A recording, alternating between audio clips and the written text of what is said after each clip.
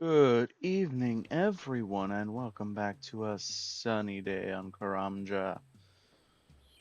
I am here live in preparation for the Inferno. Now, those of you that are already familiar with the Inferno, I'm sure come in two schools of thought. Those of you that go, Leagues Inferno's super easy, and those of you that don't think that. And I'm in the don't think that camp. Um, I have successfully done the Inferno once on Gridmaster, and even that felt like a pretty big achievement. Um, I attempted it previously, and that was not going to happen. Um, so we'll see. We'll see if this league's going to be better. I've got a good feeling. Um, and I'm down for a persistent as heck day if it comes down to it. We're gonna. Well, I've got a few attempts in for a stream, so we're gonna try and push it and see how it goes. Um, Definitely gonna need to set up for it differently than you would in base games. I'm gonna need to think about that a little bit. Um, Actually, while I'm here, let me give you some updates. So we're now on day what I left off on 12, 16, I think, of leagues. Day 16, League 6. I've done things like Alchemical Hydra. Wow, that took longer than I appreciated, but yeah, league tasks are definitely not made all equal. There are some of these that you can just kind of walk in and finish in 5 minutes and get your packs done. And there's some that are like, yeah, RNG decides how many hours you spend. So that was one big grind done. I also started on the Yama grind, which is another one that's going to take ages because it's reliant on RNG and the odds are not great. Getting all three pieces of oath plate. I've got one piece. I've got 355 oath plate shards. If I can get 450, I can just forge a piece of oath plate myself, but that won't matter until I have the third piece, and I don't know what that third piece is gonna. So yeah, we'll see. I've got the Soul Flame Horn, which is completely useless solo, so that's interesting. Uh, hey Narni, welcome to the party. Um, I'm sure it's morning somewhere. Japan, maybe. I guess hi to you in Japan.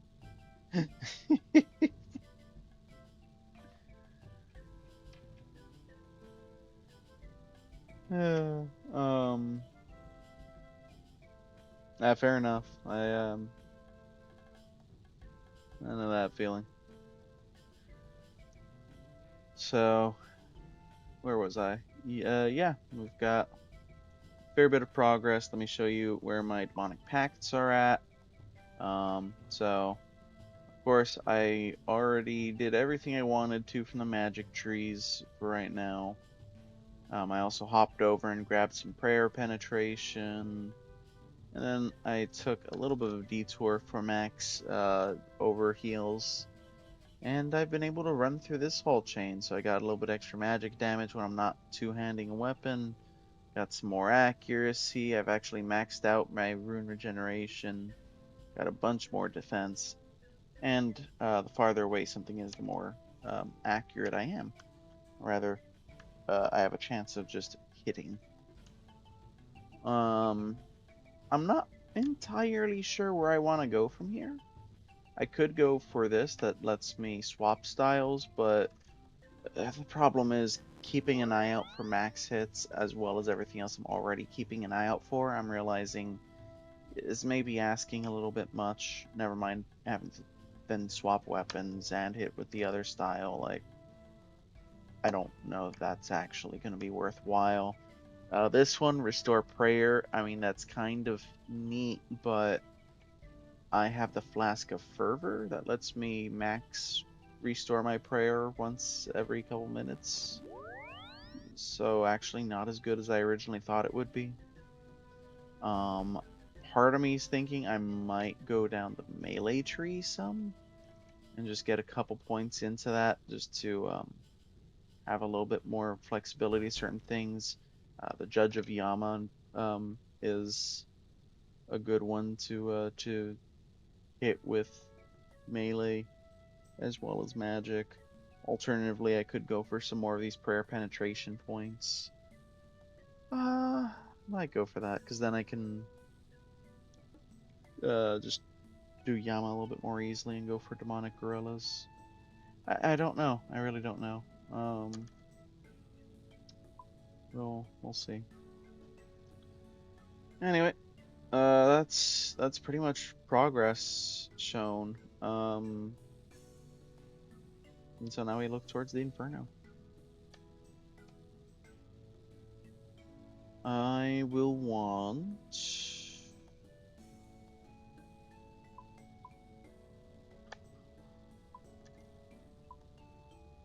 I may want a couple emergency heals.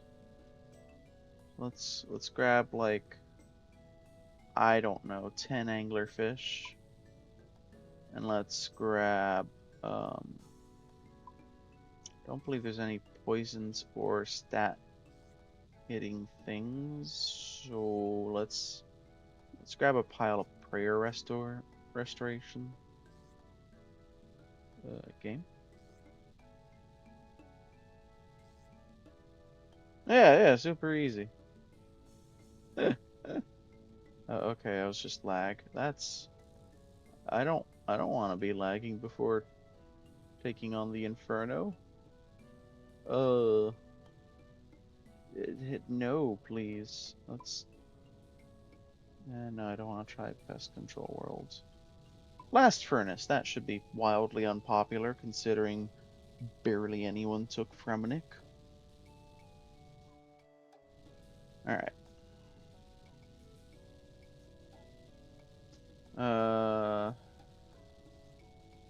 Let's get transmutation started back up. Oh yeah, I hit 200 million magic XP already, so I actually don't need to transmute for magic XP. P reminded me I do need to transmute for money for construction. So I did some checking and it seems like blood runes have the highest sell price. I don't know they're necessarily the highest time spent converting compared to money granted price. I also don't necessarily care about that, what that numeric value is. Um, um, I have plenty of time to convert as much as I'd like, and I'm not worrying about construction yet. So it's really just a question of, don't mind me navigating menus without thinking. It's really just a question of having the money, period. We're actually not going to dive straight into the Inferno. I need some warm up, which I probably should have thought about who I teleported to. So we're gonna warm up with Ketrek. To explain, for those that might not know, when way back in this game's day, back in like early RuneScape 2, they wanted to make a really hard solo gauntlet challenge. And to make that challenge, they made this city Moral Wreck, and they made the Fight Caves, which you might remember I did a few streams ago. Now, the Fight Caves, massive, like 63 wave gauntlet. For a long time, it was the hardest thing in the game. They wanted to make a sequel, and the sequel went through a lot of concepts before they finally settled on the Inferno, another massive, this time like 69 wave gauntlet.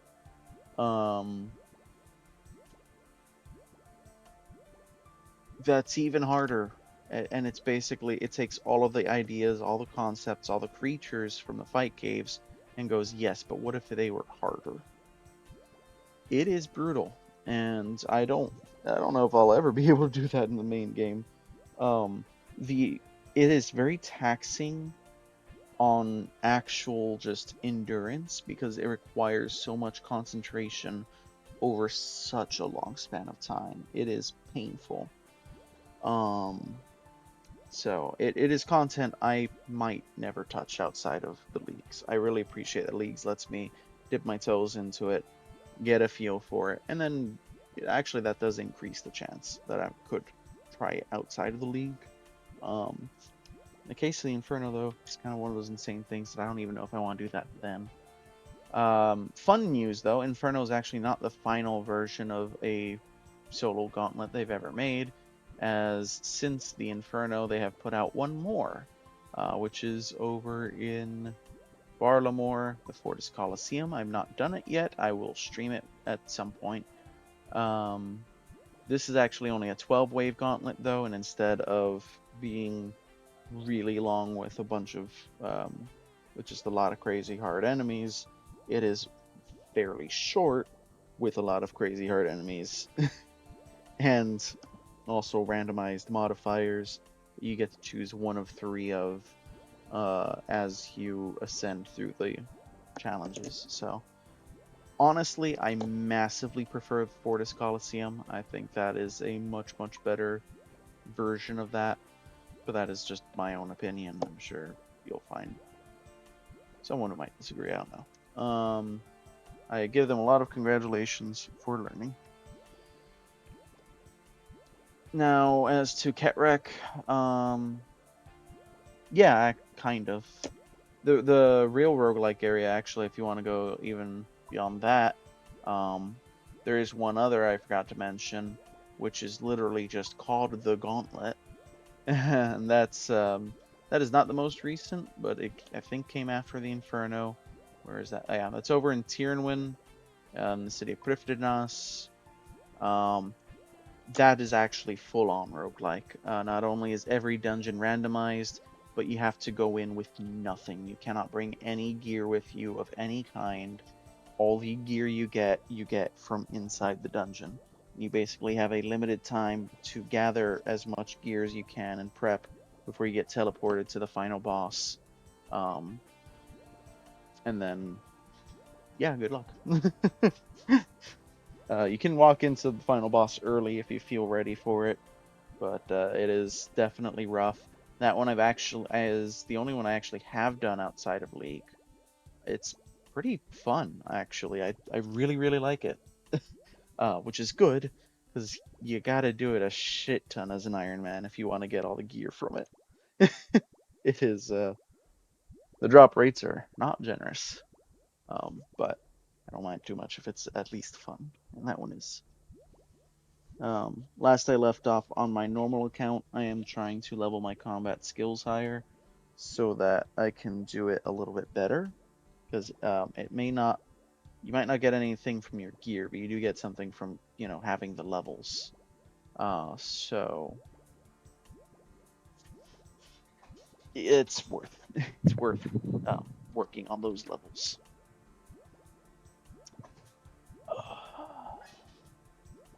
Anyways, so why am I at Ketrek? So with leagues, they actually give us a little bit of a special opportunity you don't get outside of leagues. Ketrek's challenges allow you to challenge one of the super Jads that are in the Inferno. Dr. Jad was the final boss of the fight caves, and with the Inferno, there is a powered up version of him that, uh, I mean, it's pretty similar, just with higher stats. Normally in the base game, you have access to only the first and second challenge, which pit you against one and then two Jads. You then have to, I forget if it's clear the Inferno or get to the second, or just clear the second to last wave of the Inferno in order to get access to the third challenge and beyond. And that's really important because the third challenge pits you against three Jads, which is what the second to last wave of the Inferno is. You have to fight three Jads at the same time.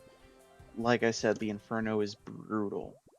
So in order to not get to that point and then just die and have to redo the entire thing, Leagues actually lets you practice this here.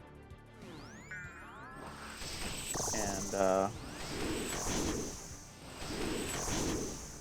yeah, try to prepare yourself mentally for dealing with 3 Jads and seeing where your gear is at relative to the challenge ahead. So, where is my gear at? I can actually out DPS their healers. That puts me in a really, really good position to cheese them in a way you can't really do outside of League. Maybe you can if you have like all best in slot ranged gear, because you'd want to fight these with ranged. But yeah, that's actually really, really good to see. That means that I am reasonably well set up for a clean kill.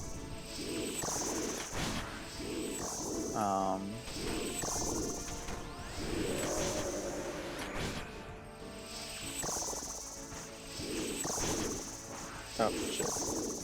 Yeah, you see that 81 damage? If I wasn't running the build that I'm running right now, that would have been very close to fatal by itself. Reminder that your max HP in this game is normally 99. Oh geez, that was 108. Yeah, your max HP in this game normally 99. And hell yeah.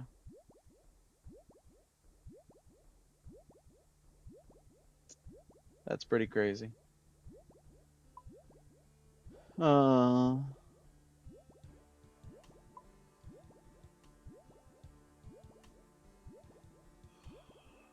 me see.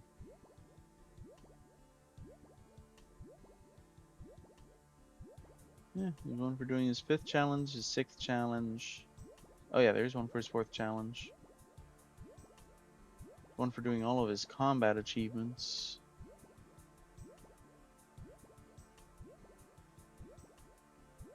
Okay, I feel a lot better seeing that I can pull that off, just DPS wise. So I don't know. It might be time to just run it. I'm a little curious to double check here. Less than 45 seconds. Only melee. I'm not doing that yet. I could go for some of these that are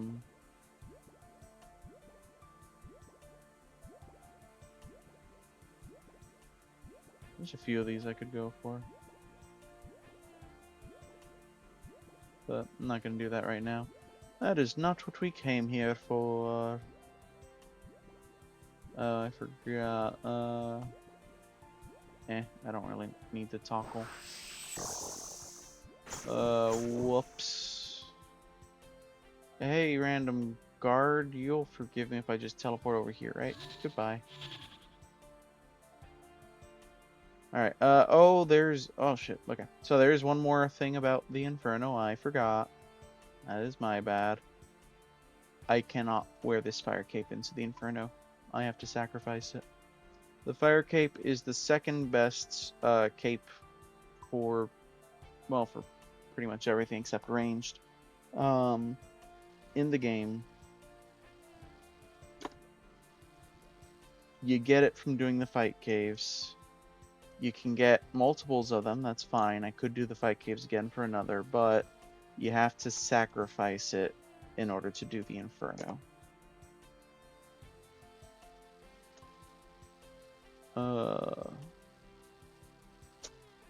Which means you're gonna want a different one, probably the Mythic Cape. It's the...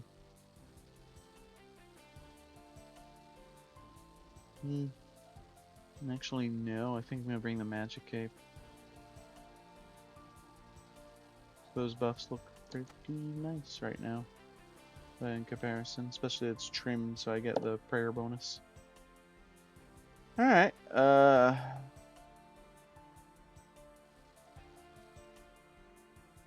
let's sacrifice a fire cape, which is also a task, actually. I get some free league points just for trying this.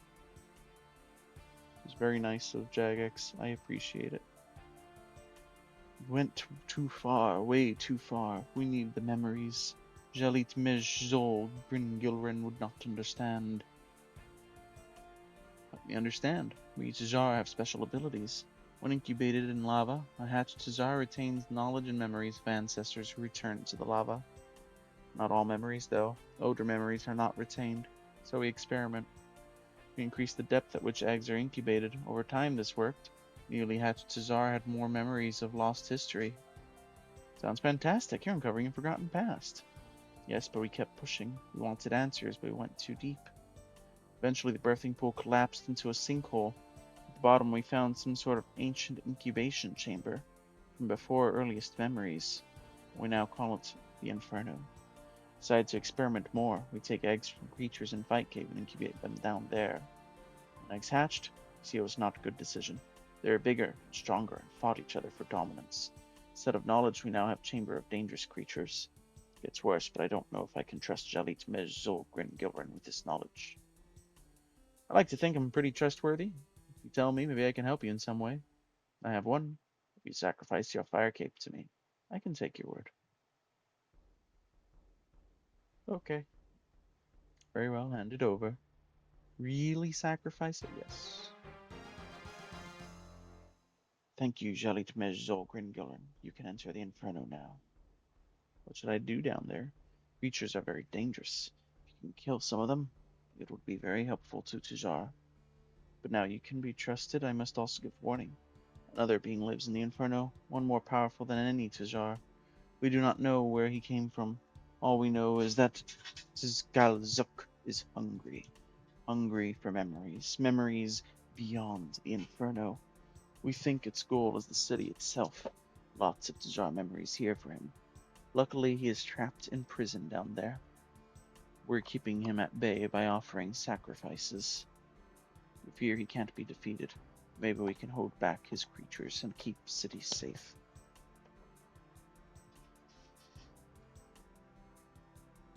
Well, I think I can help with that. Thank you, Jalit Mejzol Gilgren.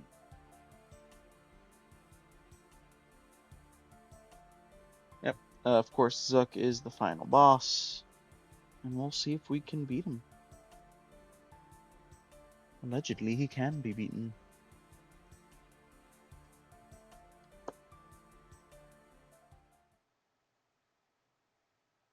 Allegedly.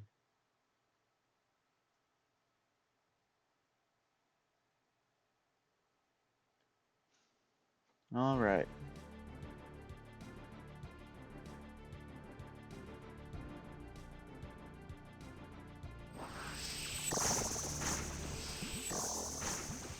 So, I have superpowers you could not normally have walking into the Inferno, on the one hand. On the other hand, I do not have any of the gear or abilities you would normally take into the Inferno. You'd actually normally want Ancient Magic, and my zones do not allow me to have Ancient Magic as an option.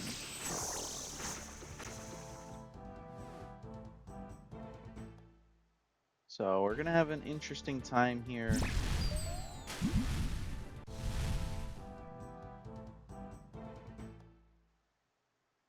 And yeah, eventually I'm not gonna want to just use the Flask of Fervor willy-nilly like that. But for right now, that's fine.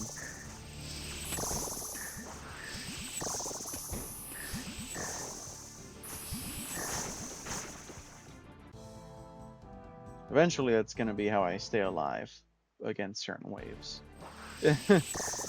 So normally the strategy would be you would want to use Ice Magic, specifically Ice Barrage, to freeze all the Nibblers in place at once and kill them really quickly. And then you'd want to use the Pillars to hide from the other creatures and basically deal with them like one at a time. It's really slow and painful, but Inferno is about safety, not speed. Since this is Leagues, we can treat it as a speed challenge instead, though.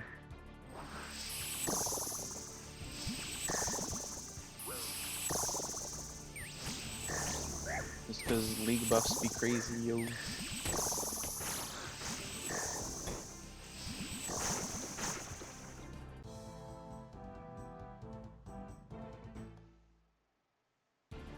Yeah, last stream, or actually before last stream, I didn't have it. I did finally get the Flask of Fervor, which I decided on as my final relic. It was a tough decision, honestly. Uh,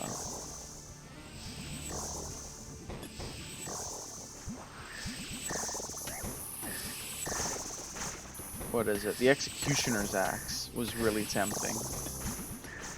But in the end, I decided let me grab the full heal, full prayer restoration item. That's nice.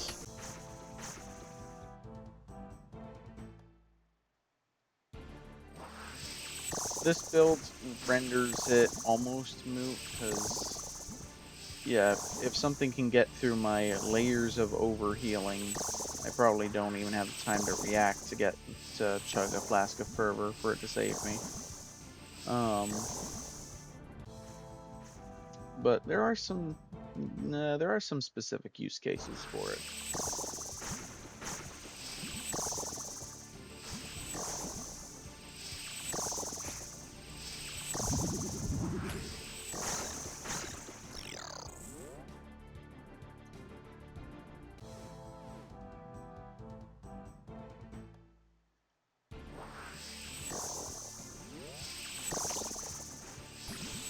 The full prayer restoration is especially nice because although my magic does passively restore my prayer, it's at a pretty slow rate.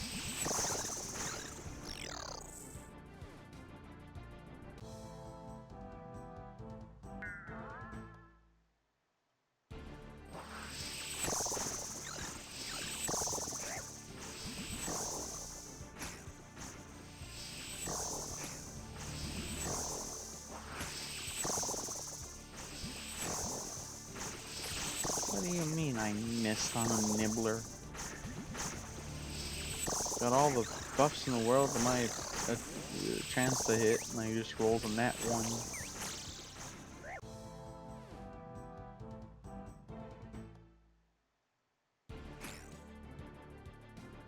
Let's pop another one. Oh, okay. Please don't lag in the Inferno game. Please?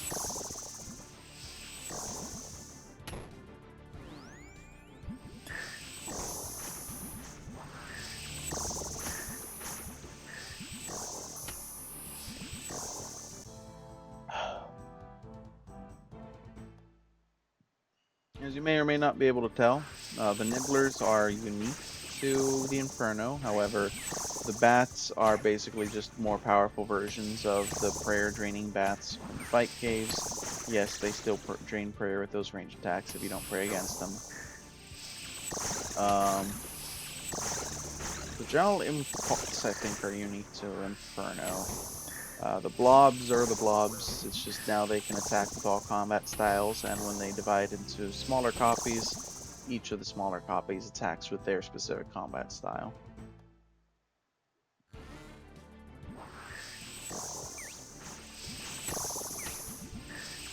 So you would normally want to be careful about how you do things. There's a special timing with them too, where you have to pray in advance of their attack, but you have to swap your prayer at a specific timing, like so, in order to be praying against what their next attack is. Because basically, the way they work is they look at what you're currently praying against, they lock in what their next attack is going to be, then they launch the next attack. But when they launch the attack, the game has already calculated if it's going to damage you, so you need to swap your prayer after they secretly, invisibly decide what the next attack's gonna be, but before they launch that attack. Yeah, welcome to old RuneScape content. Fortunately, that's not how they design things anymore. If you look at Fortis Coliseum, you can see how far they've come. And now the game is actually not as obtuse as what I just described anymore with newer content. Unfortunately, the odor content is still exactly as it was when it was created. So, you know, good luck.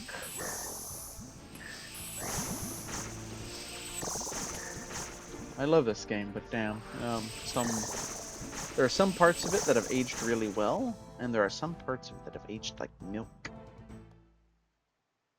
Welcome to the beautiful milky Inferno.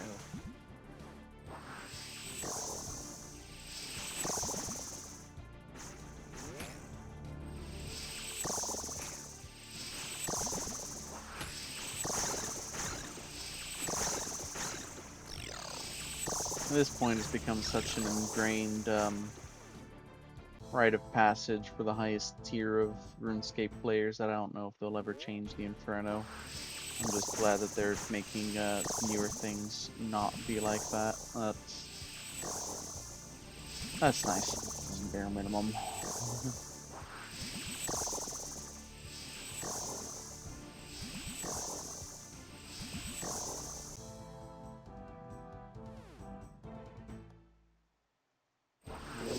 Now we've got some of the real hard hitters. Welcome to the upgraded version of the Rangers from the Fight Caves.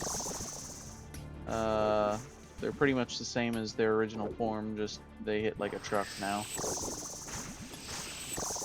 You know, instead of hitting like a sedan. So it becomes a lot more important to make sure I'm keeping up my prayers against them.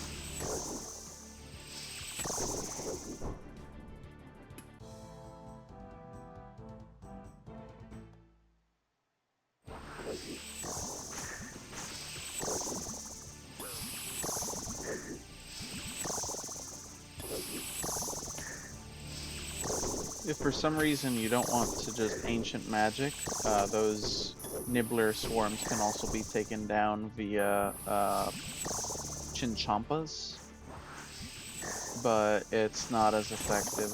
I tried, I believe last year's league, Leagues V, I had tried doing this with chinchompas, and I just, even then, couldn't kill them fast enough. Ancient magic really is your best bet. Oh my goodness. I can't even tell which one I've killed and which one I haven't until the death animation finishes.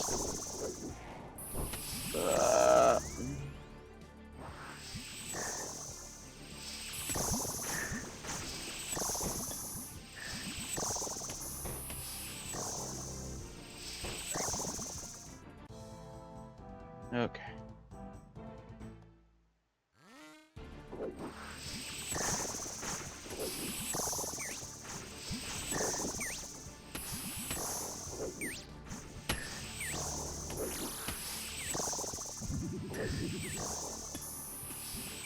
Nice thing, my build capitalizes on them having an elemental weakness, and they do have one. They all have a everything in the Inferno and Fight Caves is an elemental weakness to water. Now, that would be nice that I'm casting water spells, but the Shadow Flame Quadrant essentially converts their weakness into any elemental spell I cast against them.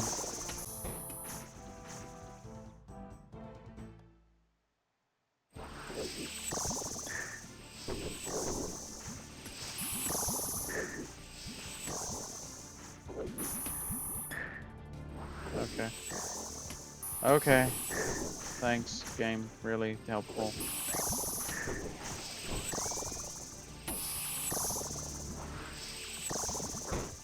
Yeah, if you saw what happened there, I mistimed my prayer swap. So I had swapped my prayer, and then they decided their next attack was going to be. which meant my prayer just didn't matter.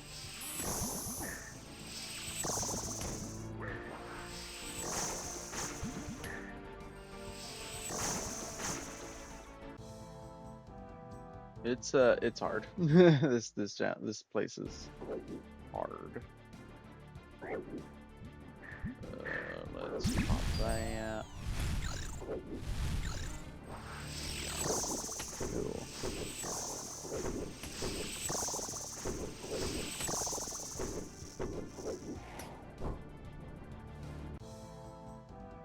Dun, dun, dun.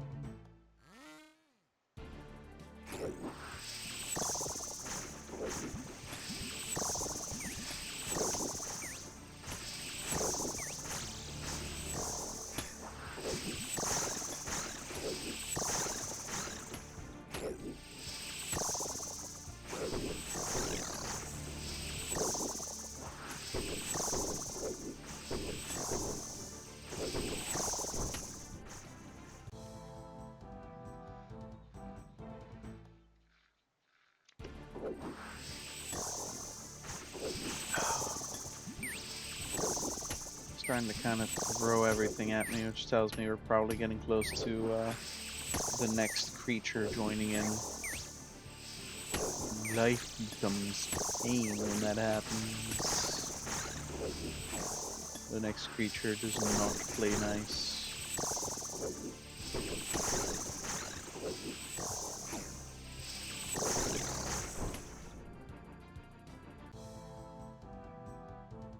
Technically, the scythe guys, I guess, are sort of upgraded versions of the meleeers from the fight cave, but they don't have the annoying healing ability that the meleeers had.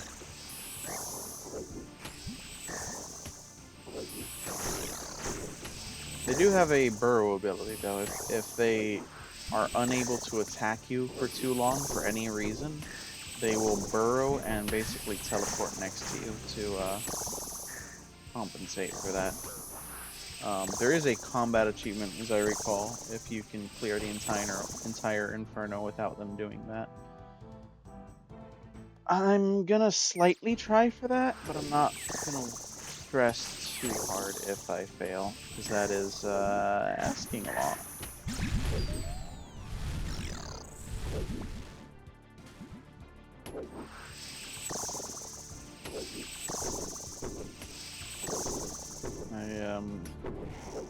I don't know that I can call myself wholly a noob anymore, but when it comes to the Inferno, I'm definitely no expert.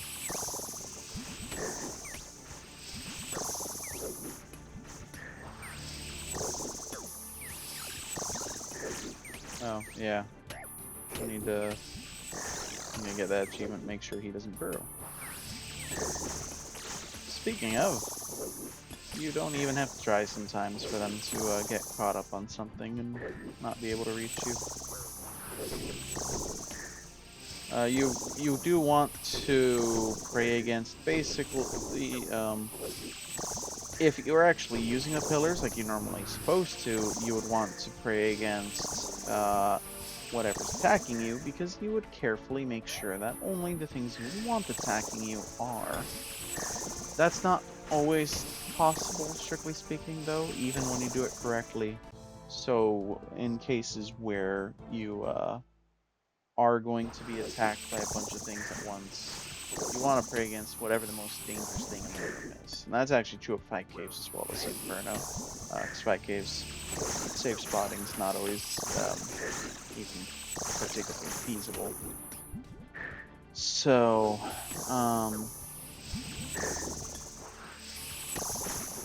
in this case, the Rangers are way more deadly than the blobs.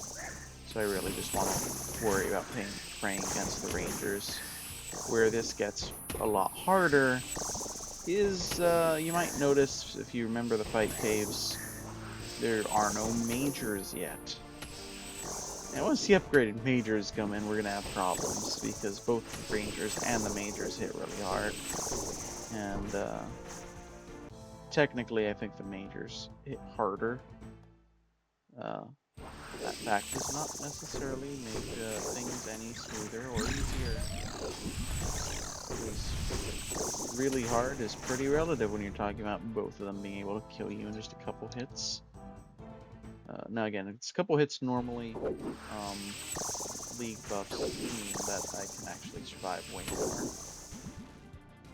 Especially with this build. This build is why I felt so confident walking into this place right now. For Gridmaster, the Inferno was one of the last things I did. I did not have any confidence in doing the Inferno. And it took everything. It really did take everything to do that in the Gridmaster mode. For this mode, I may not have everything, but I have everything that my build needs. That should be enough. Hopefully. We'll see. Yeah, shit, I can't stop that many.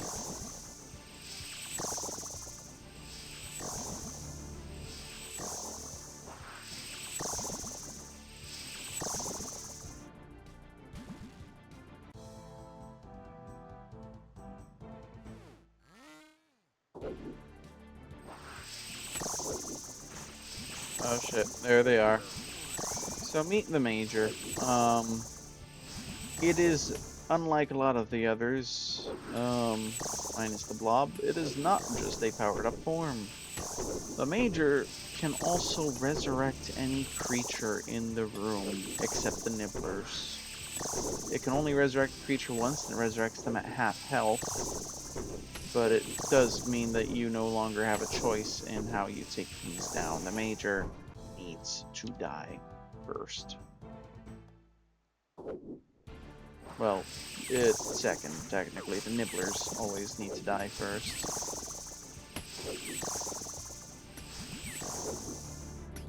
But, like in this trade, I wanna just ignore the prayer draining bat and just focus down the Major. Oh, that's right. It's not just a prayer draining bat in this version. It's also draining my stats. That's cool. I actually kind of countered. This build specifically counters stat drain for at least for what matters to me. So it's not that bad. Ooh, it does drain defense. I actually wasn't sure about that. Okay, that is a little bit more of a problem. I mean, I have a really crazy defense, and I'm not leaning too heavily into it, so it is a bit of a problem. It means I should have brought super restores, not prayer potions.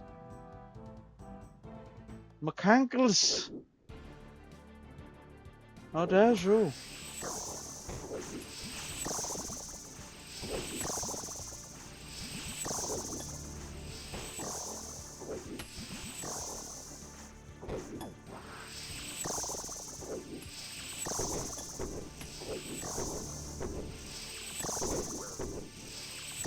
I would threaten to freeze you, but I didn't take ancient magic. Ah!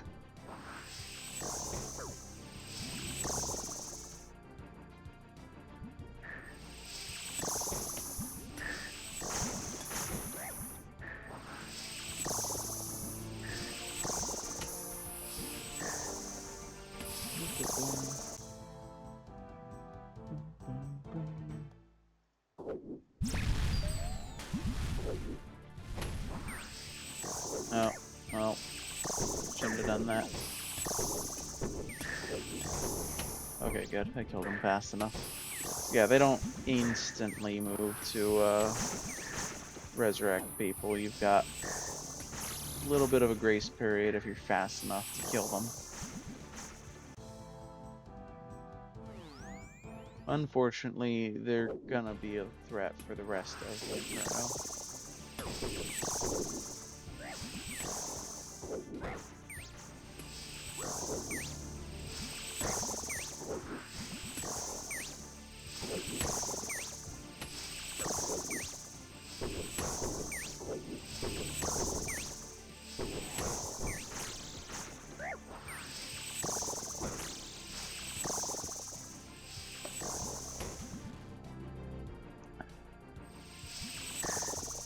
Fun fact, by the way, once you've cleared the Inferno, you get a buff, and this is actually a buff you get in the same as Fight Caves.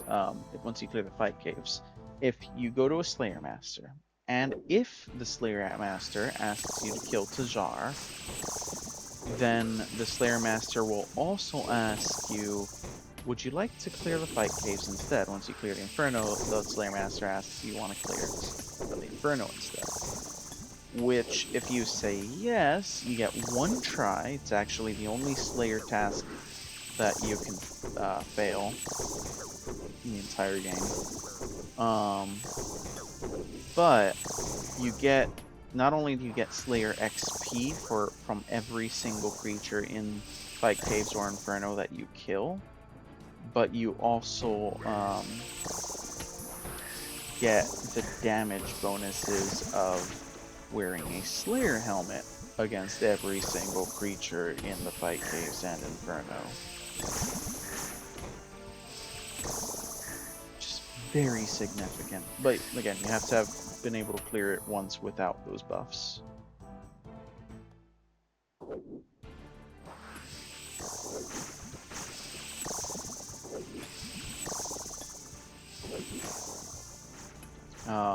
Even more fun, you can, if you get all of the, oh, I shouldn't have killed him.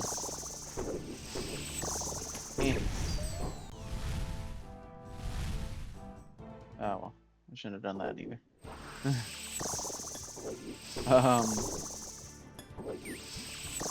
Yeah, even more fun, if you can complete all combat achievements in the game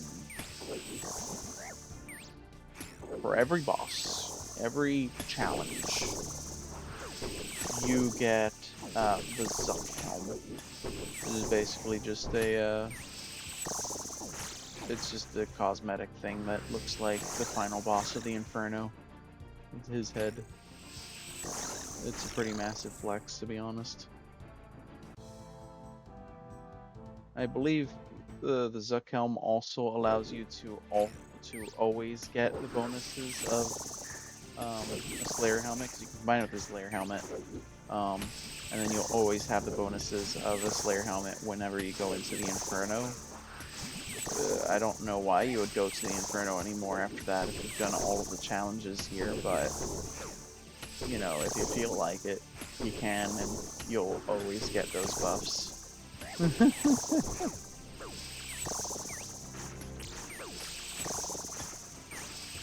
Yeah, I'll just tag that on top 3 things we'll never see on my account. I mean, I guess I should never say never, but damn, that would take me getting a hell of a lot better at this game than I currently am.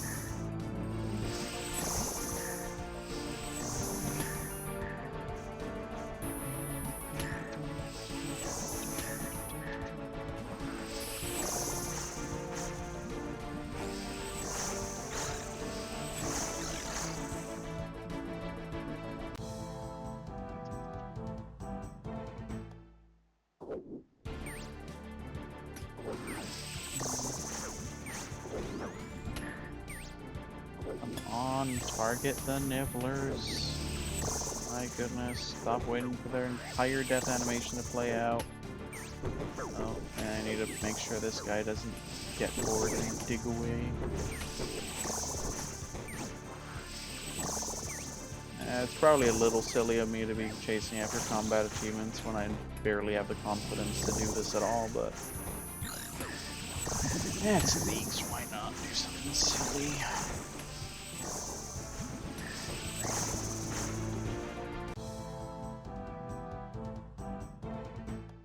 not look at leagues and just go, it's getting crazy in here.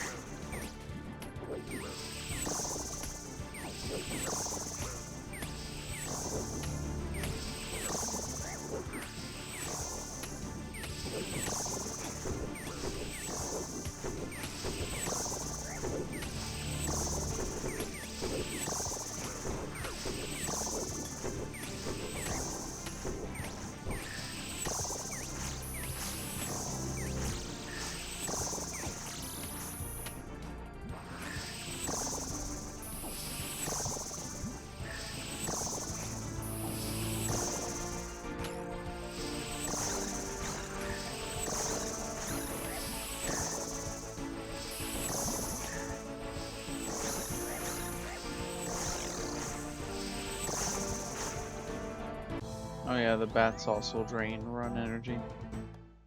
And while you technically have infinite run energy in leagues, if you ever have 0 run energy, your run does still turn off.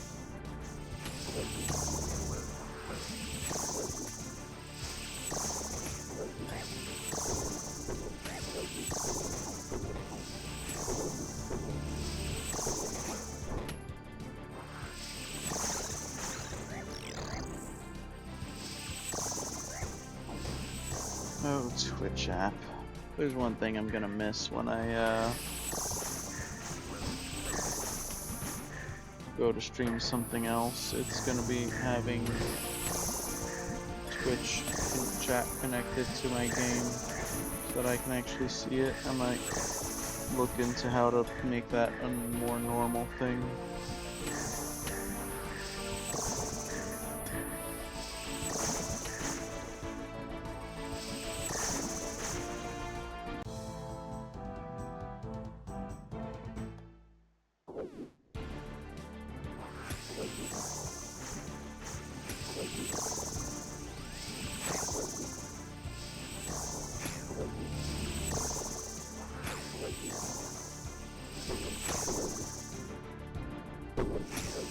Man, the Twitch app just is not reliable.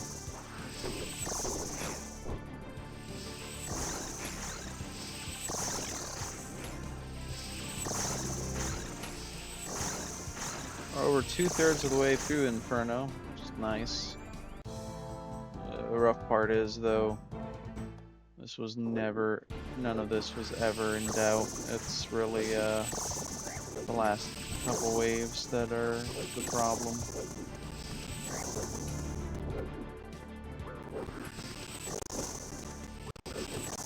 Oh damn.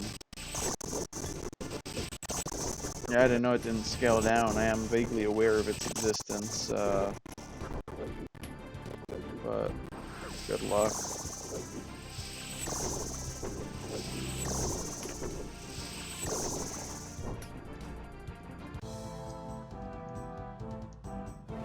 I feel like I might have even tried it once or twice, but I think I ultimately looked at it and was like, I'm more worried about leveling up and getting to the story right now.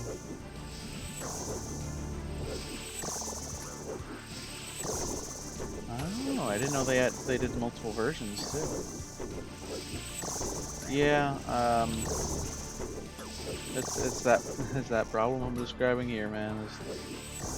There's a point of, look, I get you wanted this to be a challenge, but does it have to take my entire day to get through it? And all of my sanity?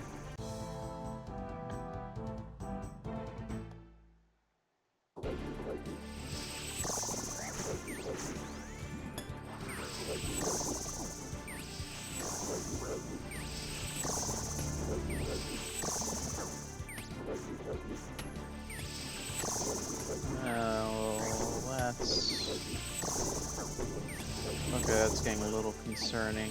Maybe if I swap prayer to ranged? I don't like how often I'm getting hit.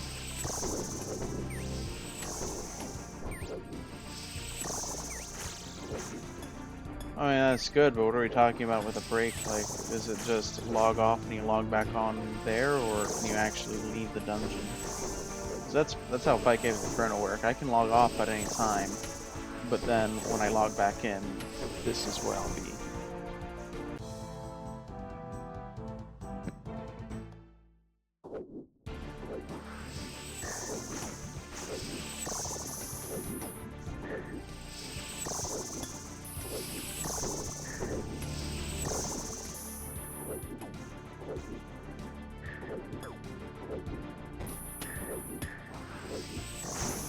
Ah, shit, I got distracted.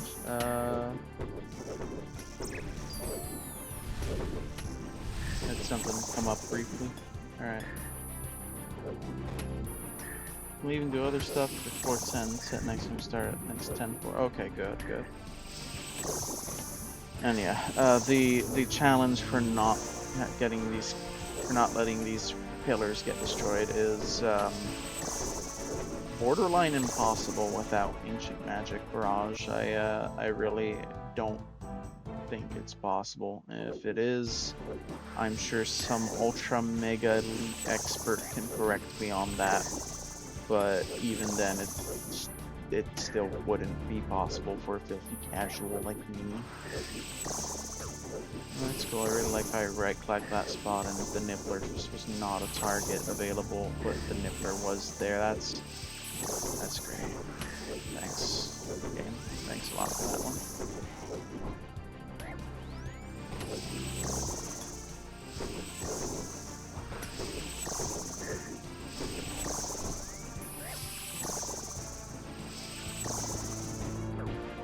It's a challenge for never falling below 50 HP. What? Why was that even a challenge to go after? No.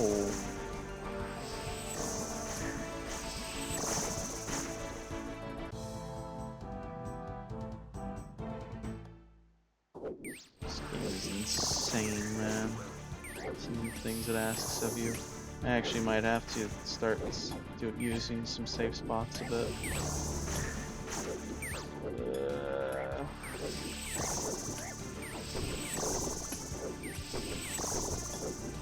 Oh, that is on cooldown.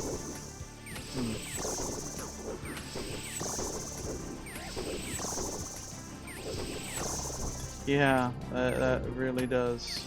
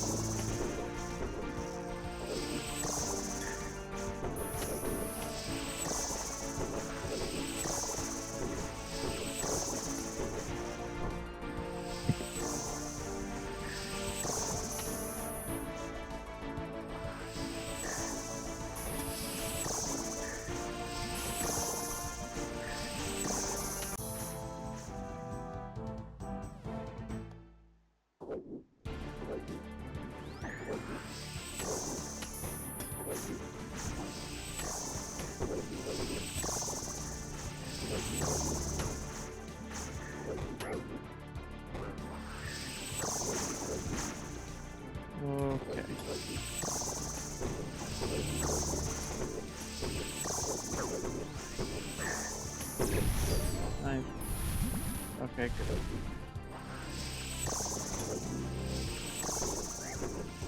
Although we're kind of getting to the point where I may want to consider slowing down and actually just like hiding out, using my flask recharge. At the same time though, the flask does recharge faster if I'm aggressive.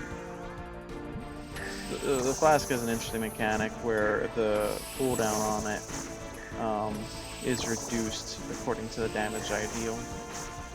Specifically, every time I deal at least 10 damage. And then every 10 past that I'm rewarded for doing.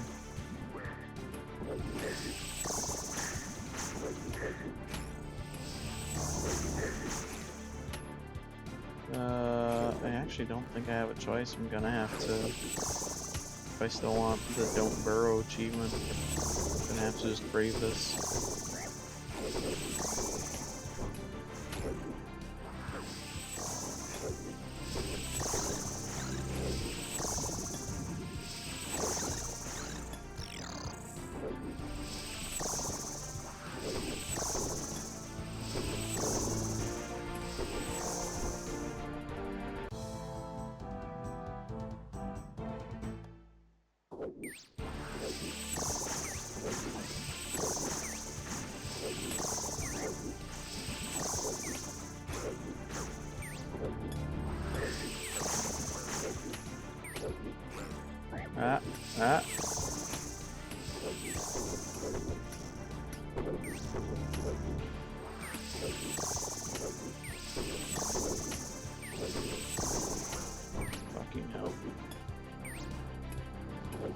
Oh, and it burrowed. Okay. No, no, it's fine. I can just fail everything. That's great. I love not succeeding at anything I try. Thanks. Okay, well, all that's left is literally just to win. Because I failed everything else. All we have left is the bare minimum that I came here for.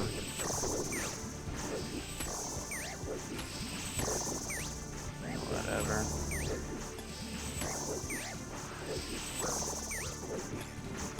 Please fucking die. Okay, well, actually there's not much I can do about that.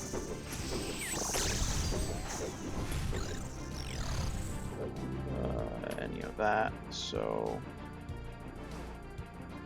Man, this is getting really dangerous. We're just gonna chill for a minute, actually, and just let my thing recharge.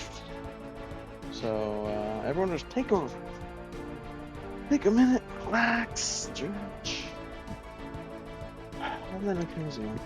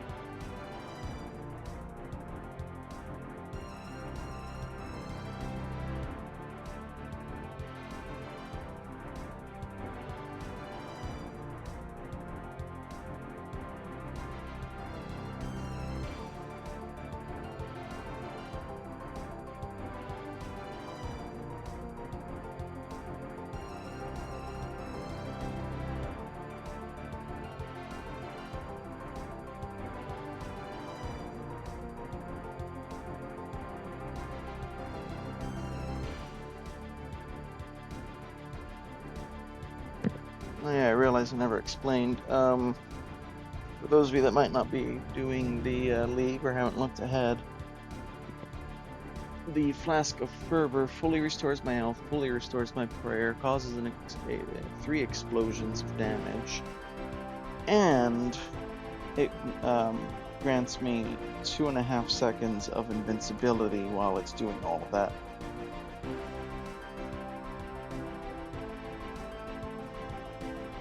It has a 3-minute cooldown, reduced by 0.6 second for every 10 damage I deal.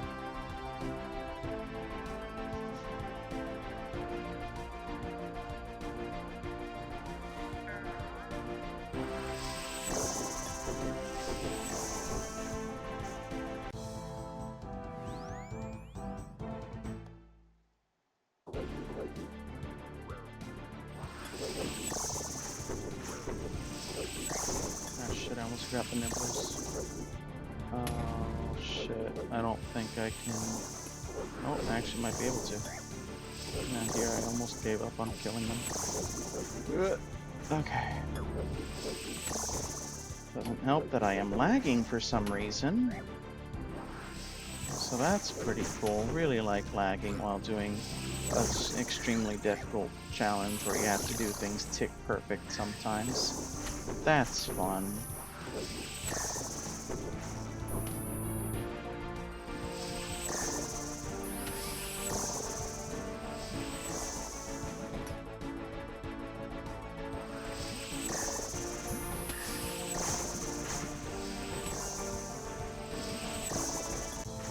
I don't know if it's my end or server end, but I'm not happy either way.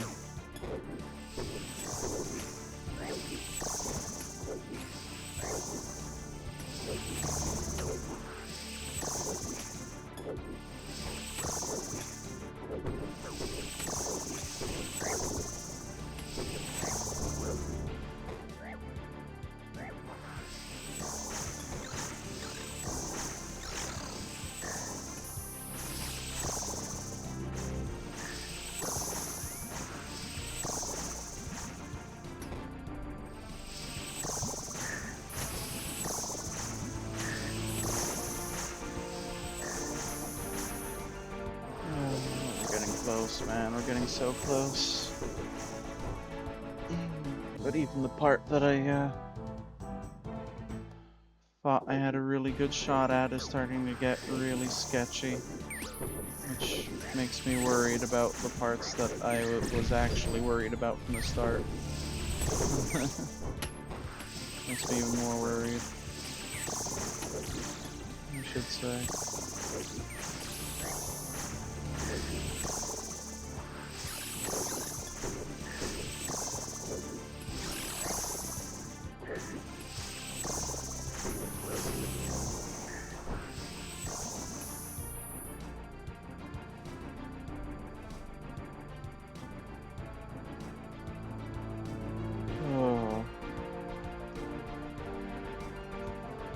Oh man, I sure hope I can. In fact, I'm getting that close to getting killed, even with all the buffs I've got. I mean, that is me playing super recklessly, but still. The buffs that I got are pretty insane.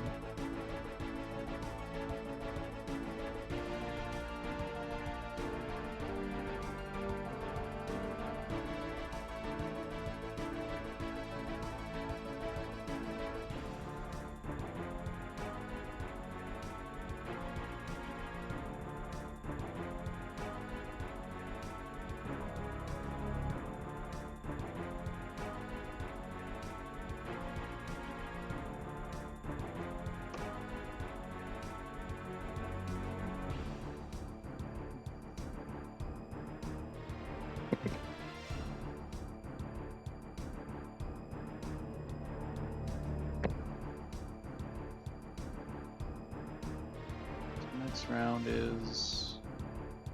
oh, jeez.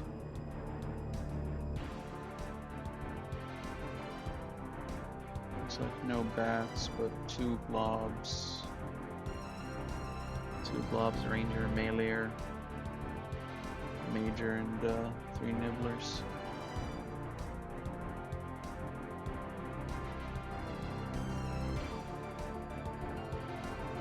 Oh yeah, the 10 damage I have to deal also, I think, has to be in 1 hit. So these little, you've rolled 1 damage. Yeah, that does nothing for me, thanks.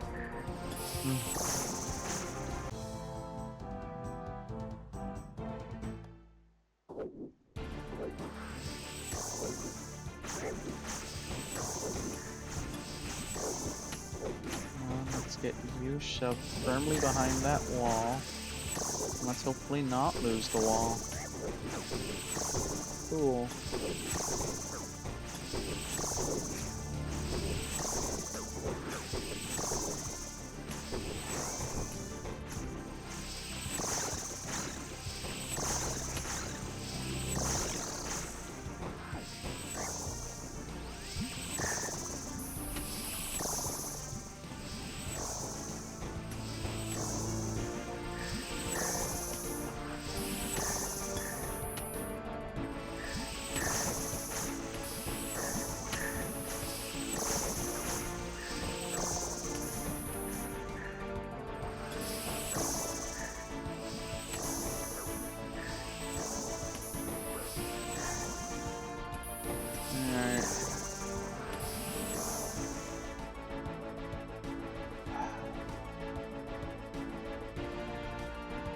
Next rave. I think that's 2 meleeers, one ranger, and a major. You know, I think I'm okay with that. I think I'm okay with that.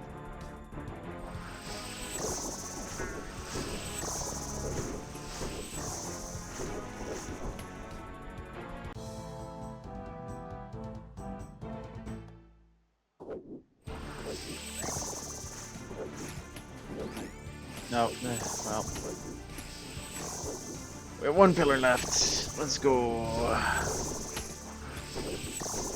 Actually, might want to try and save my flask for one of these final waves that I'm gonna be sitting there with no pillars to hide behind because I don't have ancient magic.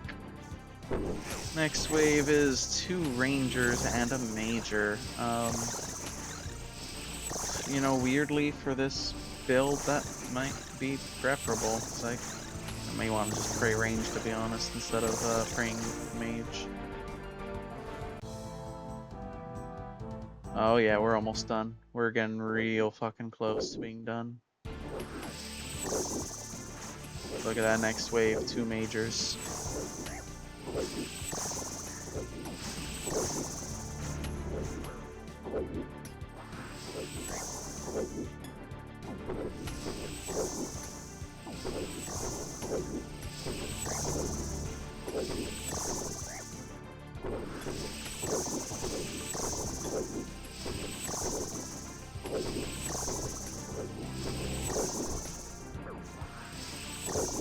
Right side, that means I just have to pray mage.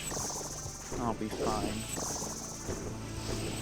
Which means this is pretty much the last dangerous wave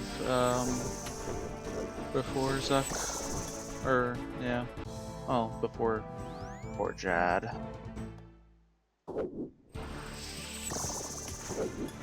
Alright, we may as well kill the nibblers if we can, but it's not a problem if we can't. Cool. This is where the fun begins.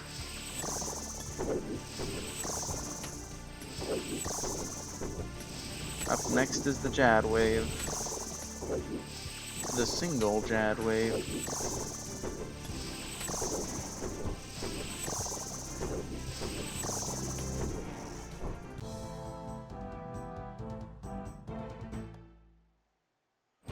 Alright, Jad, you and me, let's go.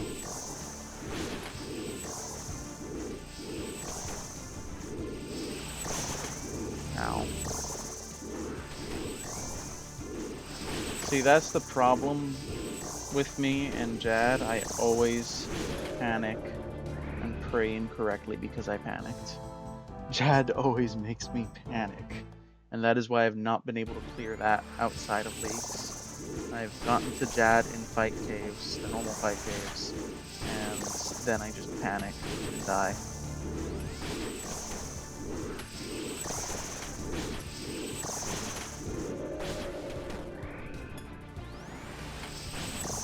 It is incredibly annoying to come that far just to choke multiple times. Maybe I'll stream an attempt at some point.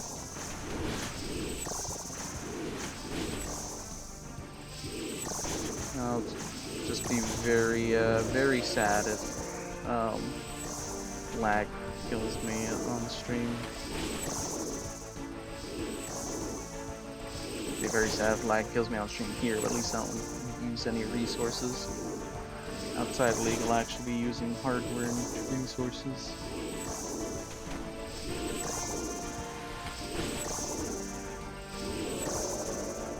Alright, Zuck time.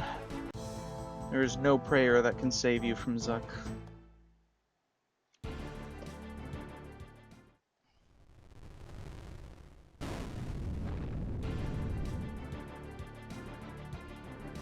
Meet Zuck.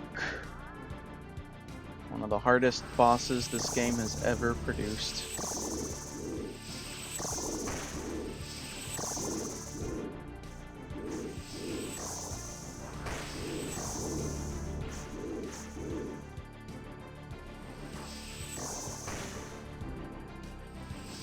That shield has limited health. If this fight lasts too long, Zuck can and will destroy it, and then I die.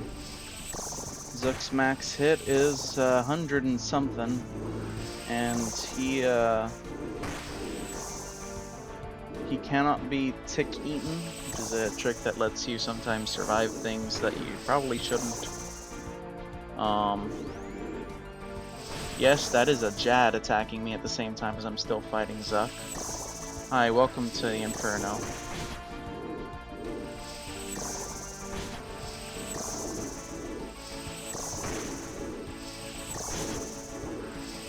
And this is where we try something a little crazy. Those are healers. Can we out DPS them? No. That's a resounding no. Okay, this is where we try to take advantage of the game mode then. And full advantage of our buffs. So I decide I made some bad decisions. This might be the end for me.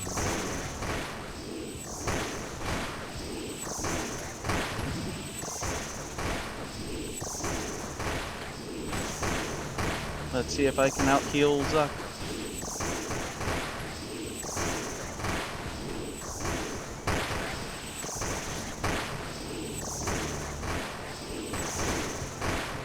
The answer was no.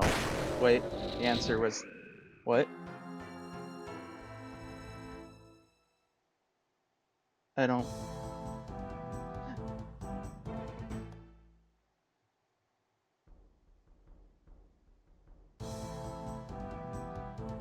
what?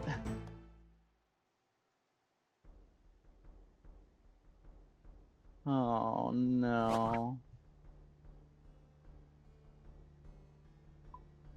Oh, no, no, no.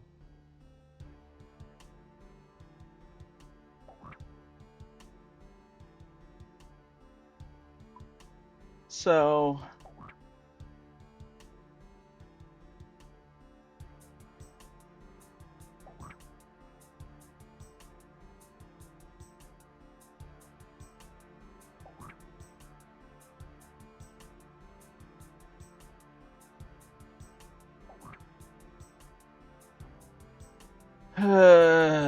so, okay, that counted for the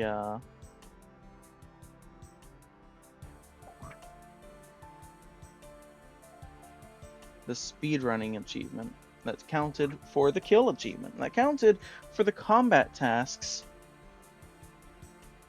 That did not count for the league task.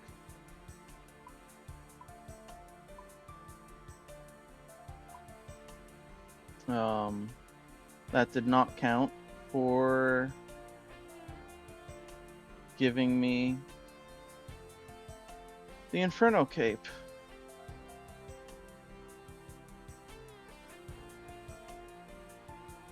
I lose. Good day, sir.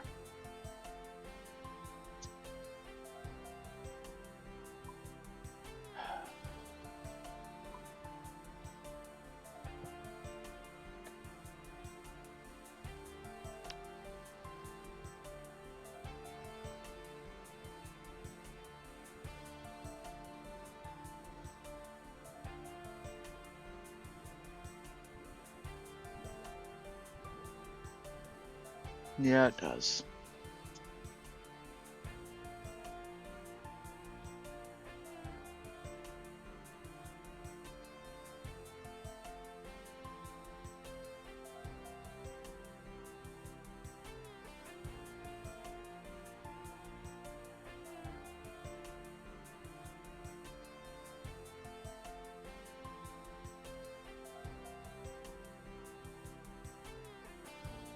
Alright, so I'm checking. You actually can get a Jad task for Slayer without killing Jad. However, you do need a Zuck kill count to get the Inferno Slayer task.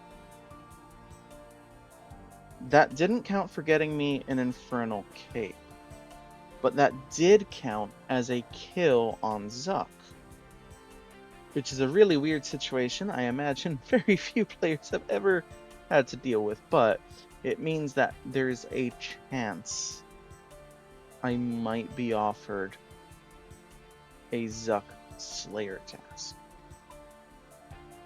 And if that is possible,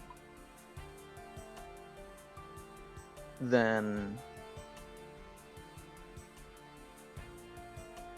I mean, that would make this a lot easier. Okay, we still might have won something out of that. We still might have won something of value. Who offers Zuck tasks? Who offers Tajar tasks?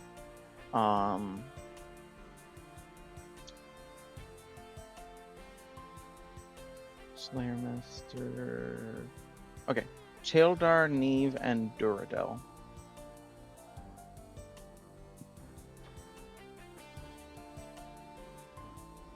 Okay. Well, first let me see who gives good weighting on that. Like, it doesn't tell me.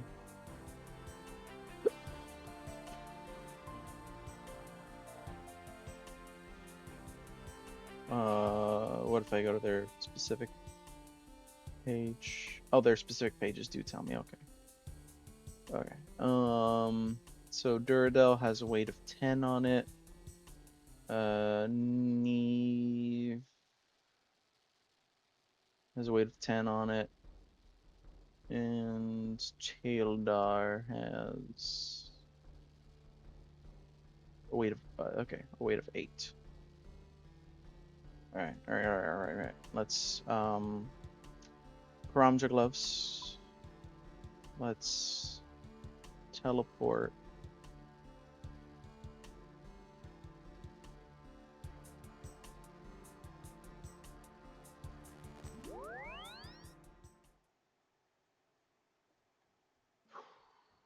This is gonna be weird. This is gonna be really fucking weird. How'd you get your Inferno cape? Oh, I got a Slayer task for it. The fuck you mean you got a Slayer task for your Infernal cape? You can't get that. Well, you see, if you have this very specific circumstance happen,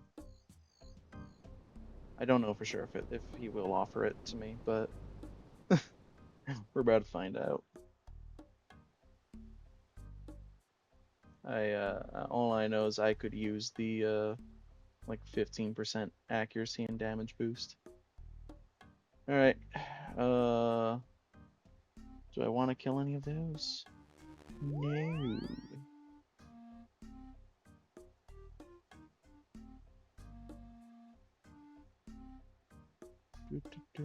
Grotesque Guardians are fun, but no.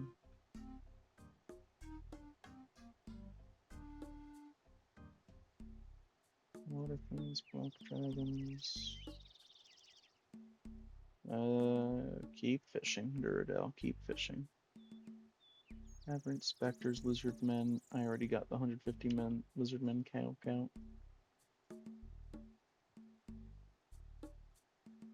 Though I did find out Lizardmen are actually not that bad. Lizardmen Shamans are not that bad to kill. So I'd definitely be down for possibly going for the Dragon Warhammer. Not 100% sure if I will.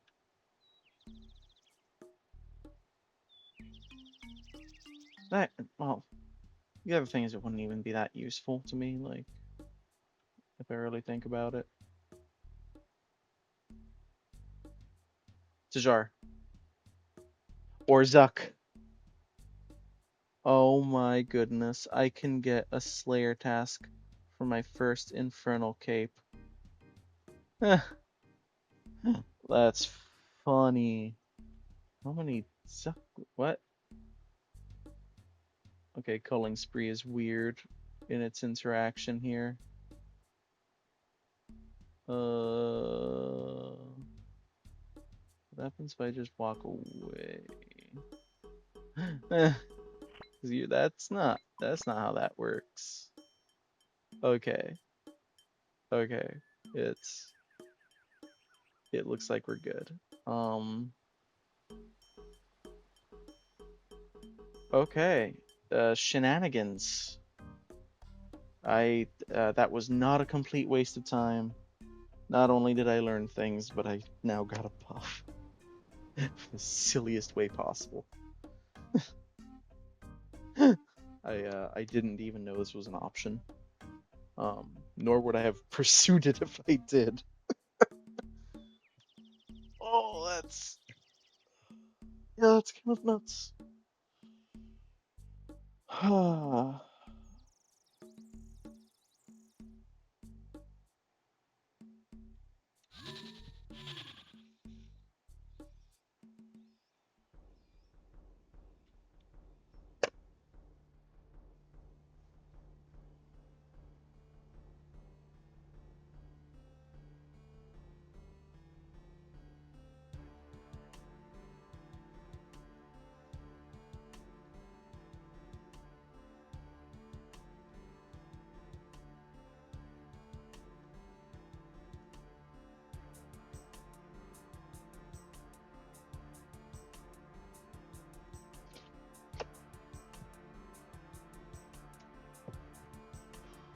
All right.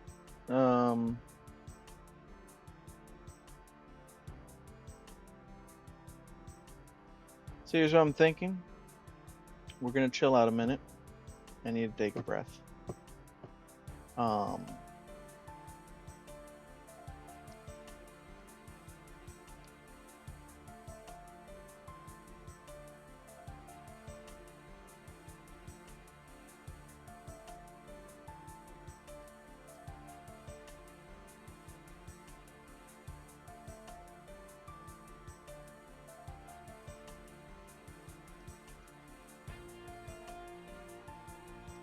okay.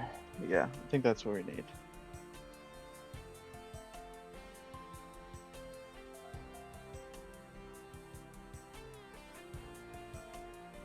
I'm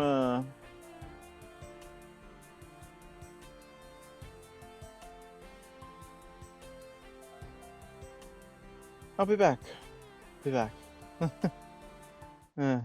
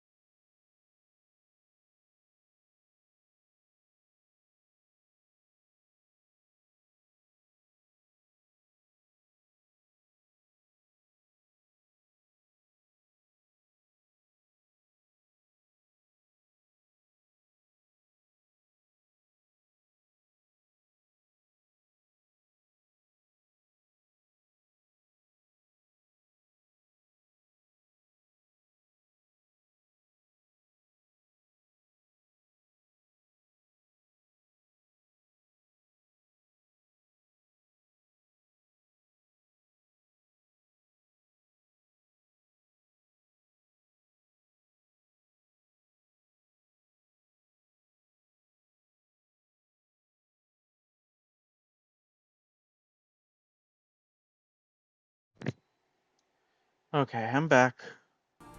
Let's think about what we learned from that. I may want to use pillars to my advantage on later phases of the Inferno, but I do still need to kill the nibblers accordingly. It seems like when nibblers are going to die, and this is a little bit hard to tell for sure, but it seems like when nibblers are going to die, it actually shuffles them beneath the attack order, so I can potentially just keep clicking. I don't need to do the right clicking, swapping stuff when there's only 2 or 3 left. I can do that when there's a bunch, when there's like 6 piled on, but not when there's like 2 left.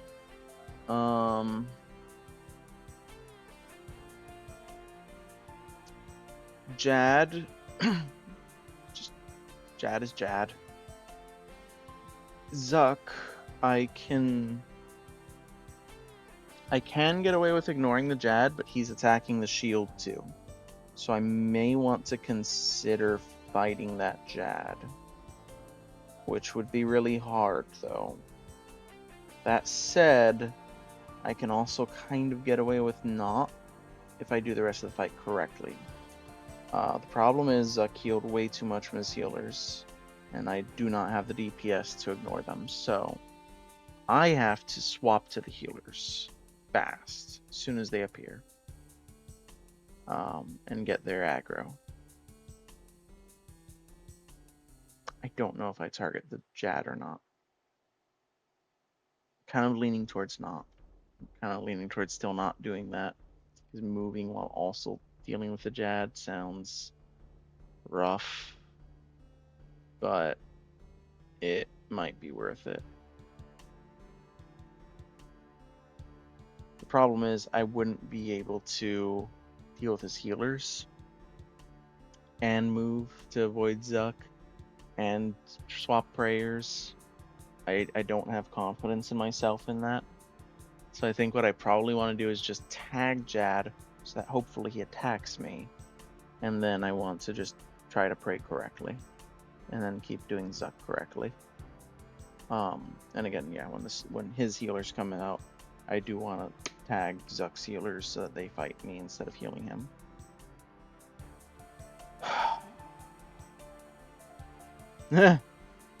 Oops, all Jads is Ket Rex challenges. I showed you the 3 Jad challenge. That keeps going up, man. 4 Jads, 5 Jads. It caps at 6 Jads.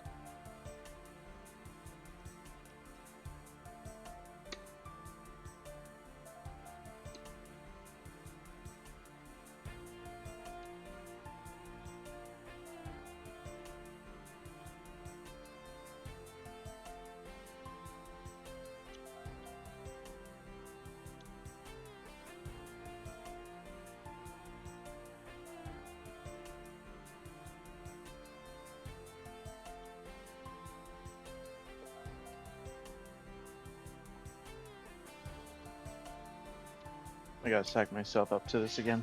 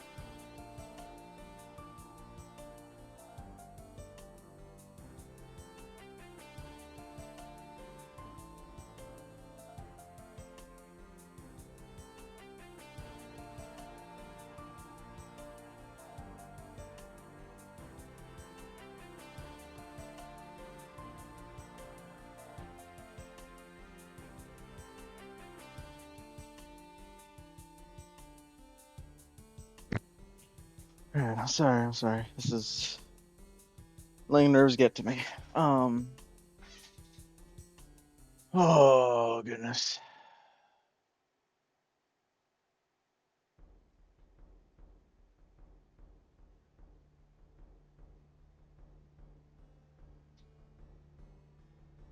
Goodness.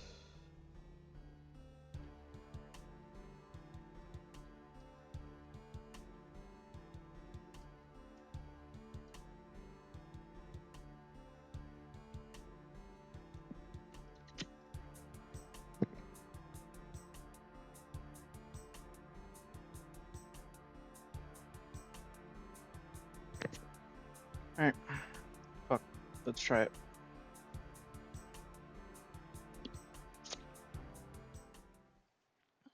Ah, I forgot to turn my alchemy back on. I'm pretty sure that stopped. Actually, I don't know that for sure. Let me turn it back on. Oh, no, it didn't stop. Okay. All the better.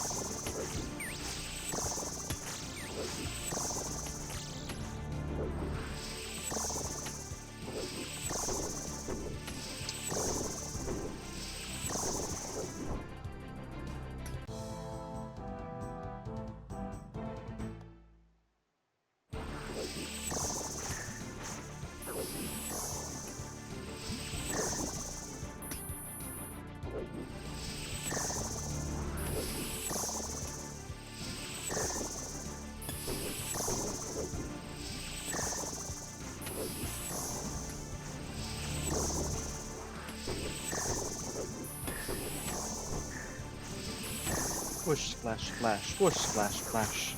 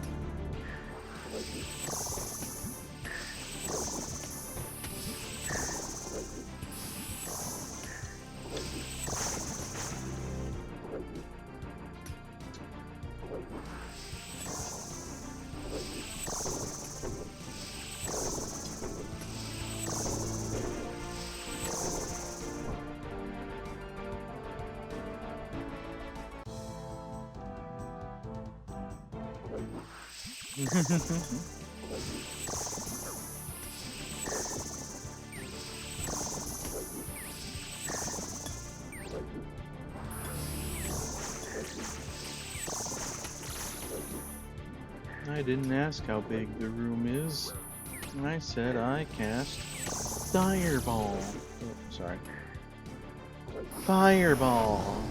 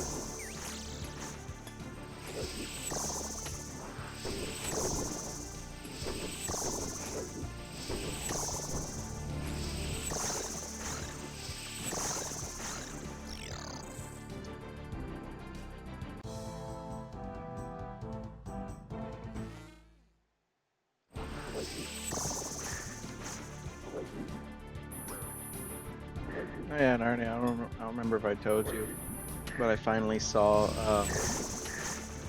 this was a couple years ago, so I couldn't tell you a whole lot about it.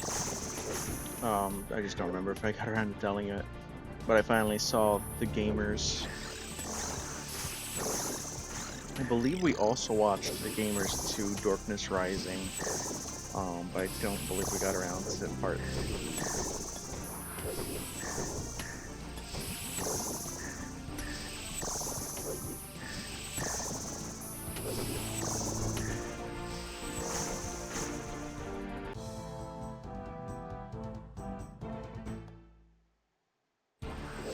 I only kind of remember it in Wrist on the.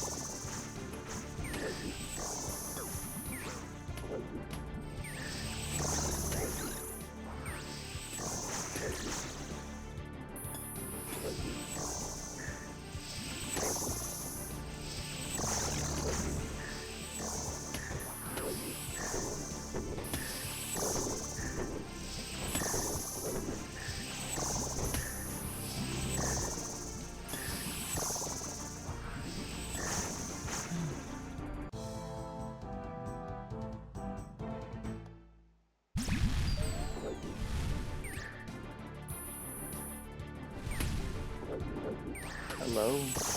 Game, can you please stop lagging? Fucking hell. It's getting worse. The lag is getting worse. This is... Oh dear.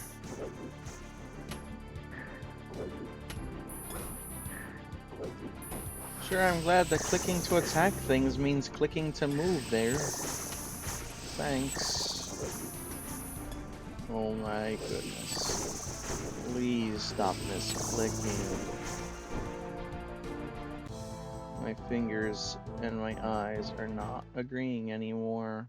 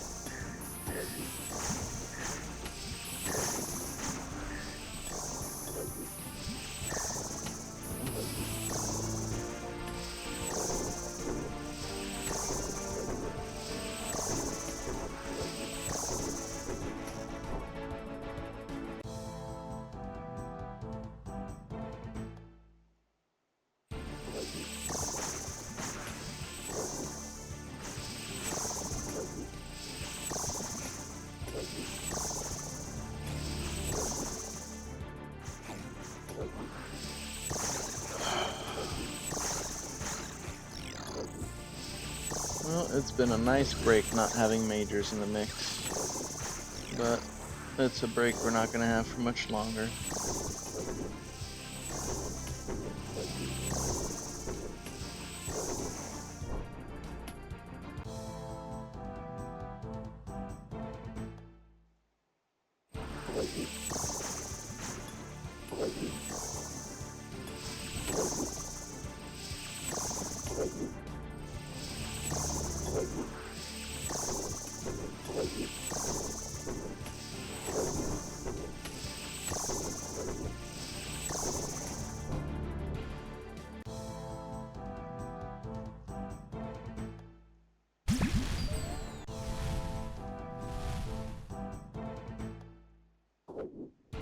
Here we go. Major Wonderland. Boogie Wonderland.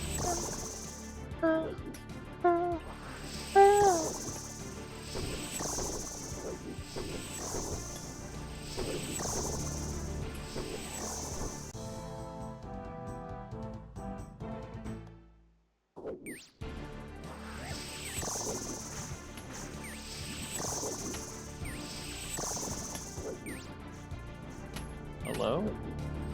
Game?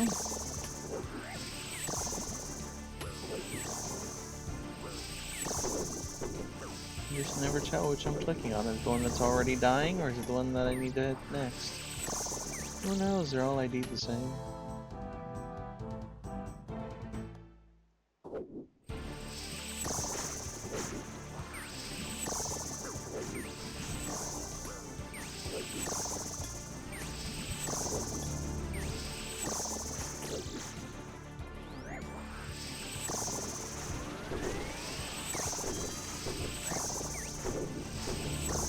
And that's the reincarnation, resurrection mechanic I talked about. Totally just demonstrating it and didn't just have a complete lapse of thought and judgment because Inferno is so long that my brain actually melts. Thanks, Inferno. Really cool that you're this long.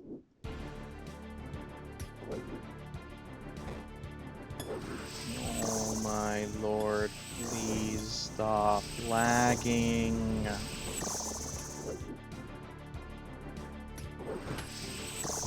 I can't even tell when it's lag and when it's not, because both results look the same for at least a tick or two.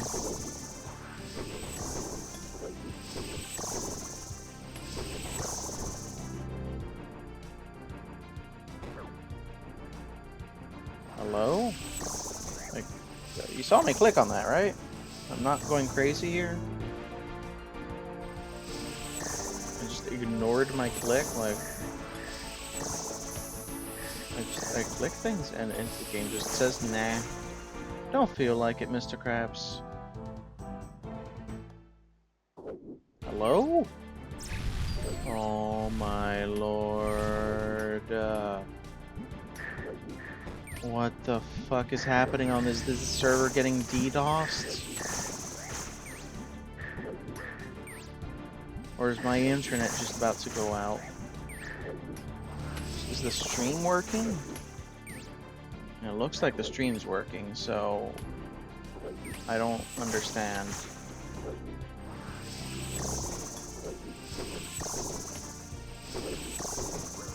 And the world's not full or anything, you know.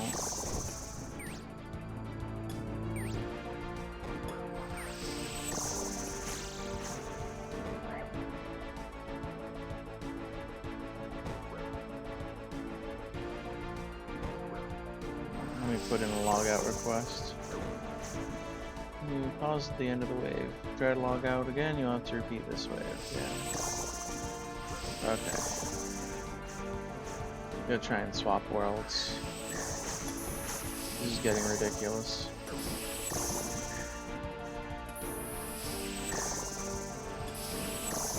If that doesn't work, then it could well be me.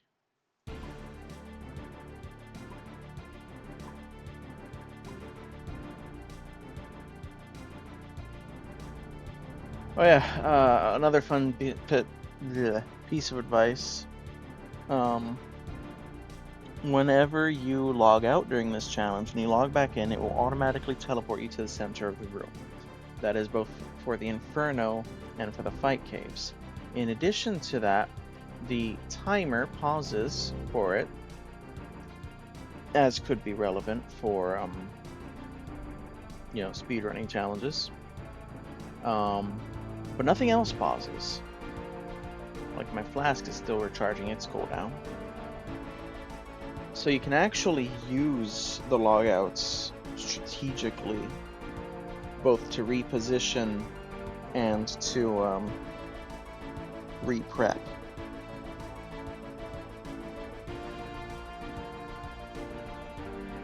You just have to remember before the wave is over to put in the logout request.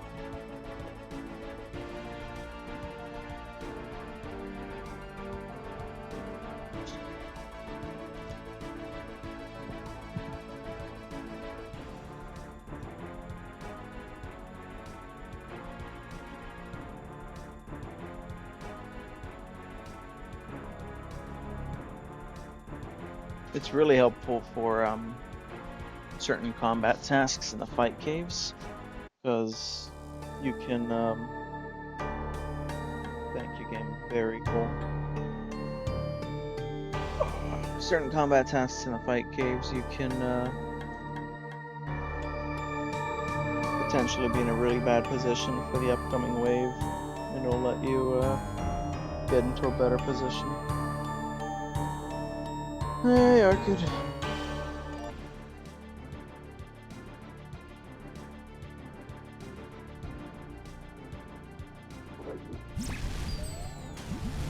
Okay, well, it actually responded, so that's nice.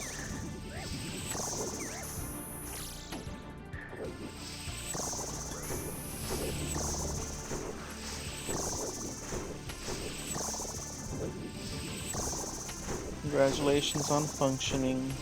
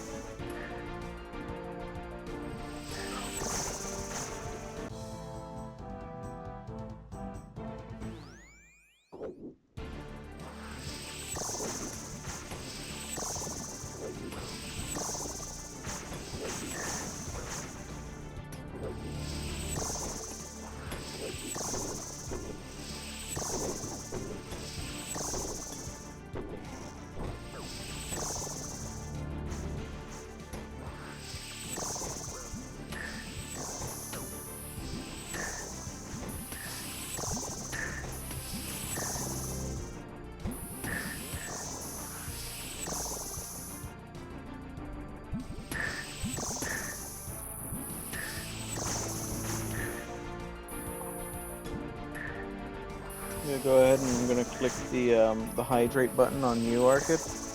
Make sure you hydrate.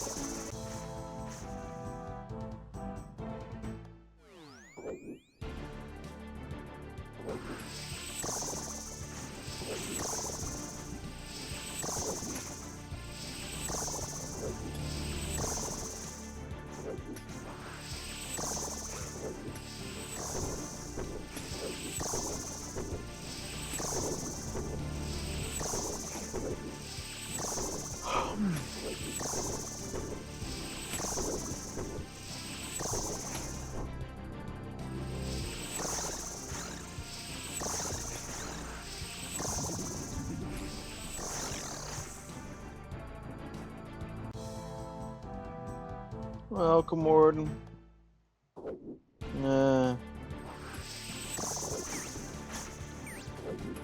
Honestly, I'm feeling a little weirdly out of breath. I think I'm just talking too much. Happens sometimes if I talk too much.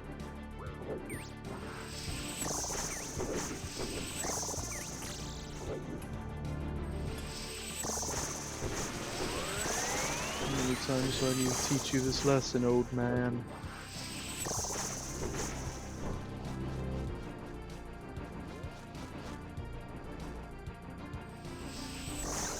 Well, yeah, but I don't know who's here till they come. So I'm welcoming you now.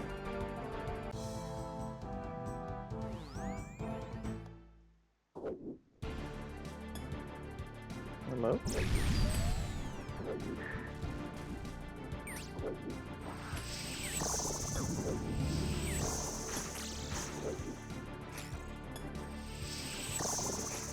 Talked earlier. What?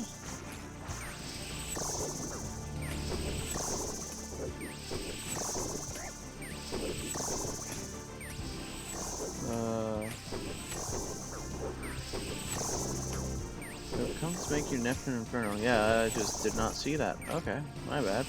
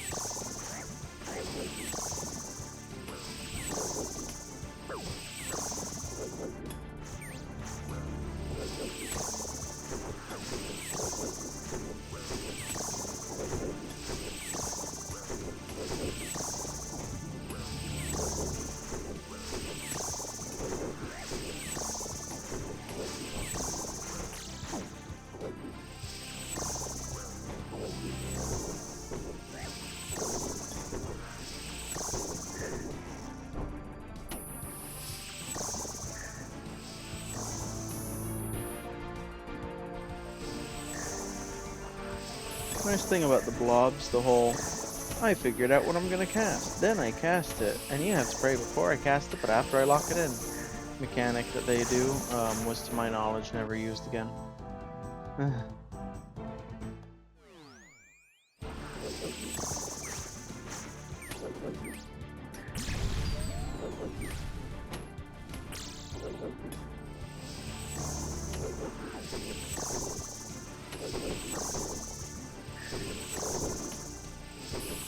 Things like that really make me not envy the incredible journey that Mad Season Show is on, trying to learn this game without a guide, though, because there's nothing in this game that's going to teach you that. Nothing but a whole lot of trial and error, and there's no practice mode against those enemies that are unique to this place.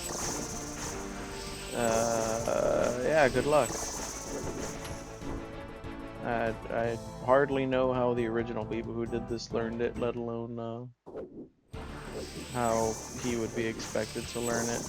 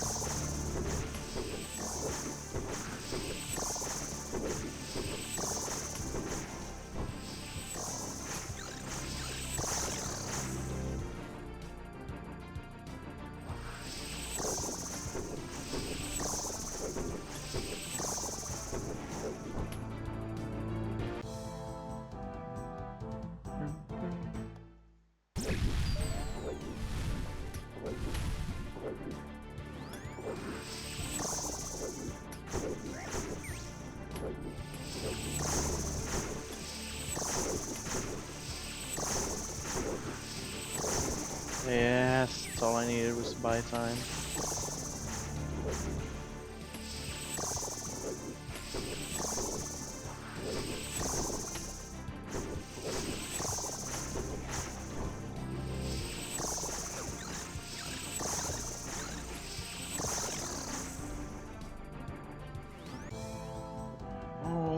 Alright. Come on.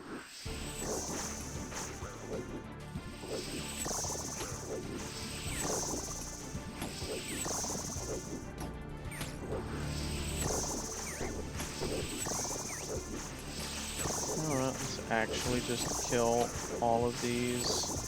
Screw it. I know they'll get possibly rezzed, but they have so much less health than the major.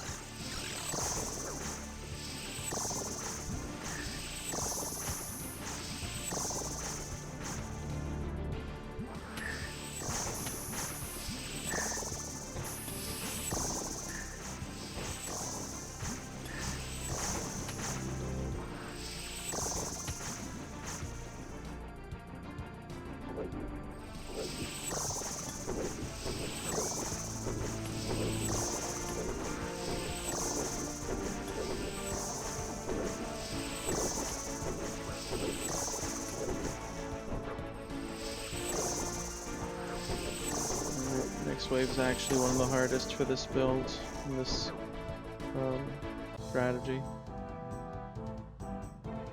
Throwing everything at me. A little bit of everything all of the time.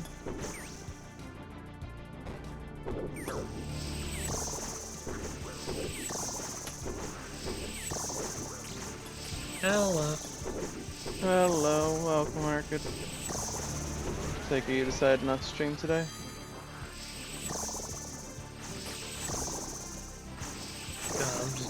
I'm doing OSRS. I'm just gonna be grinding some bosses. I am streaming OSRS now. Oh, you are streaming? Okay.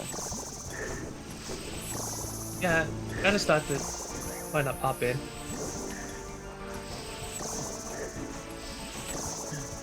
Gotcha. Hello, Arcade Stream. I'm doing the Inferno on my stream. I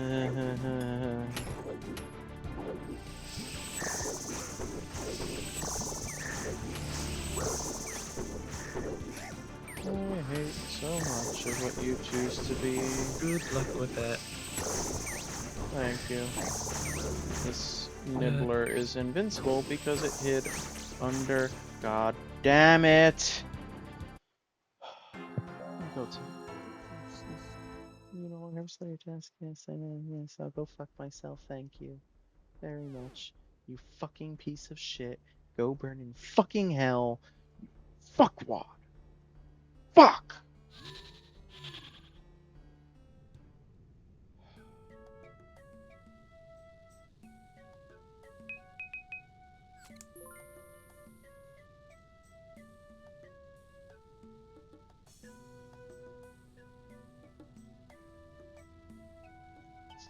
Okay, where's the item I clicked on to pull out of my bank? Game, where's my bank interface? Oh my fucking lord. Oh my lord, Lag. that is insane lag. What the fuck? What the actual fuck?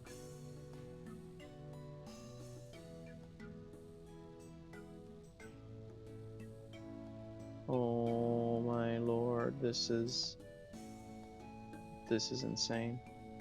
Am I connected to the internet right now? Holy shit. Oh, I can still hear you. Well, that's good. Hello. Oops. Who needs to fucking crash out when yourself when your internet can crash out for you? I actually can't do anything. I can't even go up this ladder.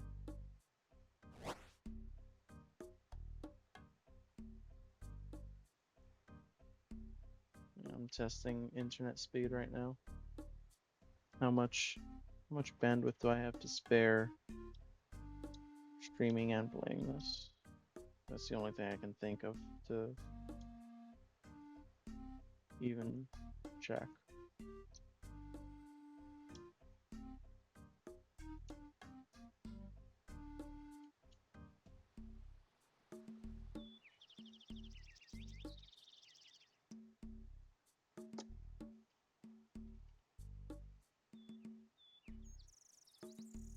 This test is running exceptionally long and very poorly. Hmm.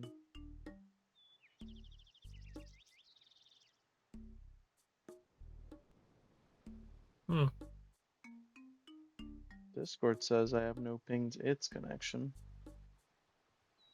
That's running fine. Right.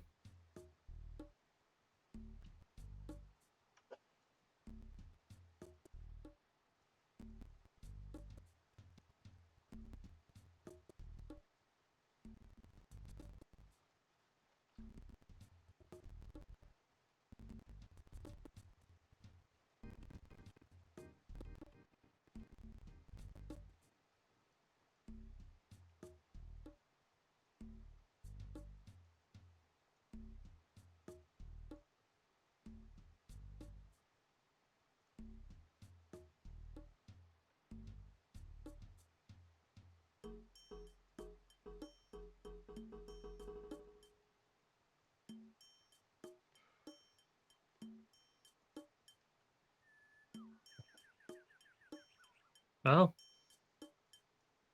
here's Calvarian. My first kill. Oh, that's not the... Okay. Nope.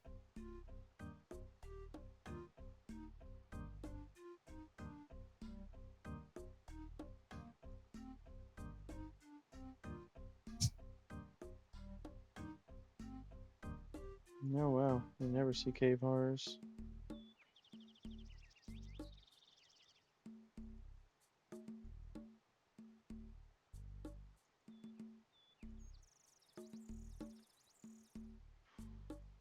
Oh. Hang on. I have a task to kill a Bloodveld in Kandaren, and Konar has just never sent me to Kandaren. Let me go do that real quick. Now I finally have a task I can make use of that with.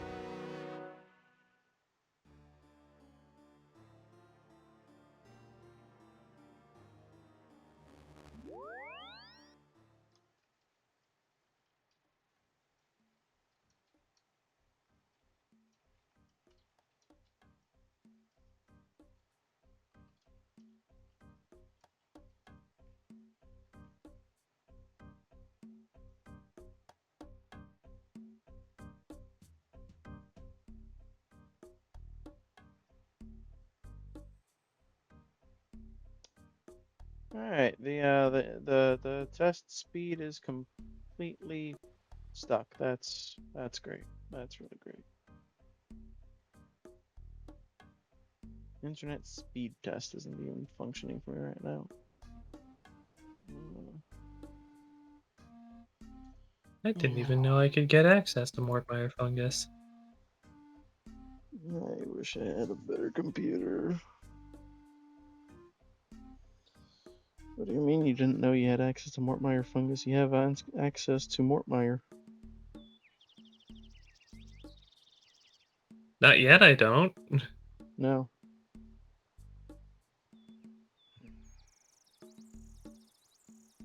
Apparently Calvarian has it in his drop table.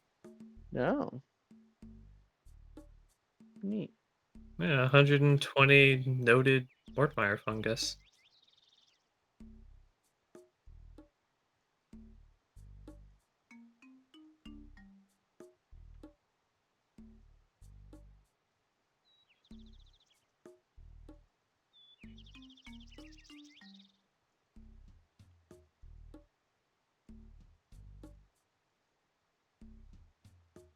Boy, this really just hammers home to me that I have no idea how I'm ever gonna do anything that requires Slayer specifically outside of leagues.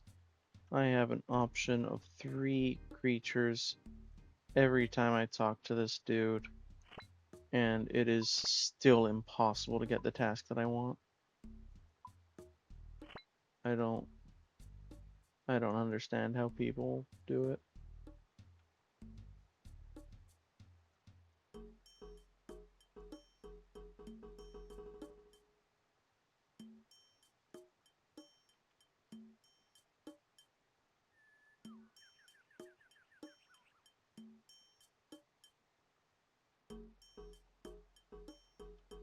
Oh.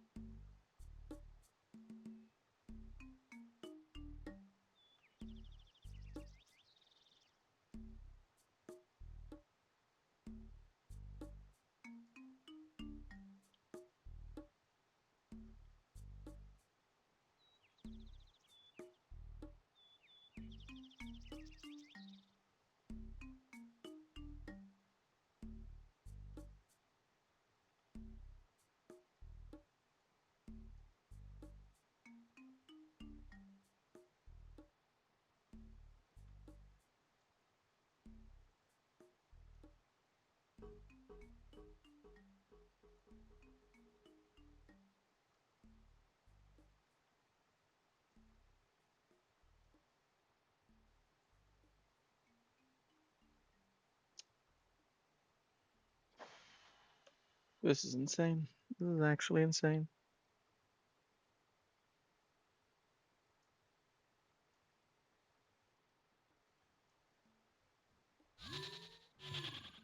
How do you get anything done?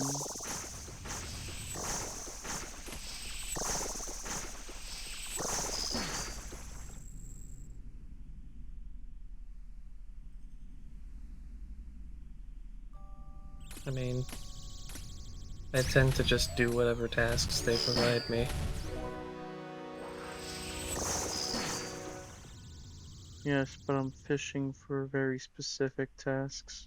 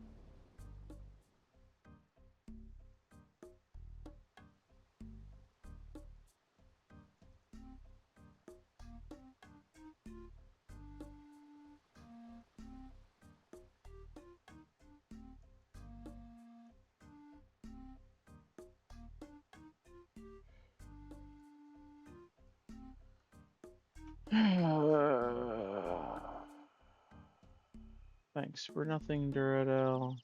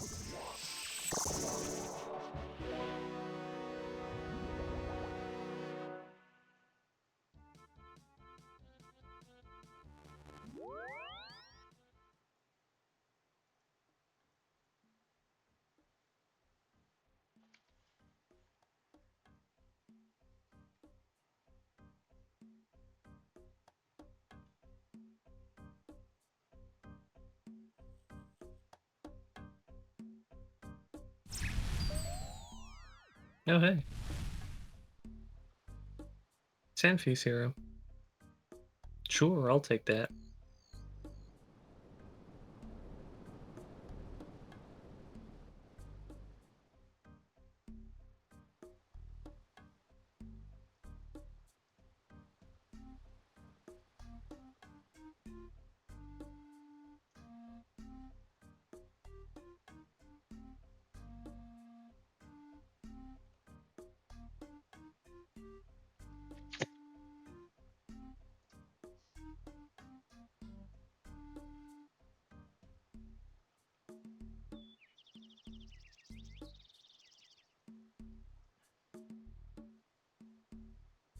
Oh my lord, finally.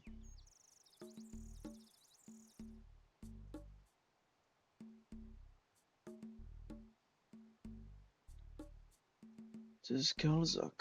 Absolutely, absolutely adore fighting Calvarian, getting him to phase 2 and just seeing him say, "Now, do it again." It's just like, okay, 2 shots later, and you're dead. Beautiful. You just I destroy probably them. could easily go after the harder version of Calvarian. I don't think he's particularly hard. No, he's literally the same fight.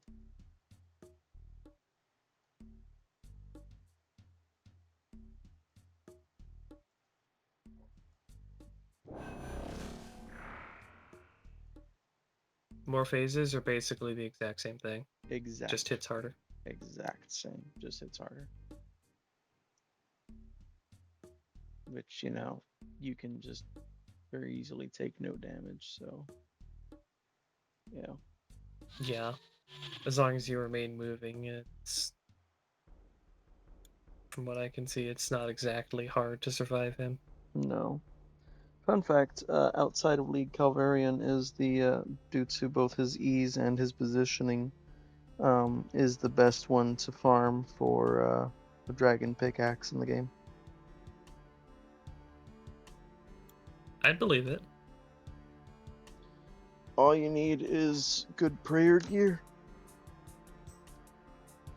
So your best bet is to get initiate or proselyte gear from the White Knight quest chain. Maybe a couple other cheap and easy to replace stuff in case a player kills you. Right.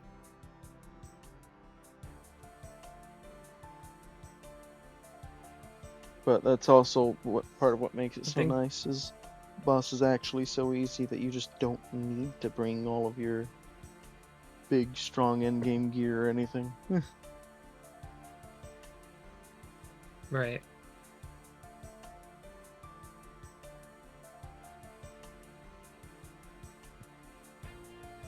Ooh. Yeah, I'm gonna use the restroom. I'll be right back. Okie dokie, boss.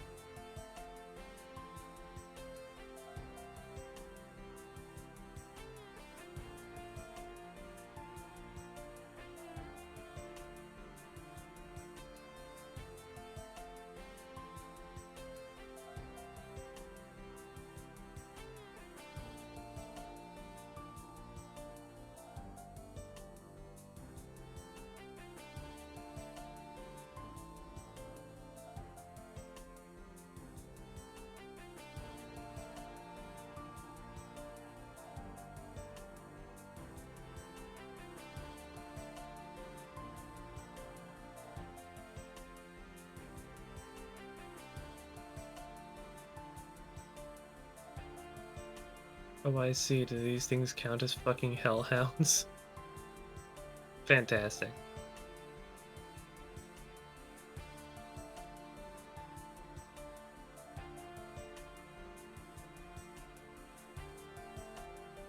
Oh yeah, skeleton hellhound. That is so funny to me.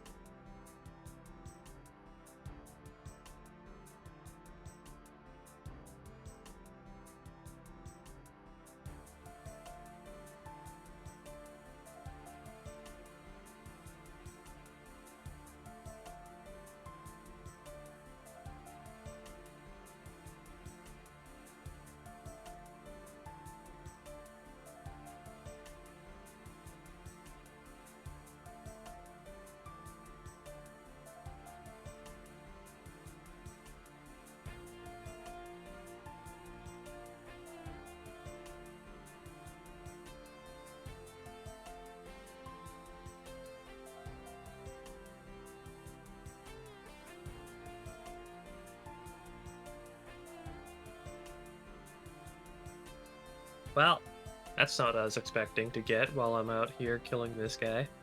A Laren's key.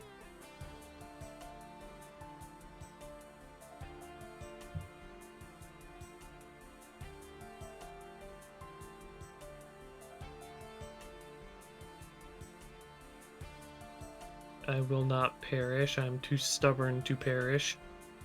Many things before have tried to tell me to perish, and I have chosen not to, simply to spite them.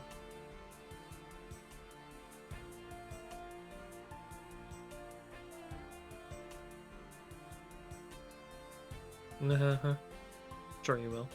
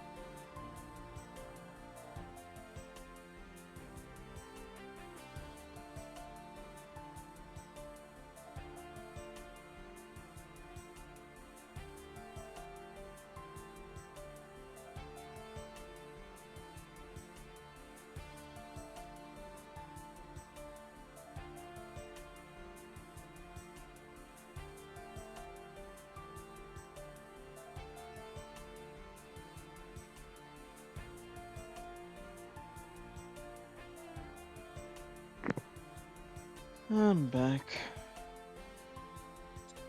Welcome back.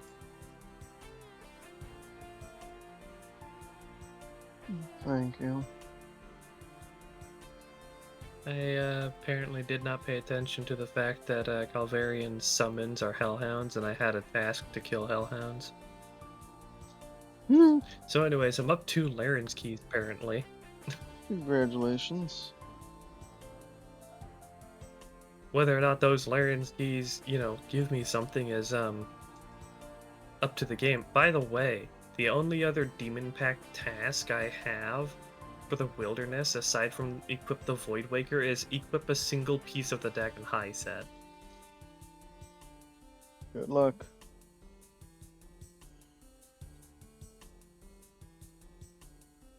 Thank you, Harry. I've been unlucky with getting all the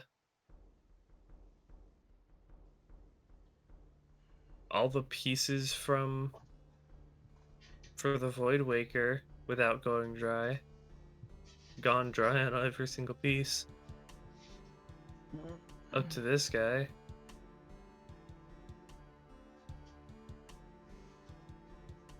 Apparently Marcy's having some issues? Or they're trying to do something.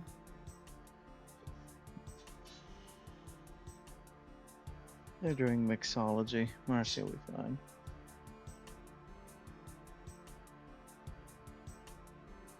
Ah.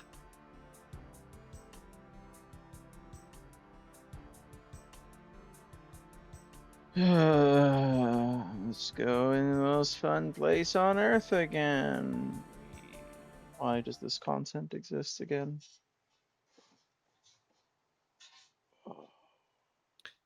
For that, you'd have to ask Jagex because I don't have an answer. Just don't like how long it is, man. I don't know how you're supposed to stay focused for that long.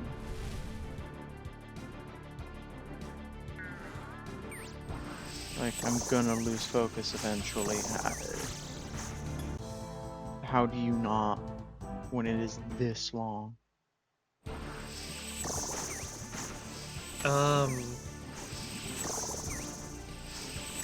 I really wish I had an answer for you, but I don't.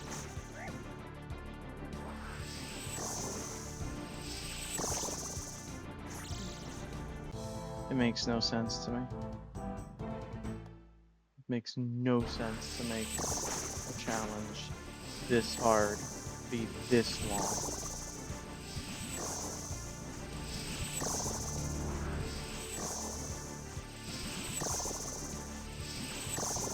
Well, they wanted it to be difficult. One of the ways that they could think to make it difficult is make the enemies hard and make it long, which means you'd have to focus for a long time. Fortis Coliseum is so much better. Again, it's a show of the age of the content. The Inferno is much older than a lot of other content, which is why it is the way it is. Same thing with fight caves. You can tell where they learned their lesson because Fortis Coliseum exists, and it is much shorter. Yes, it is just as hard, if not harder, but it exists, and it's shorter, which means it's more doable. And it's the things that make it hard are better telegraphed. Not like this bullshit fucking blob over here that decides what it's going to attack, then attacks. No, there's nothing visually to inform you of when one thing happens compared to the other. But you need to swap your prayers accordingly to information that you actually cannot have.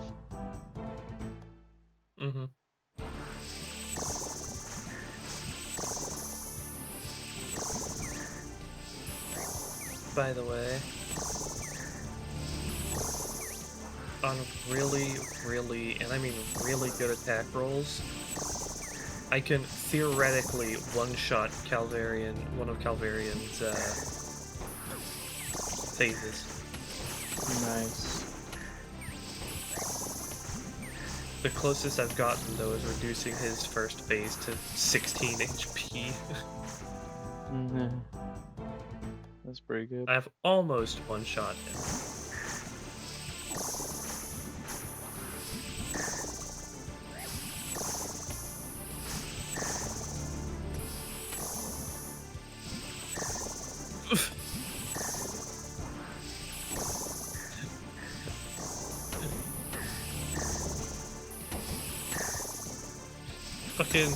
Fucking, go forth, my hounds, and feast! Summons hounds. No hounds spawn. Must I do everything myself? What happened? Apparently.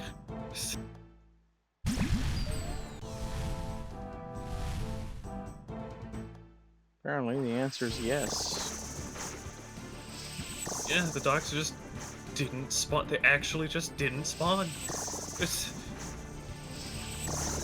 howl and all with no dog. What the hell?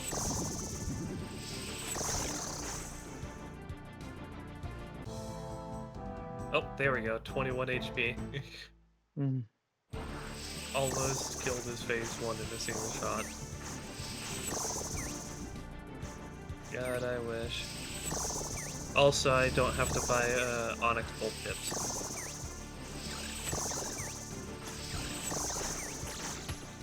Yep. Because, Spindel dropped them. Yep. Very good. Yep, so all I need is the unfinished Dragon Bolts, and I could get my strongest munitions. Nice.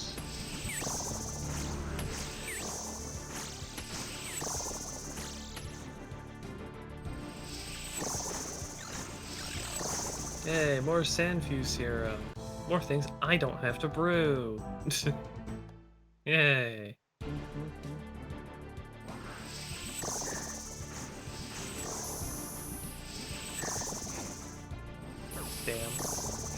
Damn. That surely would have taken him out of phase 1 if he didn't summon his dogs. If I was just fast enough to stop him from summoning his dogs. I hit him with my bolts and 3 echoes. But just because it was just after he summoned his dogs, it all did nothing.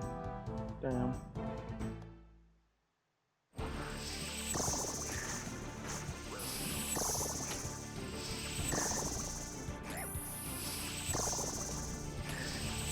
I can kinda just stand here, but if he hits me particularly hard with a couple attacks, I do have to move. Otherwise, I can kinda just stand here.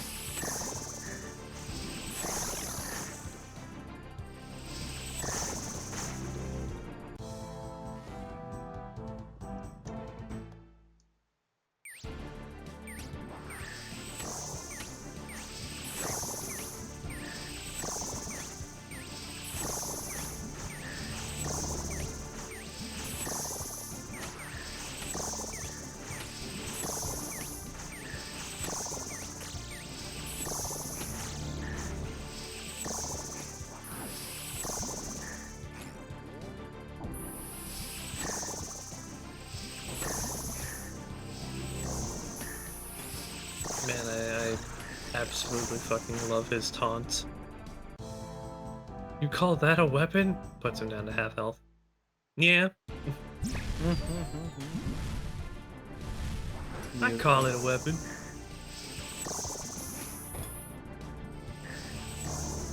Oh no. Marcy has an idea.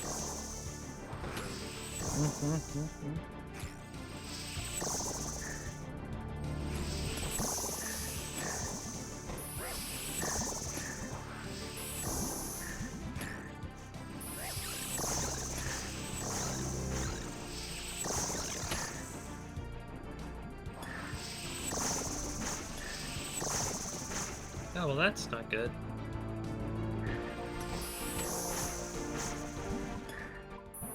I need to check to see what my chance to hit Calvarian is, because it is not as high as the other bosses I've been fighting.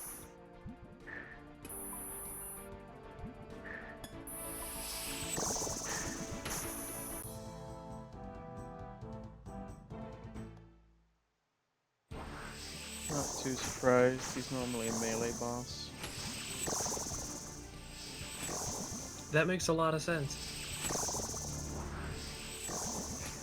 For what I'm saying, that does make a lot of sense.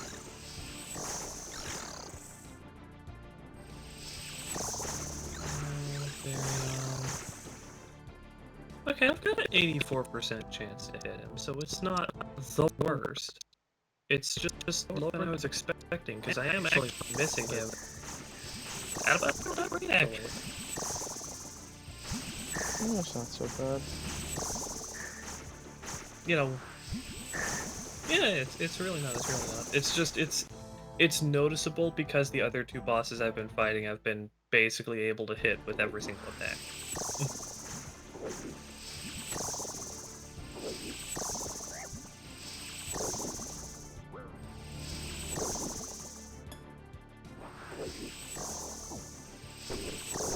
Oh.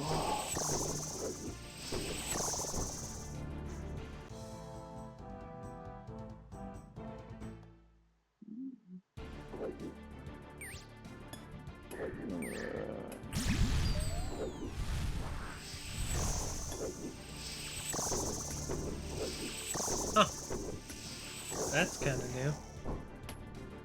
I need to put some music. This constant droning of this song of Inferno theme is not helping me. Is not.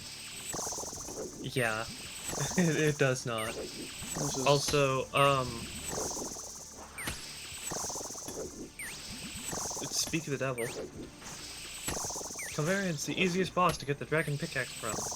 You've killed Calvarian. He drops a dragon pickaxe. Oh, cool. No, he's not. He doesn't have the best drop rate on it. He's just really easy and actually fairly quick, so it makes up for the drop rate. Yeah, it's one of those things of his drop rate's not great. It's just the fact that you can so easily kill him. Yeah, it's kind of a similar deal to where I showed you to farm hill giants for the thing in Koran.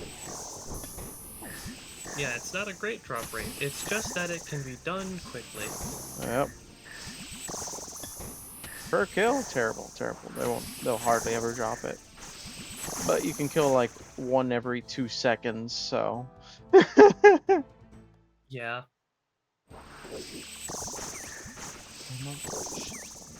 Mars on a collision course. I'm a satellite. I'm out of control. By the way, as a fun note, that's the 4th dragon pickaxe I've picked up. Out of like 12 that I've seen drop in total. I'm never gonna see another dragon pickaxe outside of Leagues. Unless it's from you or someone else. Because I've just gotten them so much in Leagues.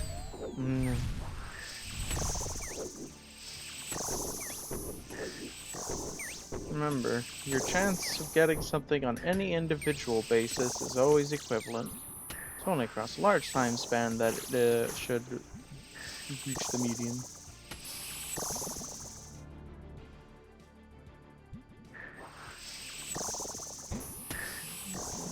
Yeah. 100 degrees, it's why I promise to find heights. I'm traveling at the speed of light. I'm gonna make a supersonic melody.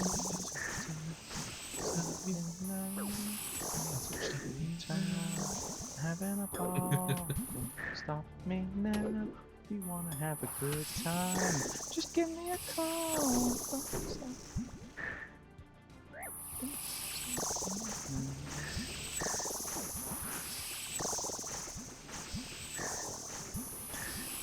Yeah.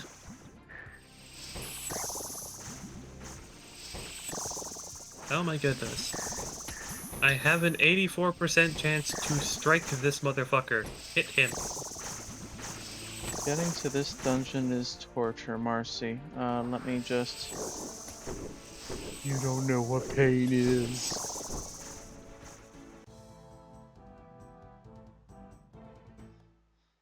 Oh my god.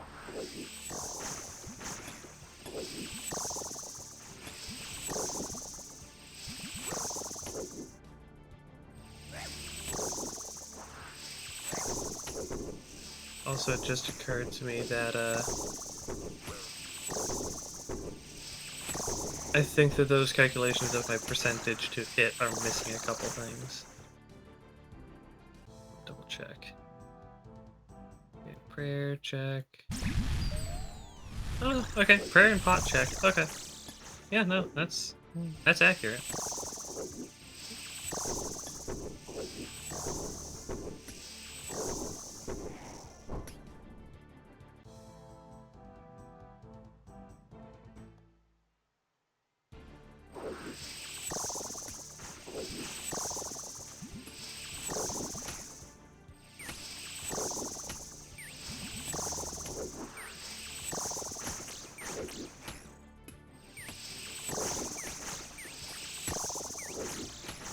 Okay.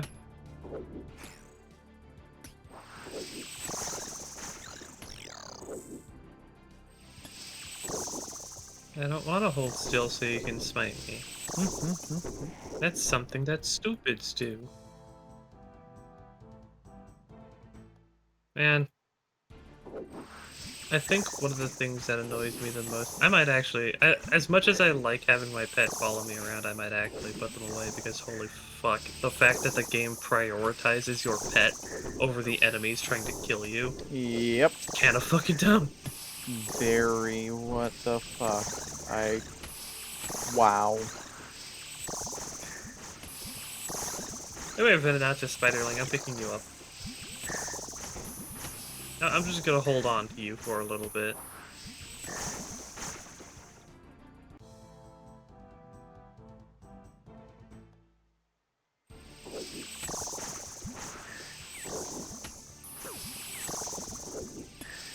You'll pay for that. Are you sure about that? Well, seeing as I missed, I might. Oh, there it goes. Ooh, look at the boss.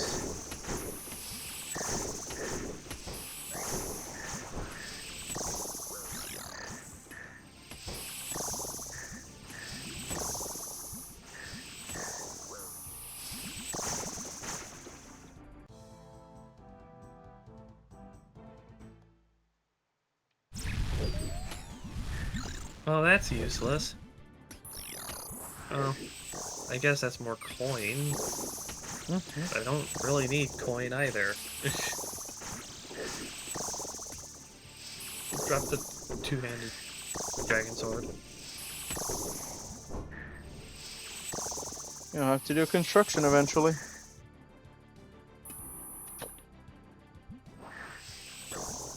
What does that two-handed dragon sword have to? Oh, the coin. That is fair. I will. I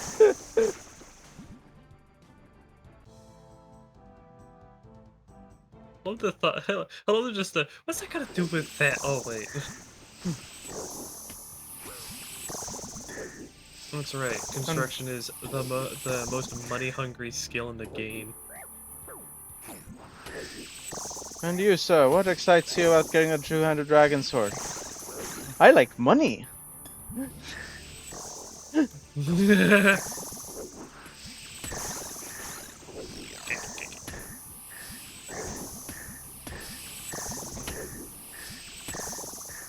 You'll deal with me yourself, huh? Dead. Man, Marcy never And super responded. source. I wonder if Marcy's even seen Silence of the Lambs.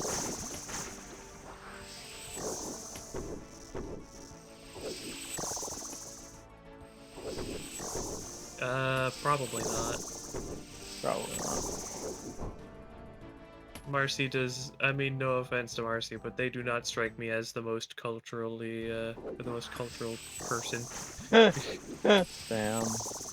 We talk about one of our own viewers that way. Of course, they're cultured. They view us. What more culture do they need? I guess that's fair. We're all the culture you need now. Good night. Sorry you didn't get to see the success. That may or may not Good happen. night. Uh, Rest well. Rest well.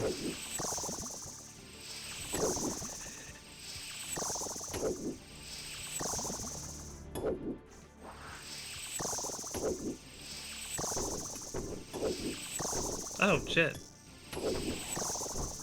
No. I want the ranging pots.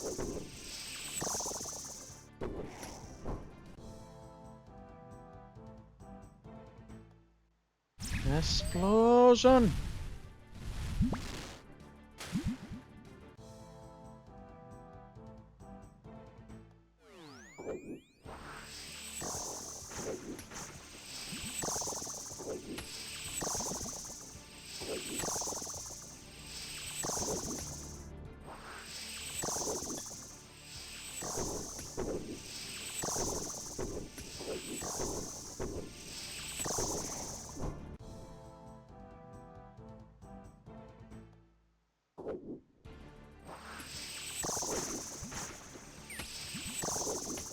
Yeah, my account I'm pretty sure was a bot followed me the other stream, and now my follower count is back down.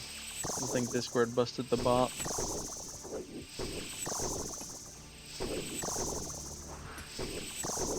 Discord? Twitch. Oh, yeah, no. Like, not my last stream, but I think 2 streams ago, I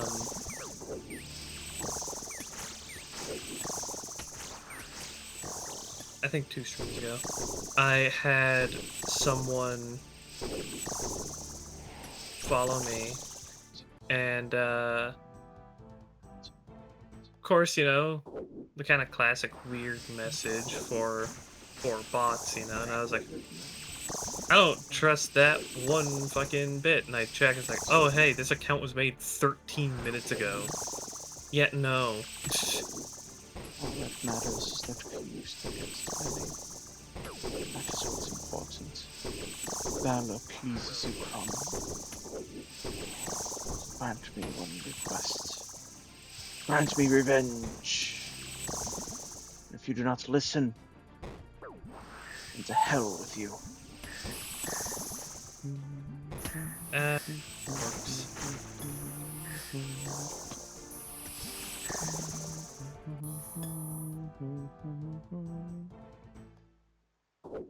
God love works.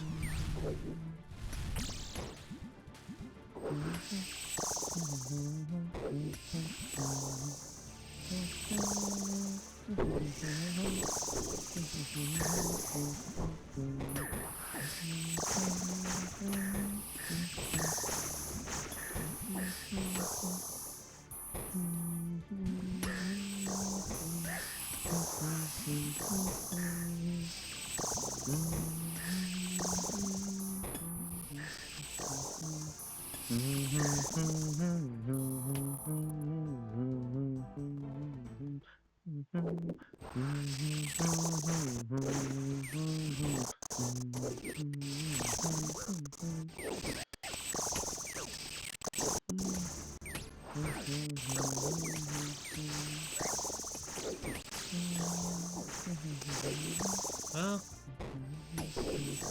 at least he's giving me a lot of oak planks. That's Those good. might very quickly, you know, not level me up, but hey, construction XP is construction XP. Yeah.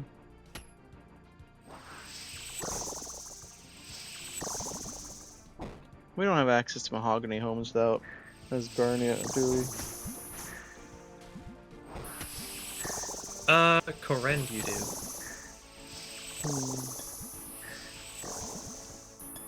Pierre pointed that out to me. Because, I wouldn't have access to it because I don't have Asgarnia nor Korend. But, you do because of Korend. That'll help. Yeah. I could have sworn I remembered something about previous leagues, mahogany homes. Even if you're in a zone that could have it, you couldn't do it if you didn't have Asgarnia, because that's kind of where the hub for it is. So. I think there's an office in Hasidius now. I also didn't see any tasks associated with it, so...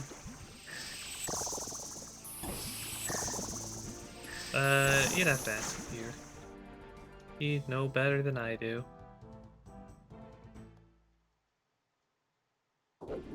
Oh my... Hello? Fucking hell. Wanna lag any harder?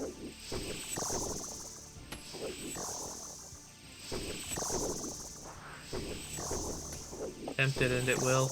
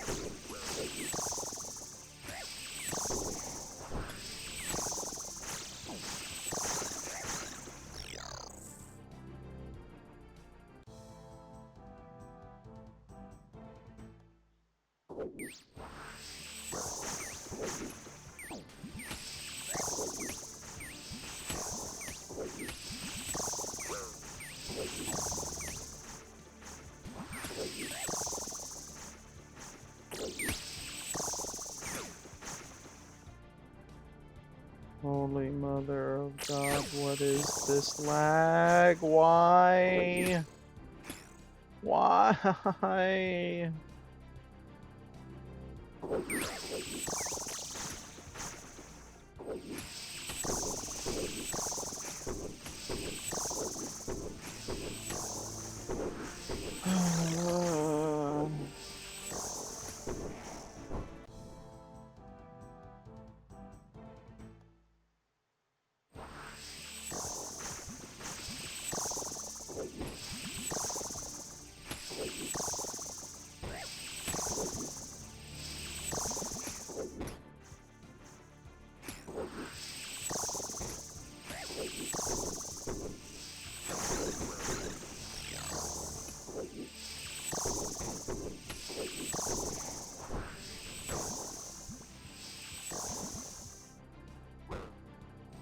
God damn it, that's the 4th time now I've left you on 1 HP. Die, you sack of shit.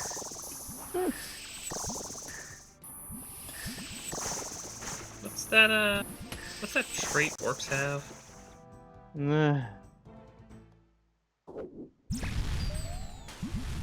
they just live with 1 HP?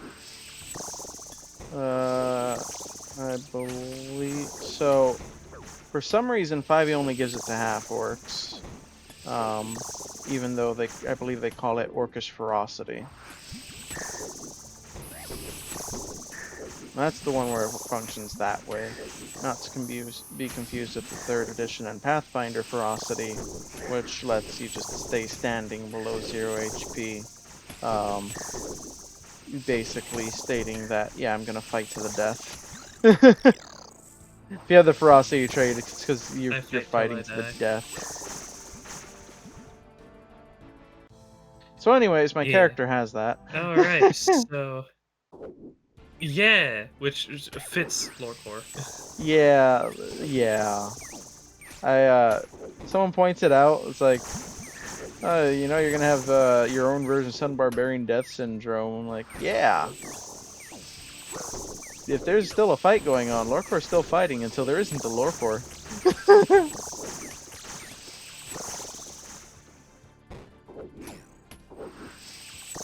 More blood runes, yay. And then I can reroll someone more talkative. Lorecore barely talks. Which is honestly going to be so extremely scary for Tarir. Man.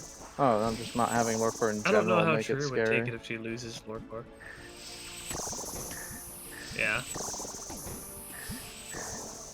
Well, I meant for Tarir's mental health. Yeah. I feel like Yeah, Gloria's alive, and she'll have contact with Gloria eventually, you know. But, there's no guarantee of that being a thing that's happening soon. So if we soon lose Lorcore, I don't know what that's gonna do to Trier's mental health.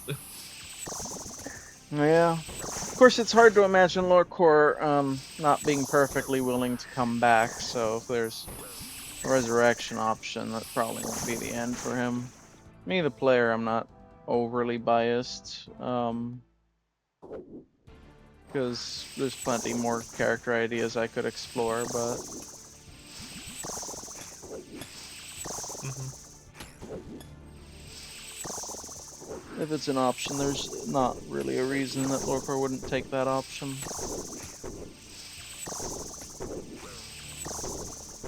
Right. Tough part, of course, is Still feel like he... huh? I was just gonna say, still feeling like he has work to be done, Yeah. effectively. The tough part is how would we work with his being a level down? I don't fully know the mechanics behind that to know well enough.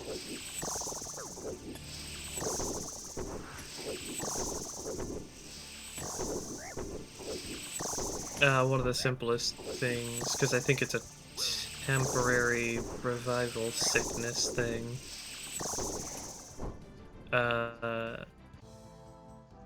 We just have to wait a little bit. I'm not sure it is in Pathfinder. I think it's an actual, like, you're down a level.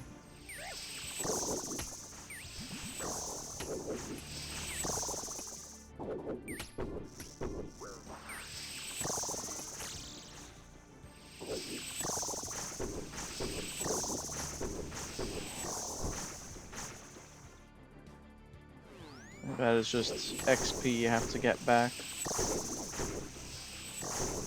Right. Oh boy, more Wines of Zamorak. I think I've got 70 of those now.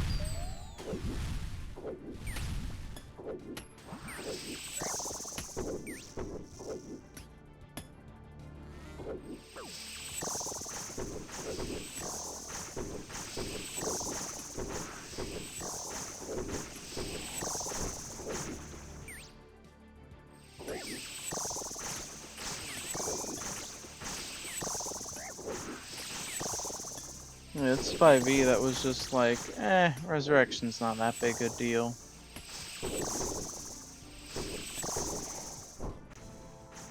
Just take a couple days off and you'll be back on your feet. It's just a little death. You're fine. It wasn't even a take a couple days off, you'll be back on your feet. It was just a, oh no, you died. Well, here's a resurrection. You're perfectly fine. Well, it depends on the strength of the resurrection. So, well, a lot of the lower strength ones, you have exhaustion. That you have to take long rests to get rid of. Mm. Funny enough, I think Revivify, which is technically the weakest one, doesn't do that. Revivify also needs it to be cast on an intact corpse within 1 minute of death. So...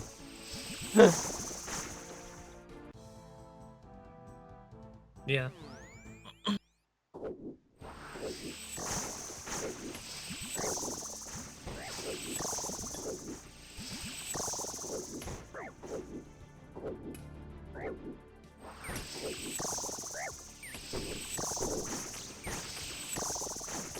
Man, Marcy sounds like the worst kind of person to have in a thing like Leagues, based off of just half the conversations that I see. Well,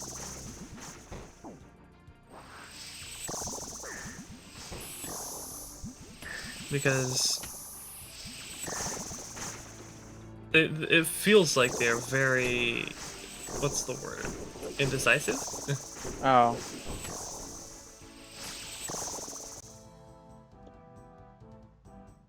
It happens. Hmm? It just feels like it happens a lot with Marcy. I'm gonna do this thing. Well, I'm gonna go do this thing. I'm gonna go do that thing. Just feels like they change what they want to do on a whim any moment. There's a lot of options. I'm not saying that they're not. Hmm? There's a lot of options. That's true. And it's not like they're not getting anything done. It's just odd to see. Because you're so decisive.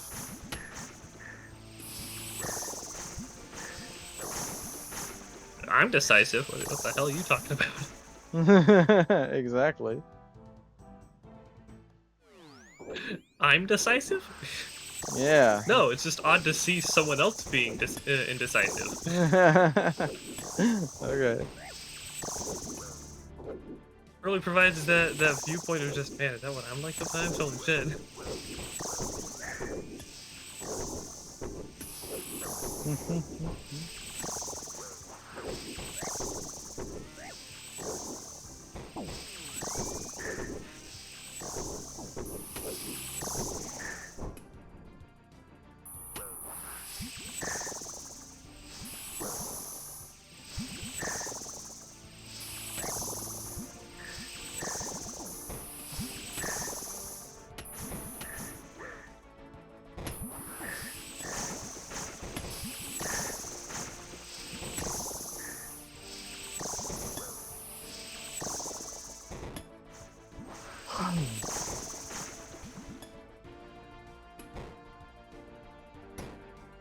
Oh my goodness.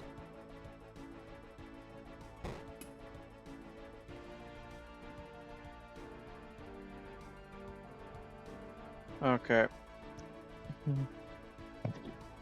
Internet, can you stabilize, please?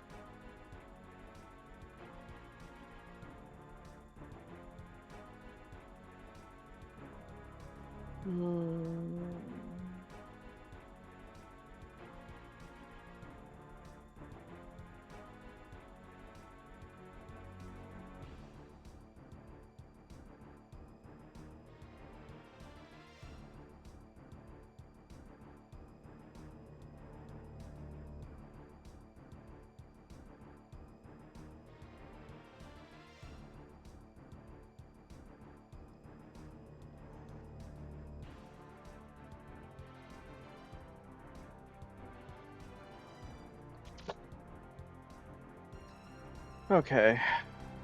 It looks like it's stabilized.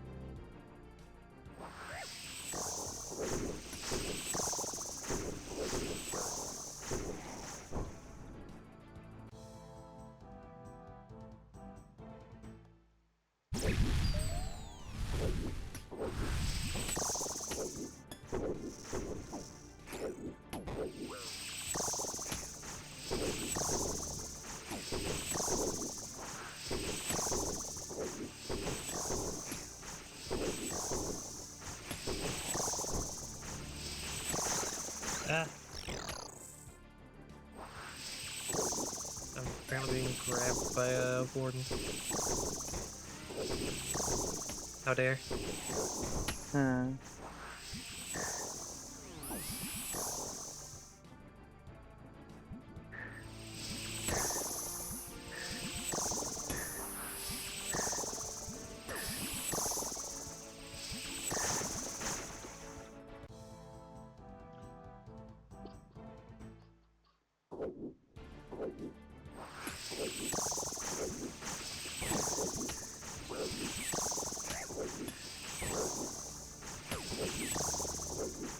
Oh, cool, I got the Skull of Vetyon. Nice. I'm so happy that those have such a have a higher drop rate than the Void Waker piece. Nice. Apparently. I'm glad you're happy. I have all the things that upgrade the Revenant weapons and absolutely none of the Revenant weapons. Good luck farming for that.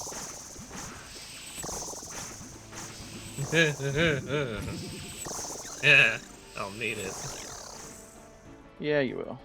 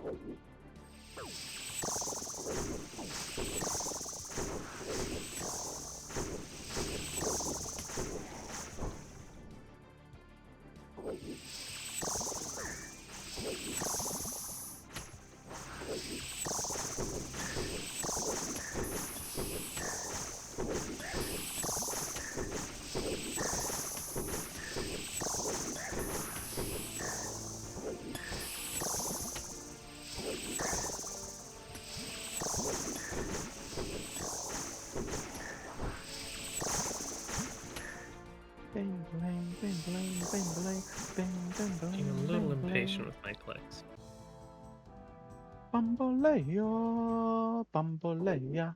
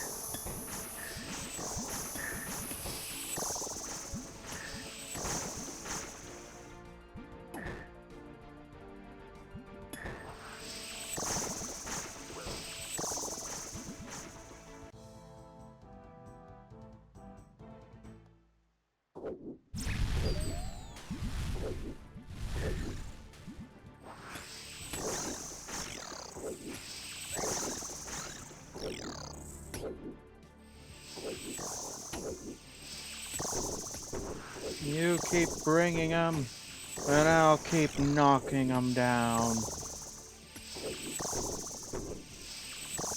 Bamboleo, bambolea. Man.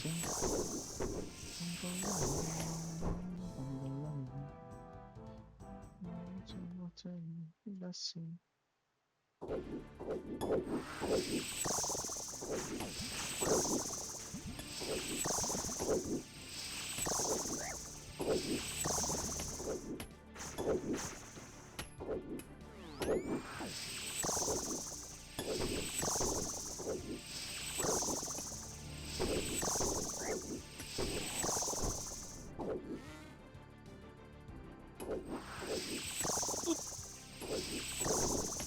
And pasty.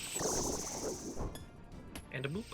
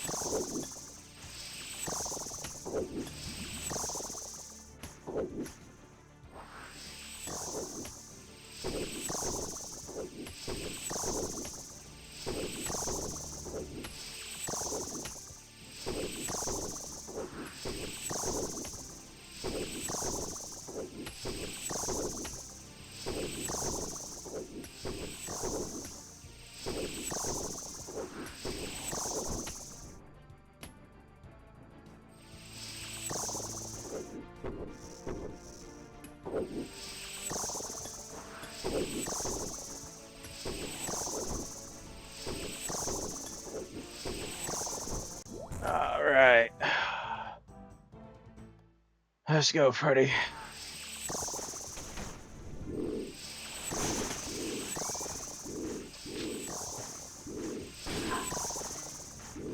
Here we stand, here we fall. History won't care at all.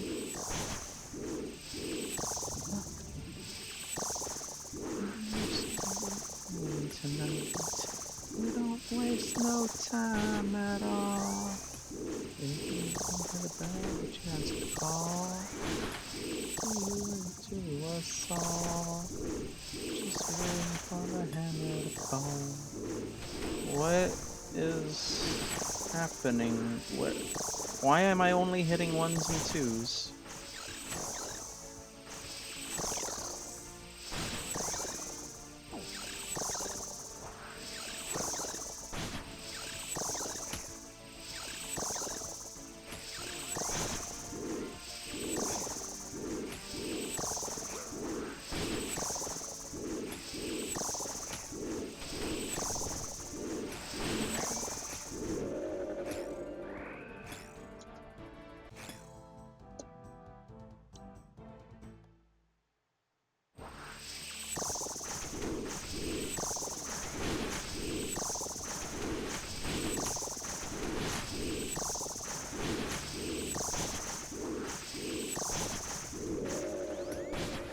There we go.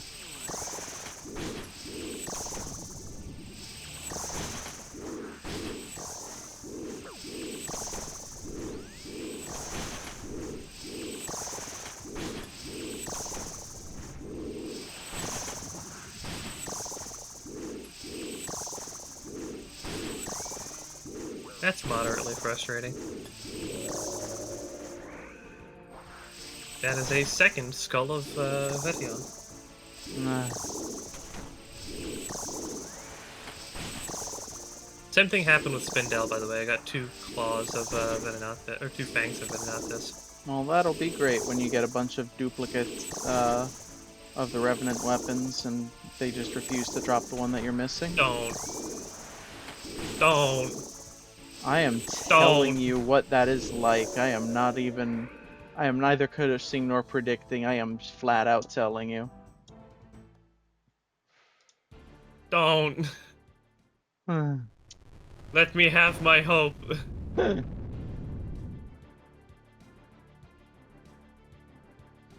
You who grew up tall and proud in the shadow of the mushroom cloud, wish their voices can be heard. I just wanna scream it louder and louder and louder. What the hell we fighting for? Oh, just surrender and it won't hurt at all. It's not time to say your prayers. While you're waiting for the hammer to fall.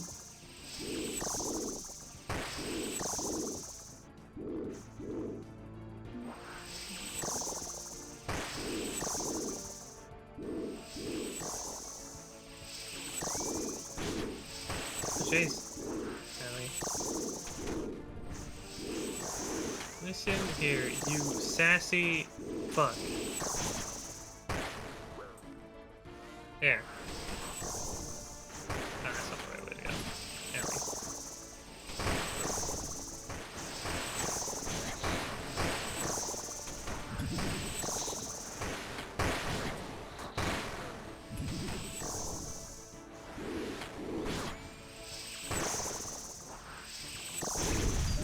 Magic bullets. I mean, I'll take them. More upgrade materials, no matter what.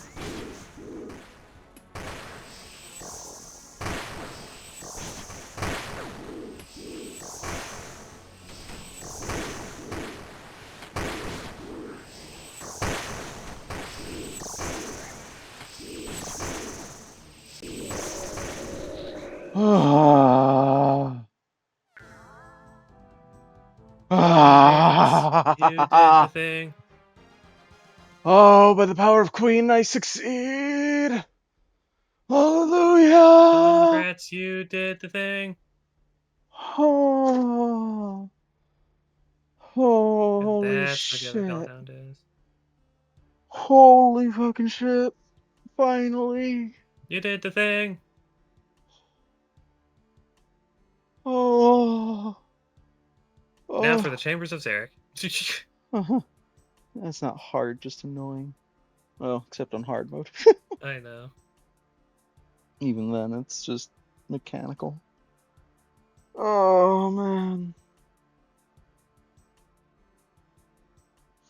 I'm shaking. Holy fuck. That's the second time I've ever cleared the Inferno, even in a challenge, even in a special game mode. Oh. How do people make it look so easy?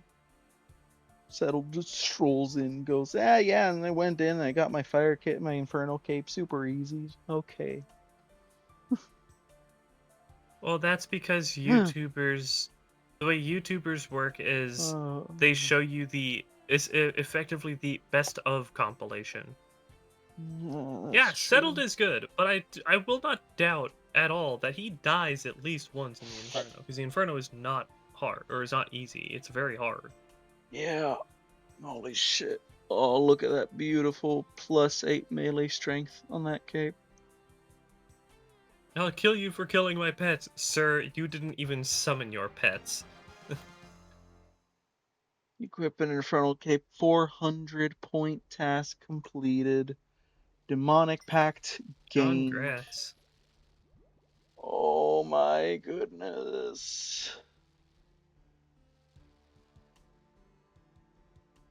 Oh.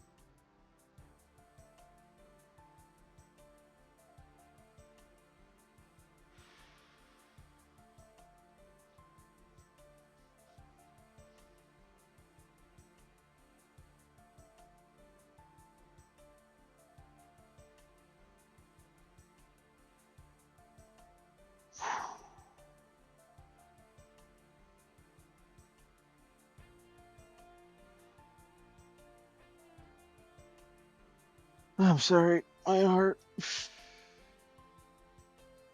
Hello, go ahead. Take your time. Calm down. You're good. You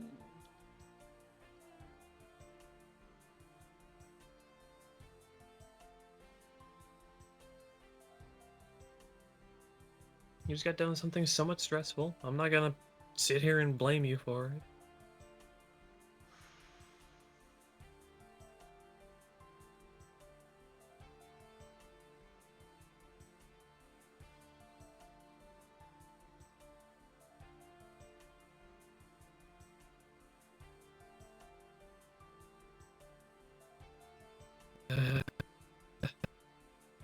God damn it. Why did you have to decide to play that? It's a... I know why. Frustration.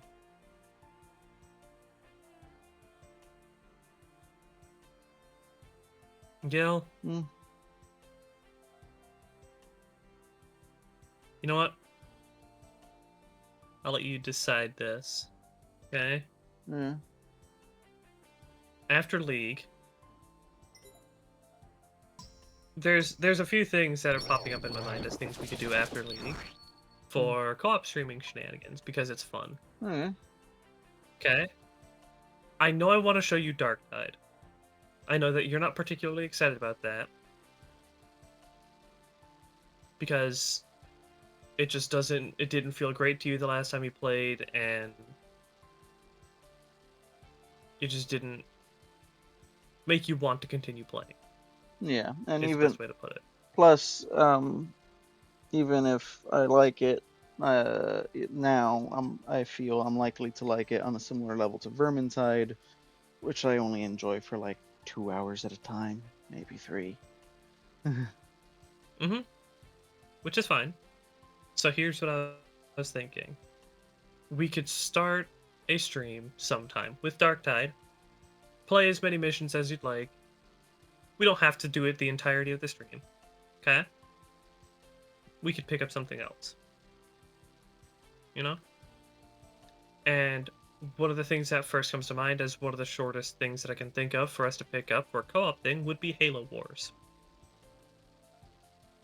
It's got a decently short campaign. It's not anything astoundingly long. The missions at most will take 30 minutes, and that's if you're like me.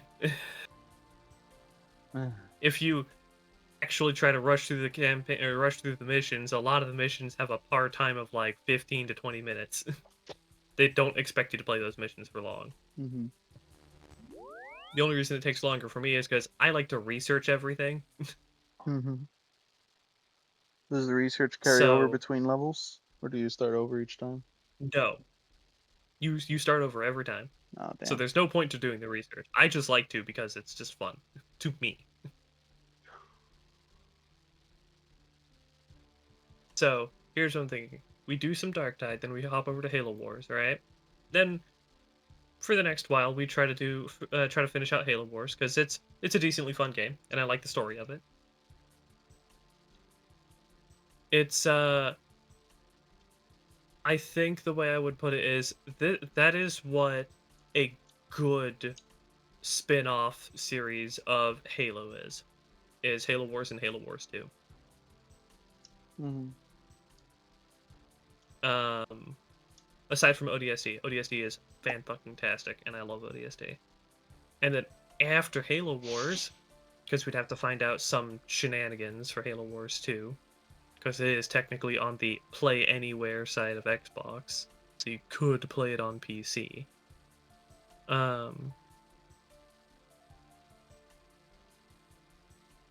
but I digress. That's aside the point. Just because it's a thought, and I would love to, we could pick up the legendary playthrough of Halo, Lasso. We'll see. While I am excited for Lasso, I do want to also note that you got me to get the Cybertron games, and we still haven't played those as well. The first game is the only game that's co-op. We'd have to play basically side by side for the second one, I believe. Oh, why would they get rid of co-op? Uh, I don't remember, but I remember it was something to do with wanting to polish the campaign a little bit more. Hmm. I guess that's fair.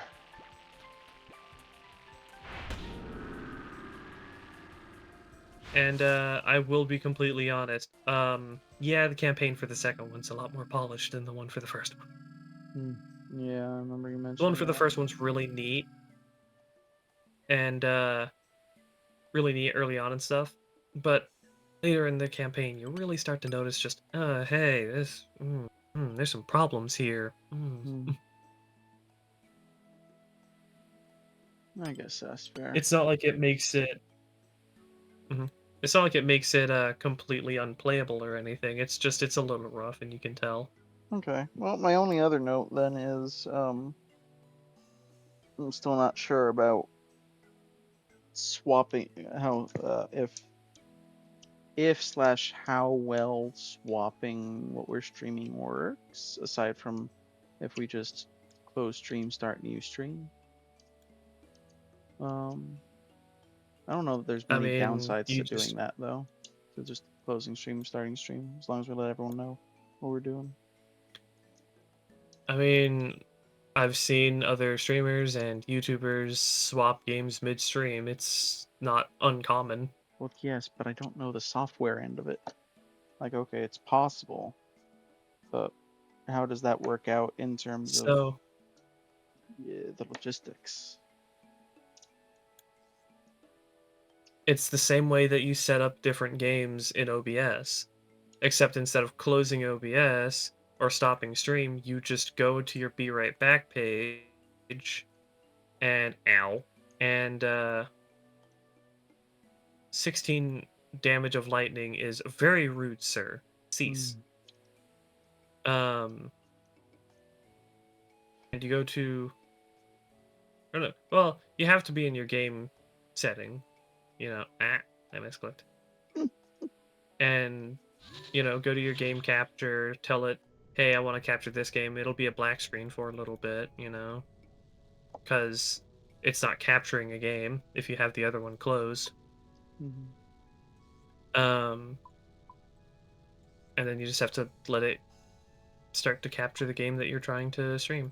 Mm. Okay.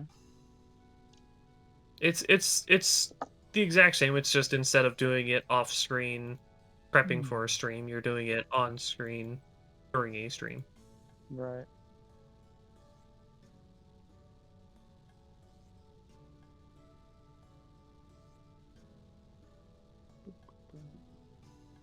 Oh, hey, well, son of a bitch. Cool, I got the Ring of the Gods. Nice. Where's, where's, where's my goddamn electric car, Bruce? All right. Well, guess one other thing to dive into for more pack points. Hi, Phosani. Okay, so I went to double check because I was really curious. Yeah, no, the Revenant upgrades are just more common of a drop than the Void Waker pieces by an actually somewhat significant amount of 60 from 183 to 129.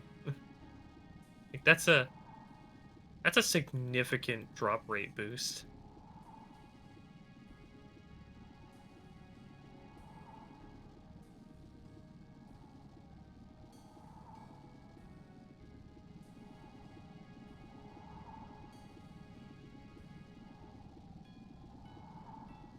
What about the Ring of the Gods? Yeah, Give me I enough just yeah, warnings, both of the game. things I got. Huh? Give me enough warnings, game. Obviously not. Just It needs constant. to give you Are another you 10. sure? Are you sure? Are you very sure? Okay. Why do you think I'm here? Because I'm sure. Man, when I wanted to add things to my looting bag while I was out here, it was like and I was fighting RTO Yeah. when I was trying to initially, and it just wouldn't let me. And I was trying to figure out why it wouldn't let me. And I found out during the Spindel fight, it was, oh, RTO literally spawned so fast, or respawned so fast, that I actually didn't have the chance to even notice that there was a text box that was going, hey, if you die, the bag is destroyed and the contents are lost. Are you sure you want to do this? To which you say yes, and then it goes, are you really sure? And then you say yes again. And it's like, are you really, really sure? And it's like, no, definitely not. I didn't just say yes twice because I was unsure. I appreciate the devs when they do stuff like that, like, hey, are you sure you want to do this? This is kind of dangerous, or this could lose you some stuff. I do appreciate that, but when they do that 2 to 3 to 4 times in a row, it's like, this is no longer helpful. This is just annoying. Yeah.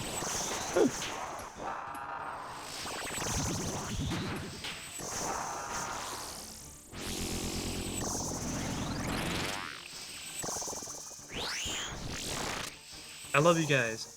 I do. But I acknowledge the risks. I already have. I will still acknowledge the risks. But let me do my stupid shit. If I die and I lose stuff, it's my fault.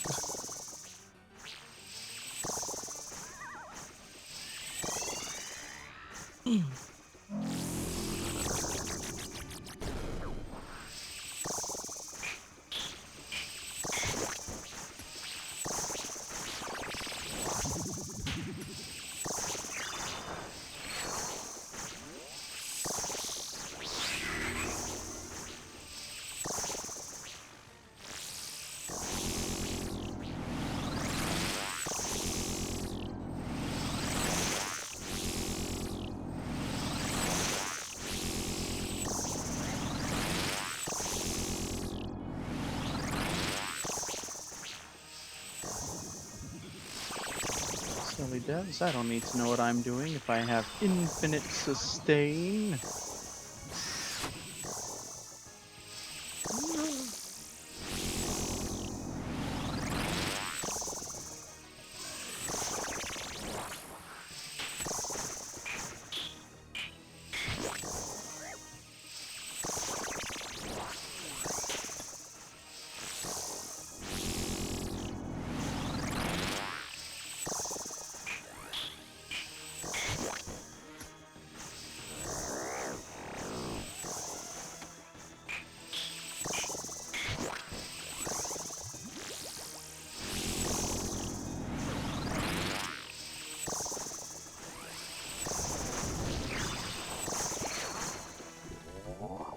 One more time.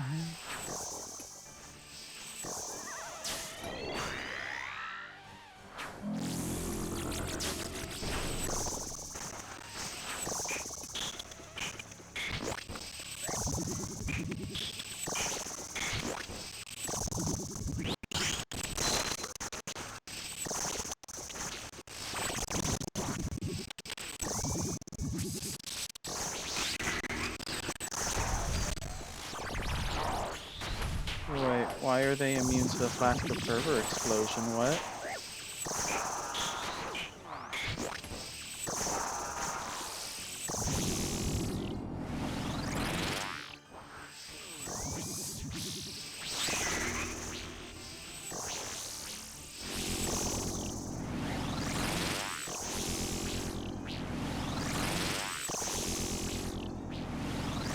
Might be, that is not their health bar.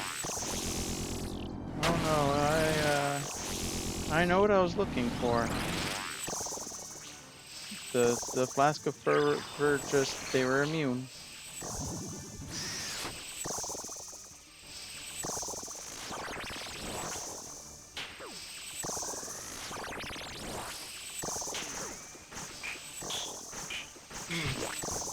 That's concerning. A little bit.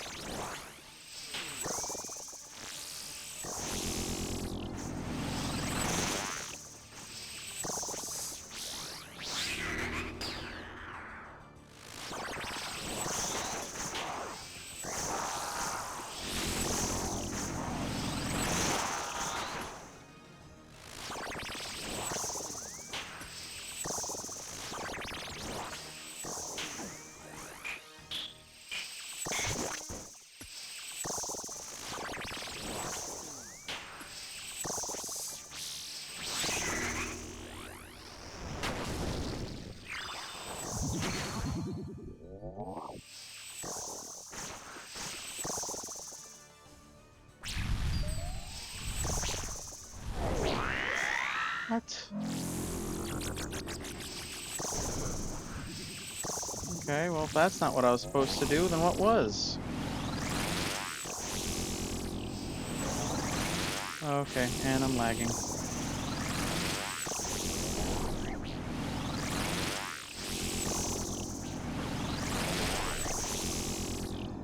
Okay, that's cool. No, it's fine. I didn't really want to be able to attempt anything. I wanted to lag to death consistently so that I'm incapable of doing anything ever. Thank you, game, for making my dreams come true.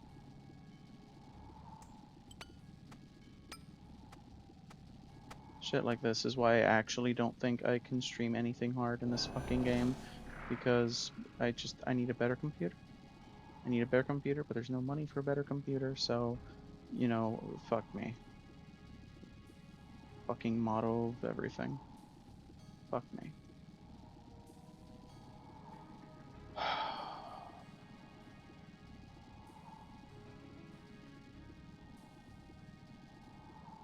My computer can't take this shit. Fuck off, Sister Senga. I have already attempted it. I'm attempting it again.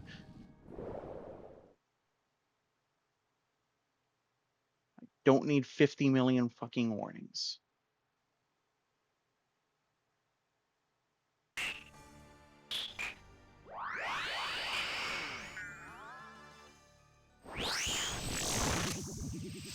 Man, I get that fucking feeling.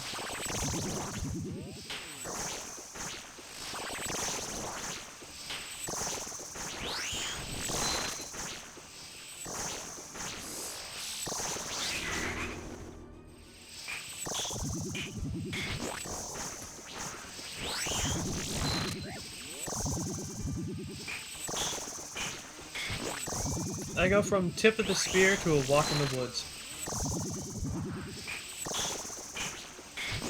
Fantastic. I went from Halo Reach to Halo CE soundtrack. Weird. How chronological.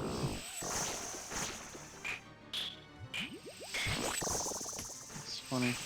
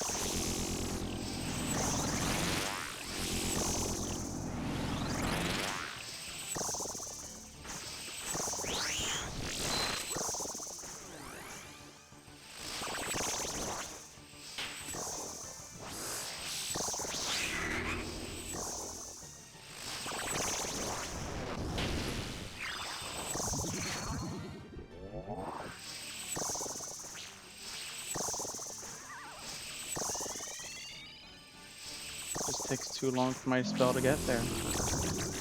Like, I'm actually failing because of the spell's travel time.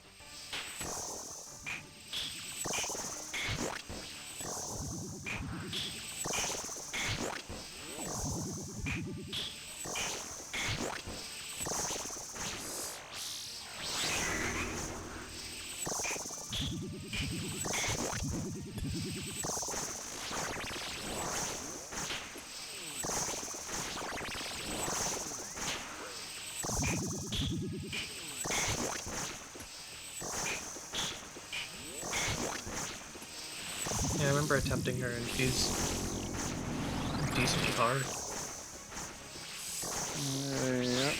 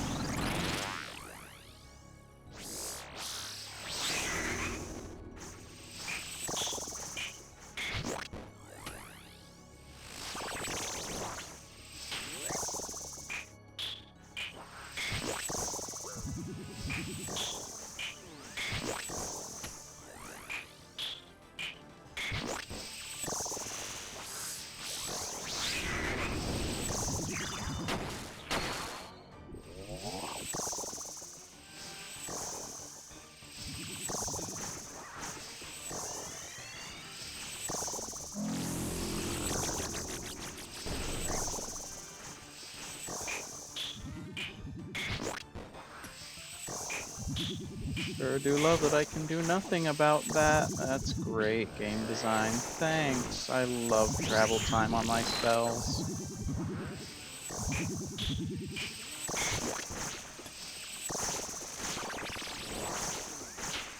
So why do attack styles other than ranged exist?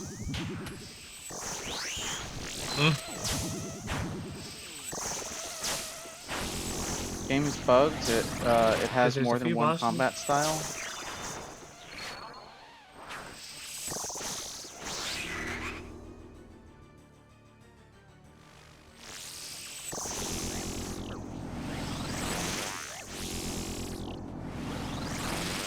What the? What? Huh?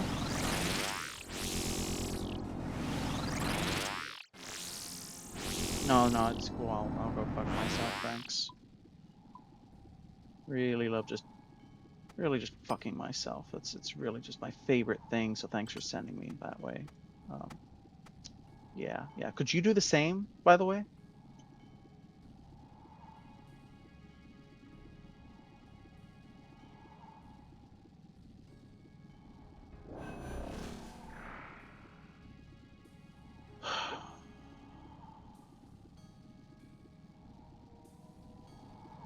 Yes, I'm fucking sure, you piece of shit. You don't have to ask me every fucking time.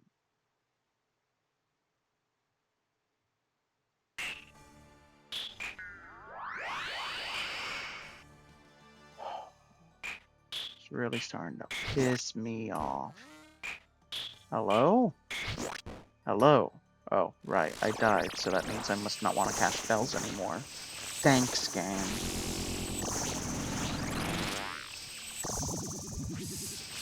That's so helpful.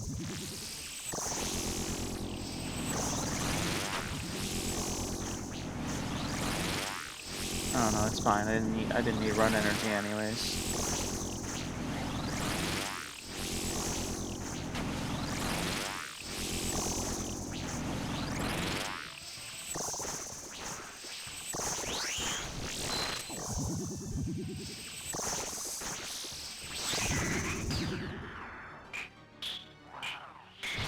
Hello?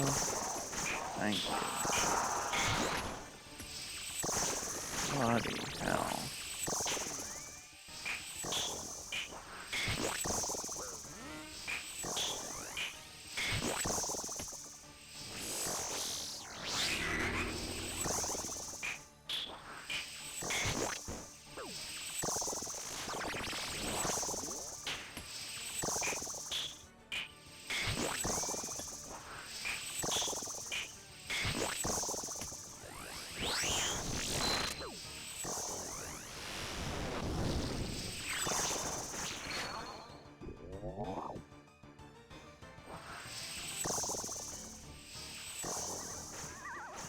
Oh my goodness, I was actually able to barely do it. Huzzah! I did a single mechanic correctly. It's a miracle.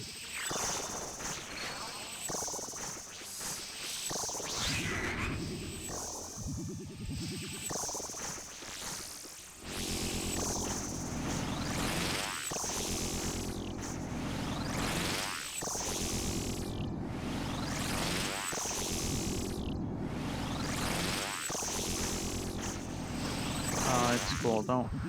You don't need to listen to what I say. You can just stand there and lag. That's really great. Thanks.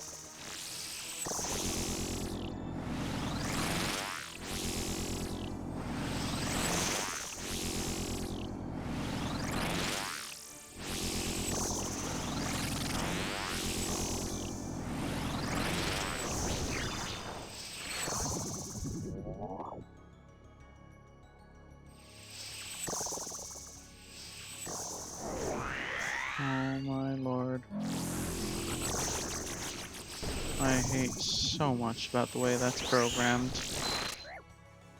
Okay, that's cool. That's really fucking cool.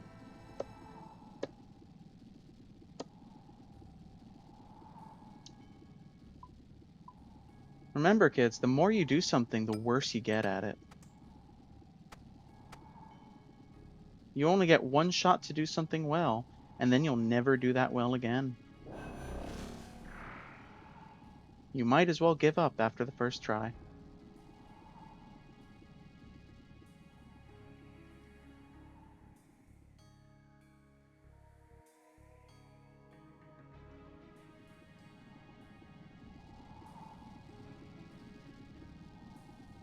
Sister Senga, I am going to strangle you to death and throw you off that cliff next to you.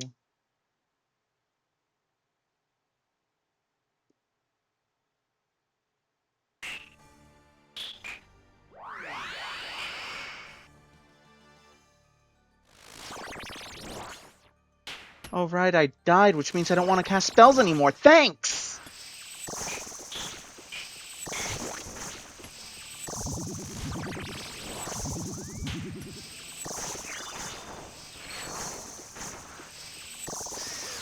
No, don't worry about moving. You're fine. You can just stand there. You're safe. Just standing there. Just lag 5 seconds at a time. That's the best experience. Thank you. Thank you so much.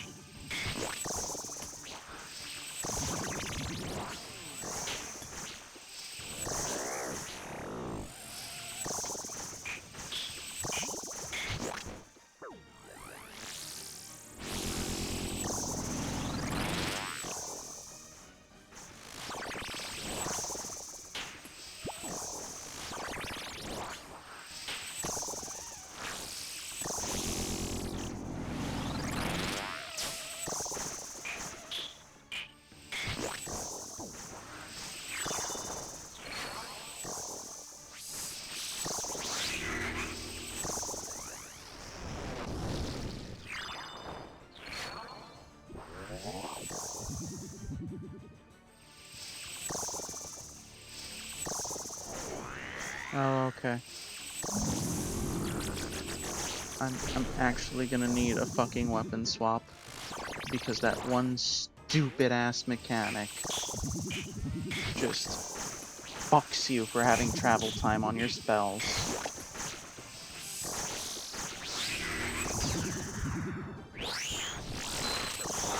Not because it's immune, not because it's resistant, not because it's praying. No, just because the travel time is fucking atrocious.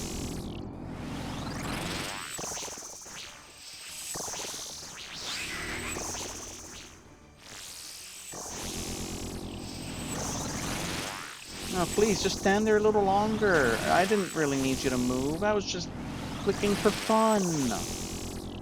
Wow, thanks.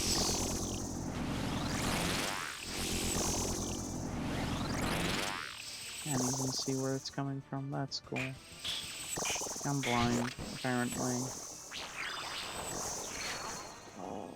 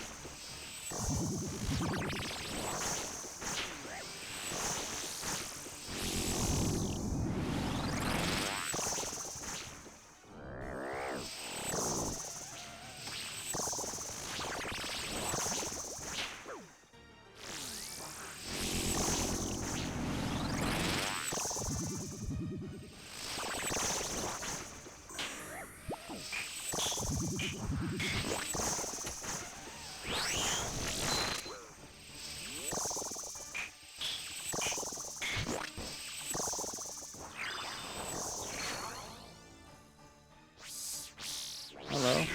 Hello, game? Hello? Hello, game? Are you there? Can you respond? Holy shit.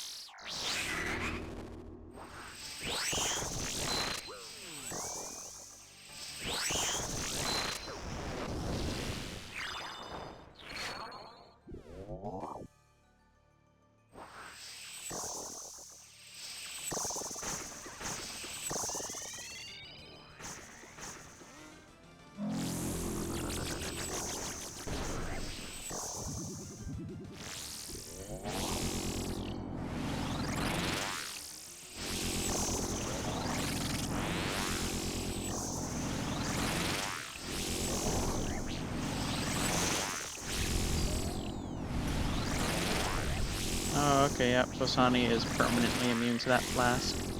Why is Phosani permanently immune to the Flask of Fervor?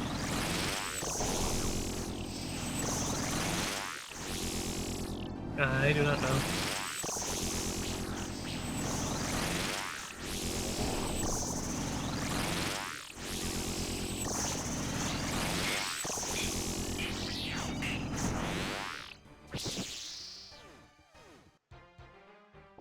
Fucking hell. 44 rubies? No wonder nobody does this content. Fuck off. I've heard people say, oh yeah, nobody really does Nightmare because it doesn't, the loot is crap. But 44 rubies for all that? You're not kidding. That is garbage.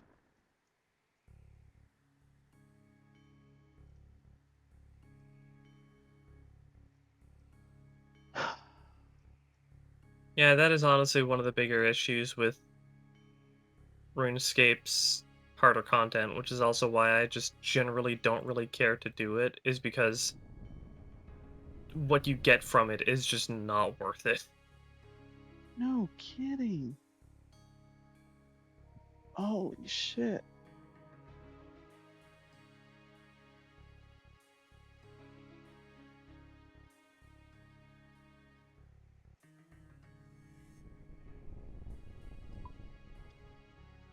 Okay.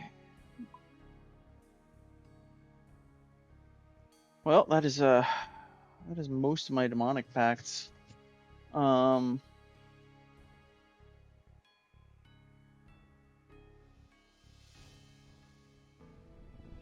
From here, what we have left is Zarek, Fortis, Awakened Vardorvis, Makayotl Drop, Theater of Blood, Zarek, Yama, and Zarket Rex League Only Challenge.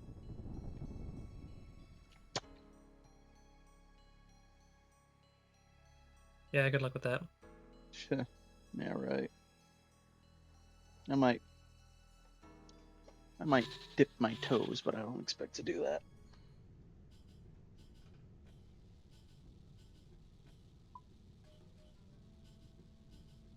Oh, thank the Lord, Phosani over.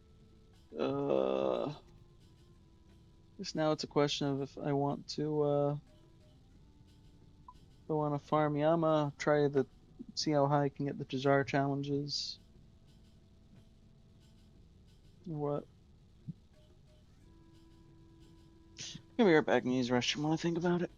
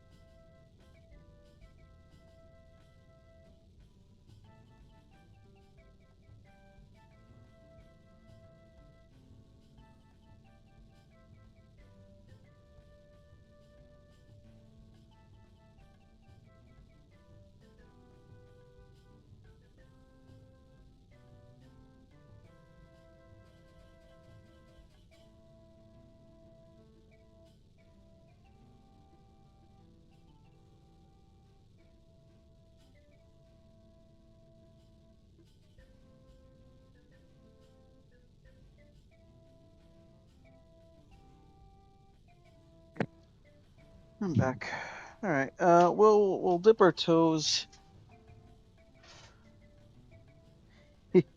Hey, Roku. That's a nice mixture.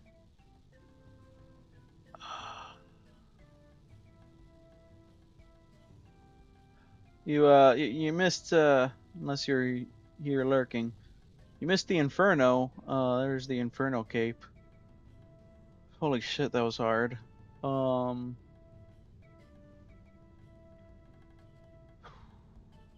I was about to do some of Ketrak's other challenges because I don't know if my other builds are going to be able to handle them as well as this one can.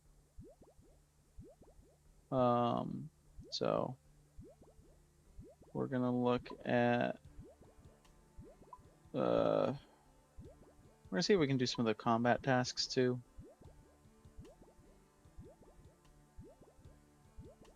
Not that one though. With nothing in your inventories, Not do that one. anything in your inventory.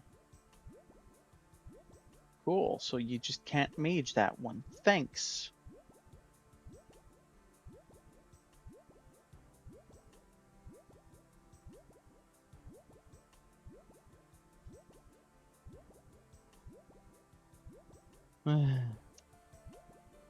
It is.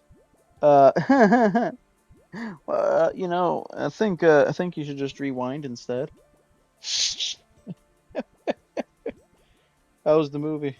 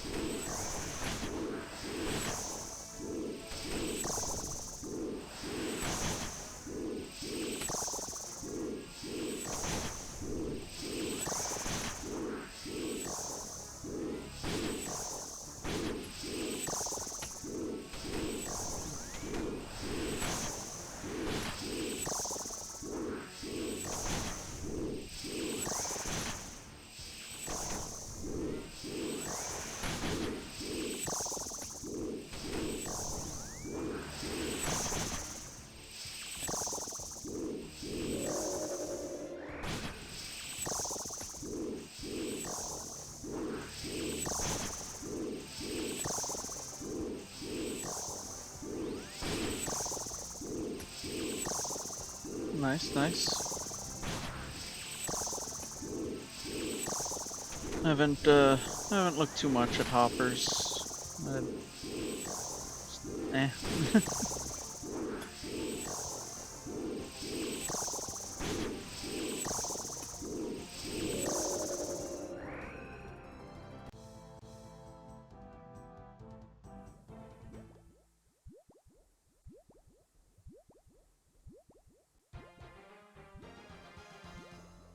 200 points for beating that one, by the way. There's another 200 if I can beat this one.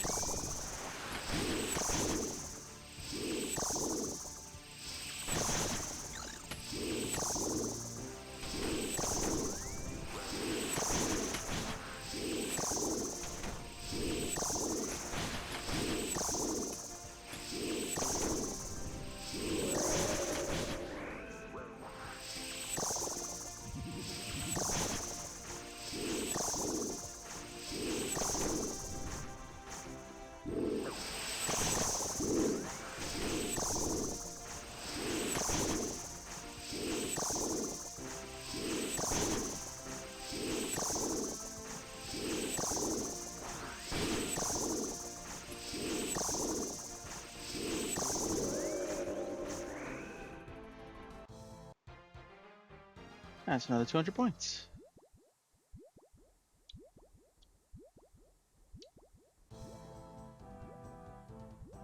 Nice.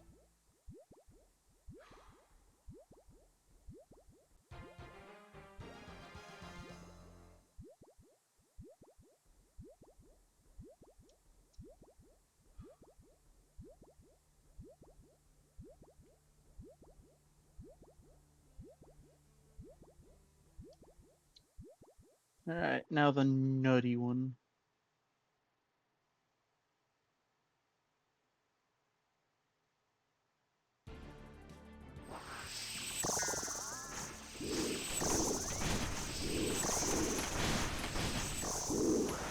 Ah shit, I fucked up.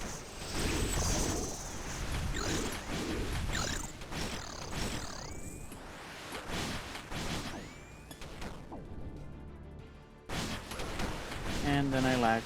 Okay.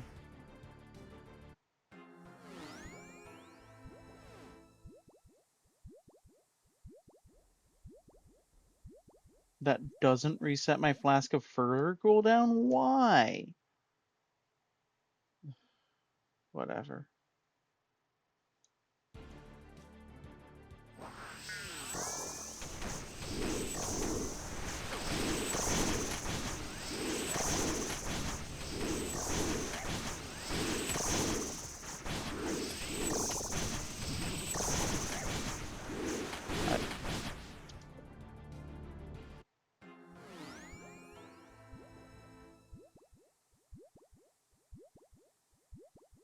I don't know if I can do this.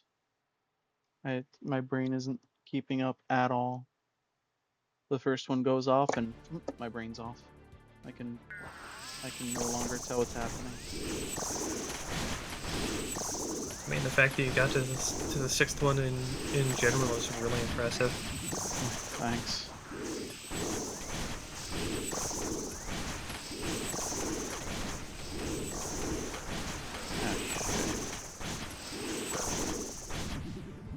Fucking Jesus, what? What is this? I don't know how people do this, man. I have no clue on a conceptual level how people do this.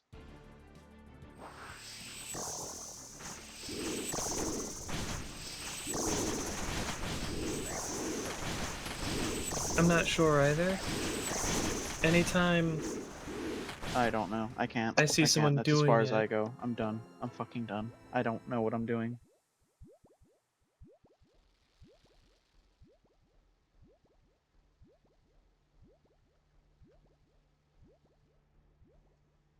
Go ahead.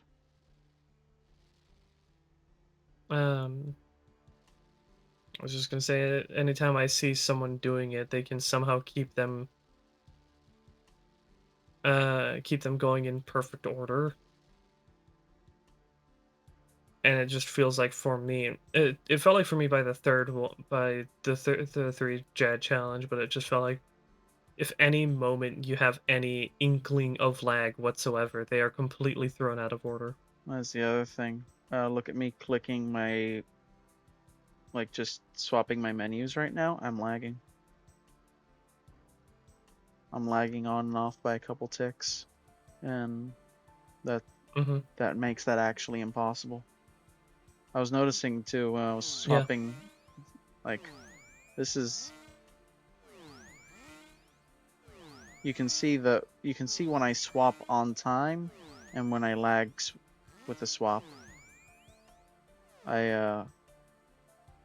I'm actually not.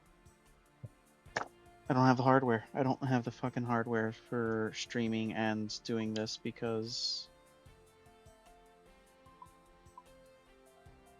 it's just that demanding. I could maybe do it Hmm.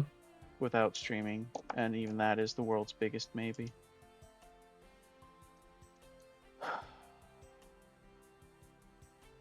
Okay.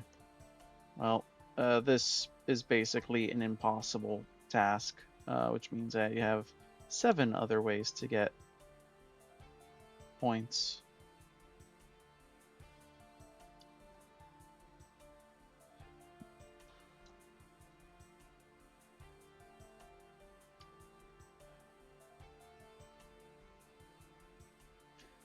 me show you all Yama.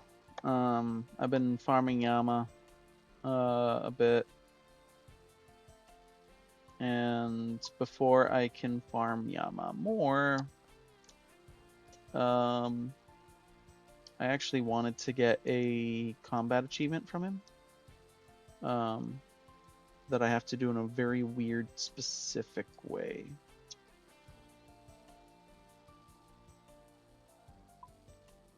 To explain a little bit more, basically one of Yama's mechanics is he will teleport you away, and you gotta fight an ad. And one of the combat achievements is to never hit the ad with what he's praying against. The problem being, the ad will pray against whatever the last thing you hit him with is. And my current weapon always double hits, which means it is impossible to do that with that weapon. But that doesn't mean it's necessarily impossible to do.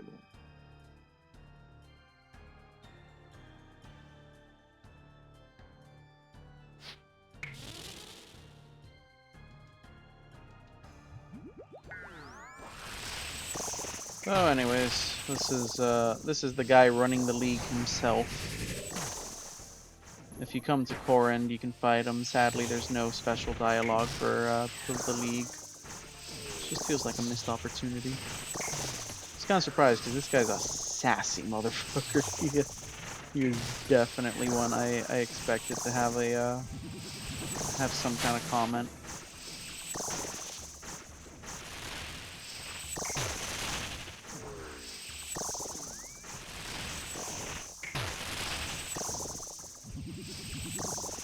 Rakdos? Interesting. I wouldn't know.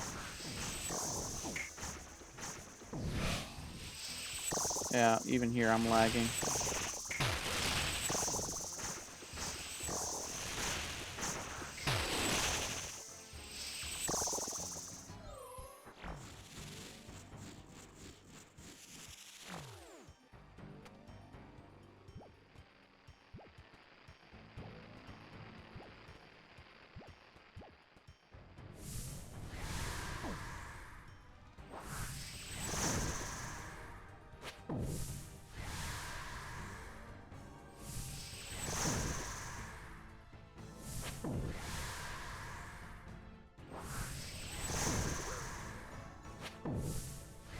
How'd I take damage, though?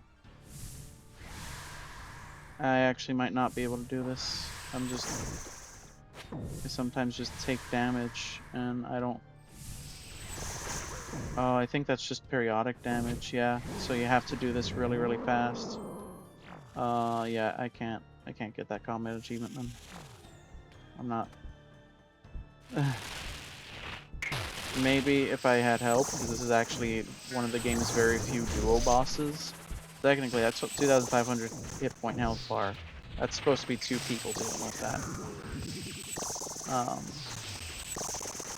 So I think that, I don't know, that might not actually be doable.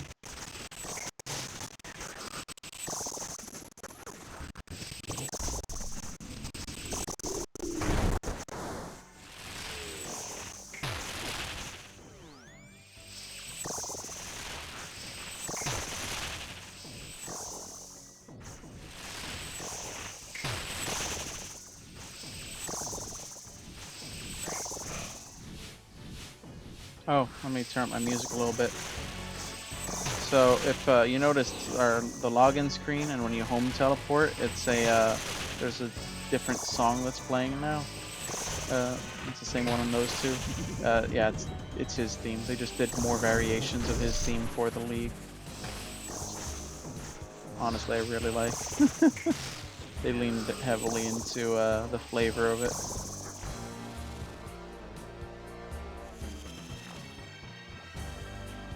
Now there's an infinite Jad challenge where you get an achievement if you can kill 18 Jads.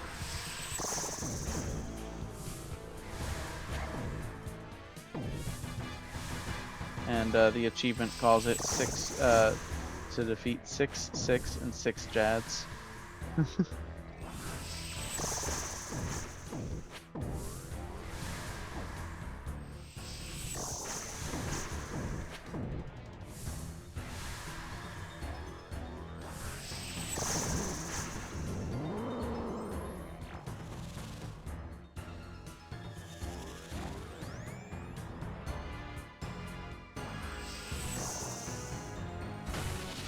Oh yeah, this is my survival mode, by the way.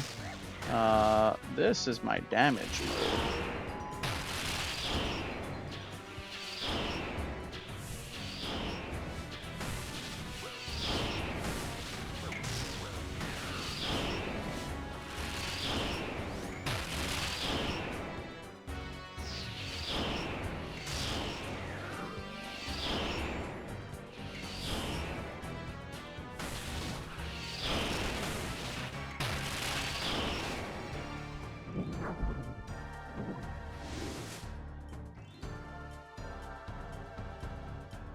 Effective, if a bit cowardly. Thanks, Yama.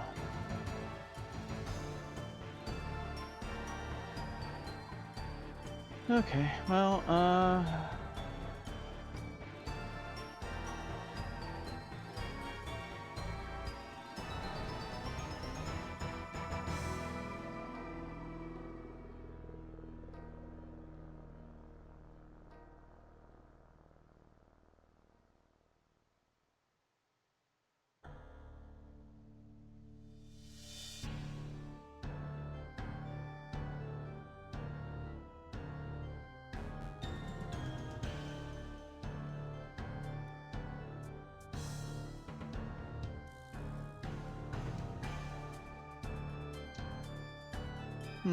interesting debate. Do I put a point in blind bag? No point in that.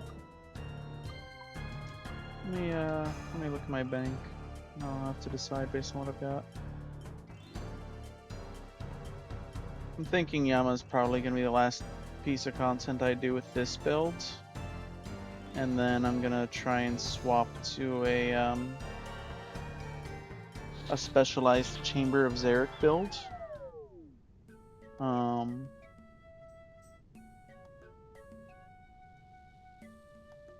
Because that raid is just its own universe.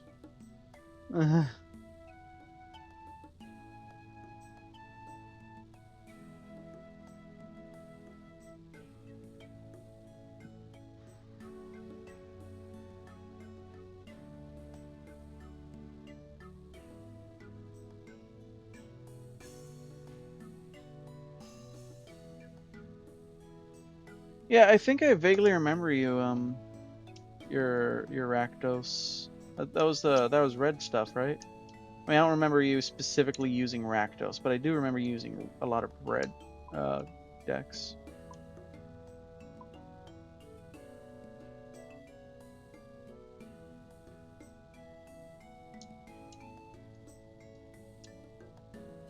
Dragon Gear,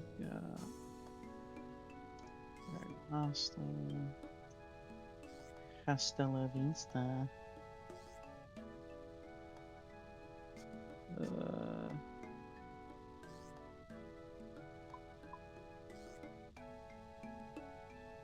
Okay, let's take that out. Let's take that out. Rakdos is red black. Oh yeah, those are the demon colors. Ah, it's been a while.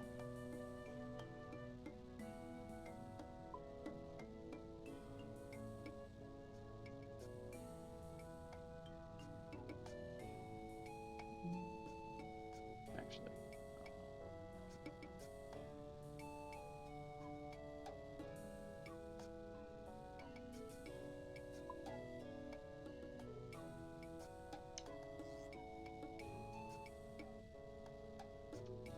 Oh shit.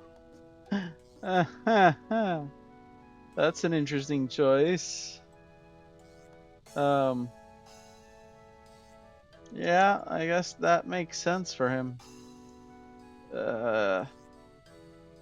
Boy, he's something.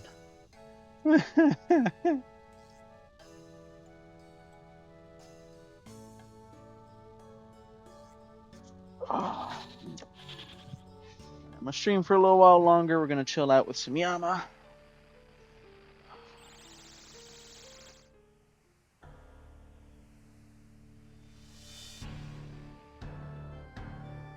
It's a funny thing to say. This guy's actually currently one of the like big end game pieces of content, but I just really like his design.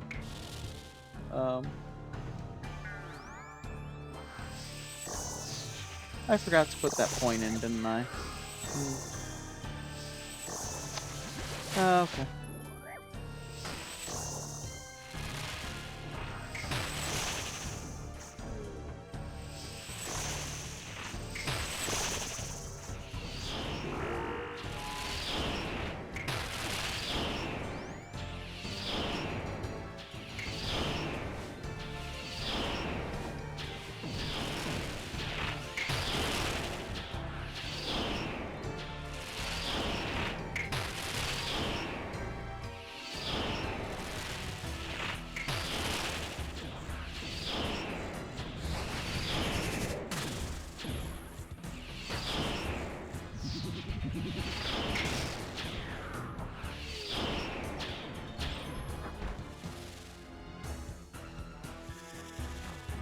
I see. What does Bellacore do?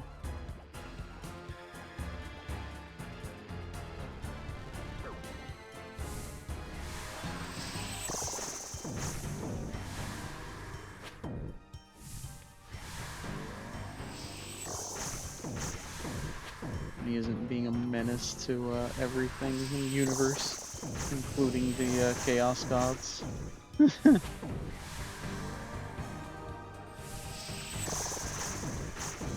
You know, Bellacore is playable now in Total War Warhammer 3, and I forget if it's base game or if it's with the SFO mod, but I think it was base game.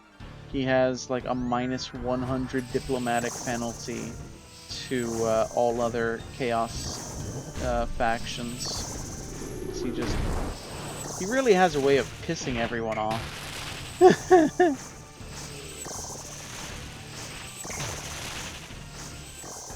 Because he has aspirations to become a Chaos God himself. Yep.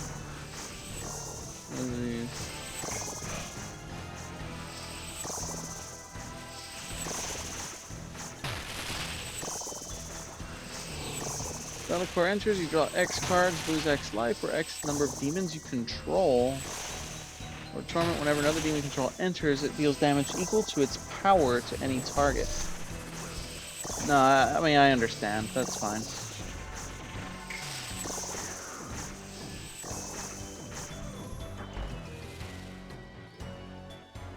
As long as I can comprehend. But yeah, that is definitely a pretty good effect.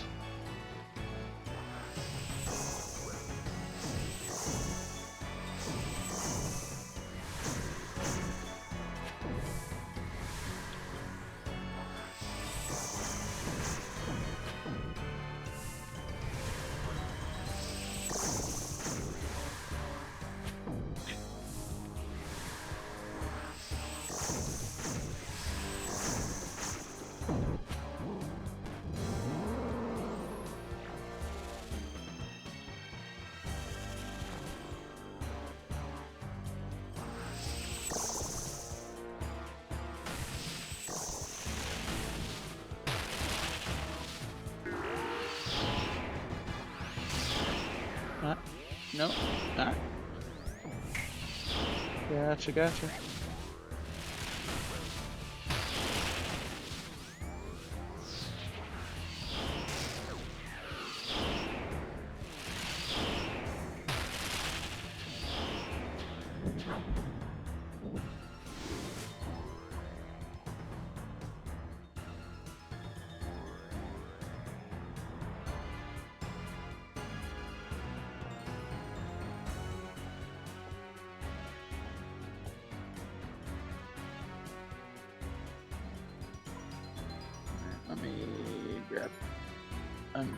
Let me grab my bag.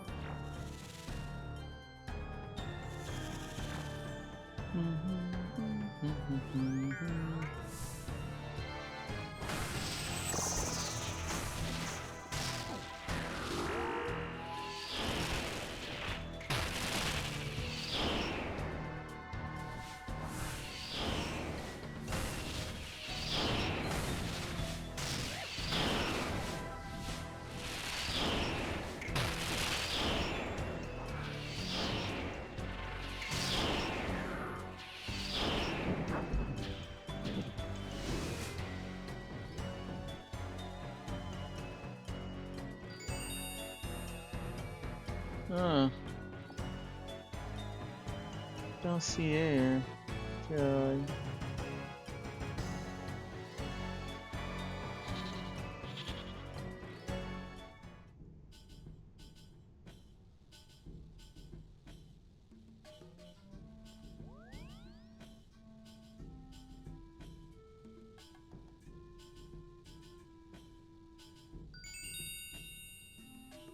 Only 5.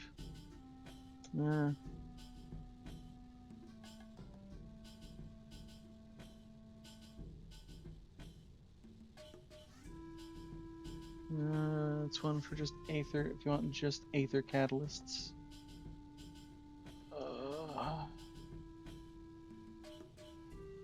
Which are needed to make Aether runes.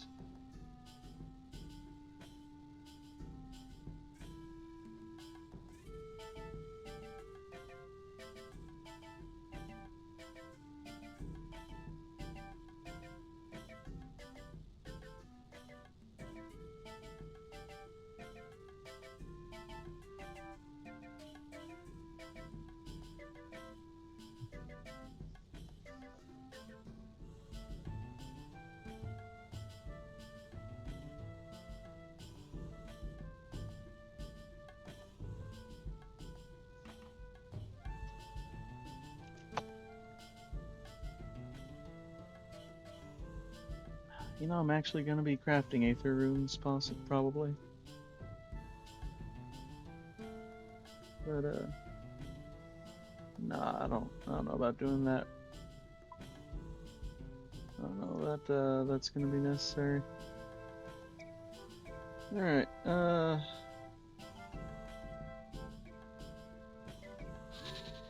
back we go.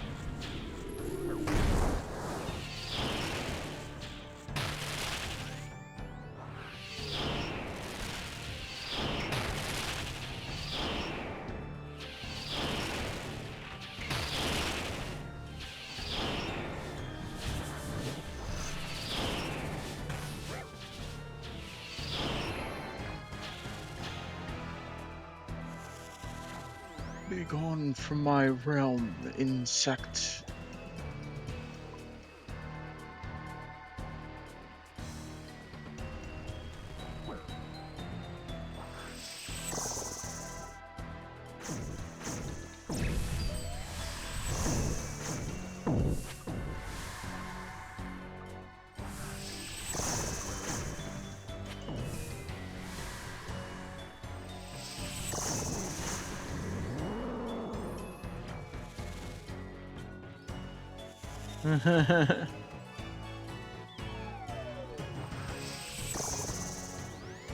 Darok's axe is always a statement of some kind.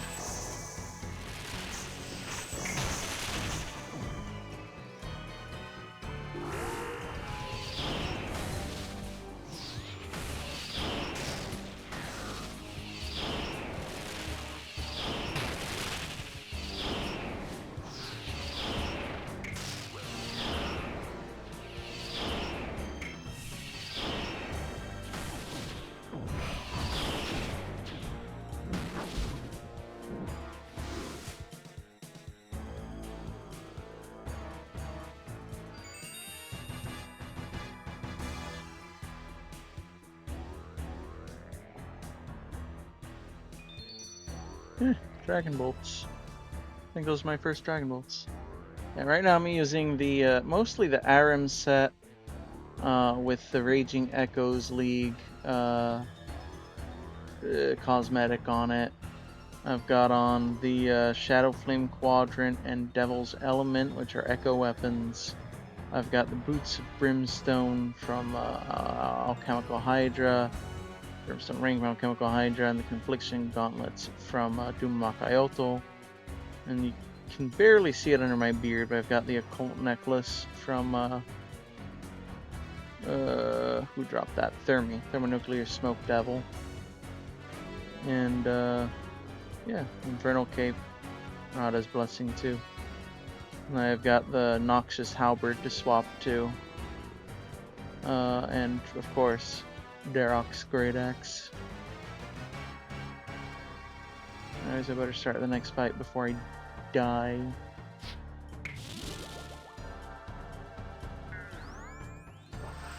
Yeah, sure, beat the Legion.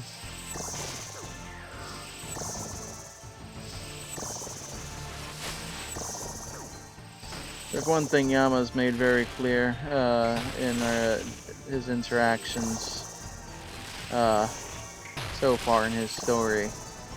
He's not one that's easily truly beaten. This is just a game to him. One that he has a lot more to gain from than you.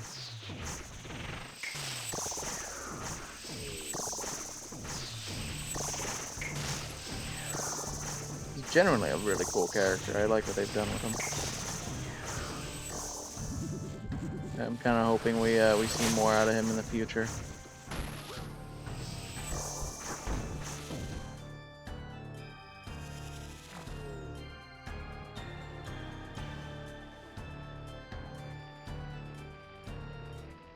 Game.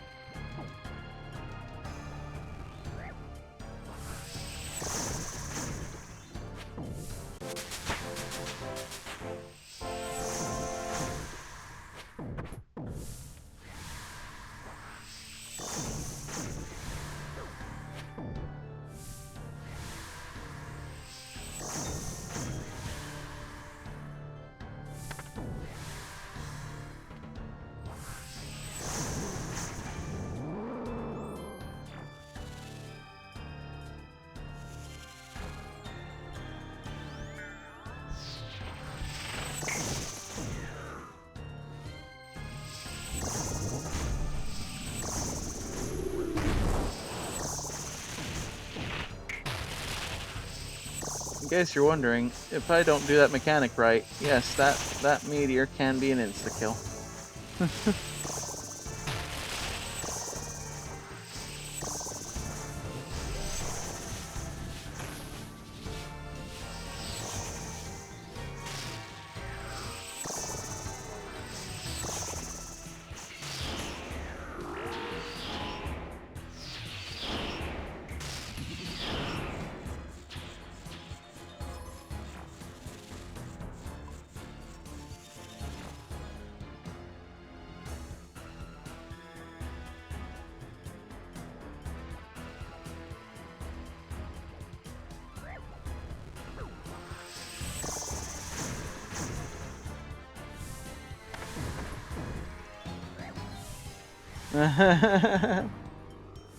That would be interesting to see.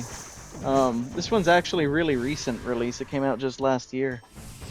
But there is a series that someone's doing of can I beat bosses using gear from their time?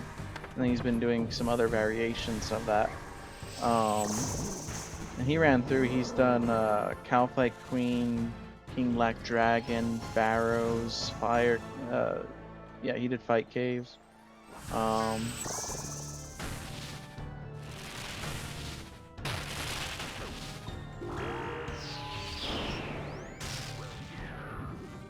It's pretty crazy to see.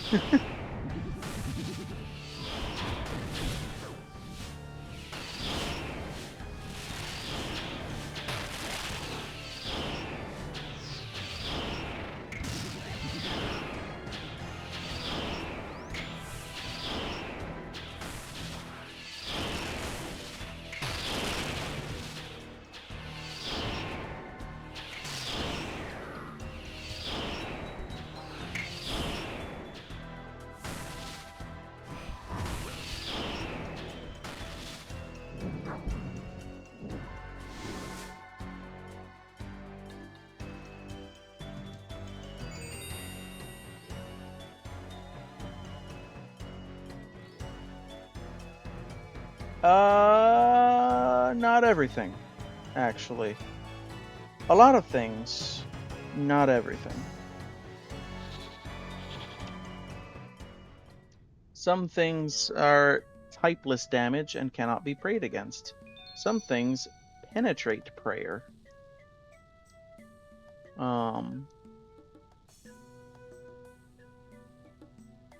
For example, one of the Echo bosses I have to deal with is the Calphite Queen. She can pen prayer. Well, Echo Cowfight Queen can, not normal Cowfight Queen. However, normal No, Cowfight... normal Calphite can. Wait, she can? Yes. I thought That's she why I just... have not been fighting her, because she can pen prayer. I thought she only, the only problem with her was that she could swap styles too much for you to know what you're gonna pray against. No, because I prayed against her range and it still hit me for reduced damage.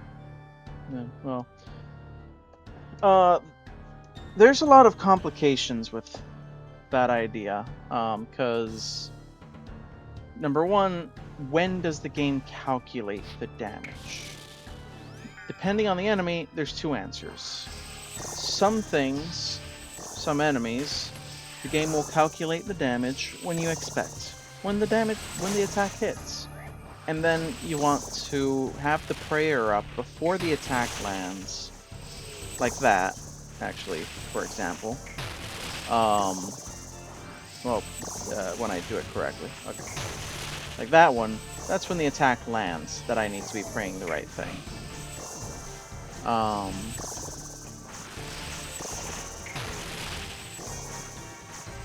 But other enemies, like Jad, for example, they determine the damage they're going to deal with you near, or in some enemies' cases, at the start of their attack animation. So if you see the attack coming, it is already too late to pray against it. In general, common mooks as well as older bosses use that style. Meanwhile, almost all new bosses usually it's on impact, so you've got a lot more time to respond, but they make the fights more challenging accordingly by having you need to swap a whole lot more. Meanwhile, Jad, you're swapping every once in a while, but you basically have to swap right at the start of his animation. And then within the fight, within Inferno and Fight Caves itself, if you saw those creatures attack, or if you would see all those creatures attacking me, or even just when you're fighting most things in the field, yeah, once their attack animation starts, it's already too late to pray. So it is very, very tricky to get the rhythm of prayer flicking down. Prayer flicking itself as well also implies you're not simply turning it on the right moment, but that term particularly applies to your turning it on and off and on and off and on, so that the game constantly thinks that it's the first round that you have had the prayer up, and you never drain prayer points.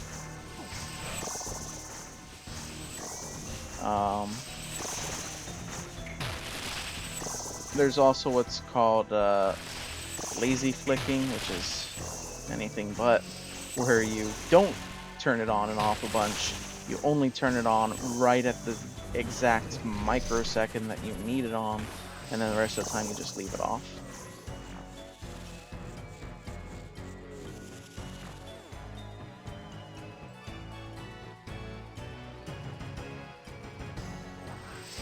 The reason they call it lazy flicking is just doesn't have the same upkeep of having to make sure you're clicking twice every 0.6 second, no more, no less.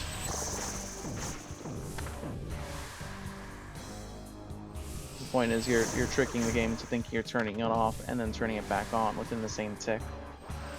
So if you time that between ticks, you messed up. You have to do that all, you have to do it within the same tick.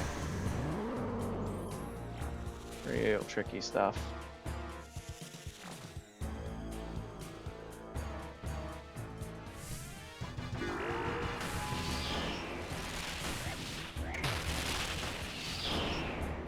Yeah, I can pray against his like normal attacks where he's just snapping his fingers and I take damage. Shadow means pray ranged. Fire means pray magic. However, I cannot pray against these shadow walls. I cannot pray against the meteors. I cannot pray against basically any of the actual mechanics. Those will just outright ignore. In his case, those I don't think are even rolling an attack. It's just you messed up, you take the damage. Which I specify because there are still plenty of things that you can't pray against that do still roll an attack roll. So if you have enough defense, that you can just tank through it by being lucky. Because there's not much you can... There's very few ways, not no ways, but very few ways for you to reduce the damage you're going to take. Defense is just about avoiding taking the damage at all. Since this guy is so mechanically driven, defense is basically a worthless stat. It can sometimes make his normal attacks miss. Rarely. He is very accurate with them. That's it. That's all defense is going to do for you in this fight. But your prayer management, yeah, that is always a big part of the game, no matter... practically no matter what you're up against, with very few exceptions. It's also probably the hardest part of mastering this game's combat because it's so complicated and varied. Every fight is a new rhythm for you to learn. It's not like, oh, I know how to PVM in RuneScape now, I'm gonna kill all the bosses. No, you're gonna go learn each boss individually.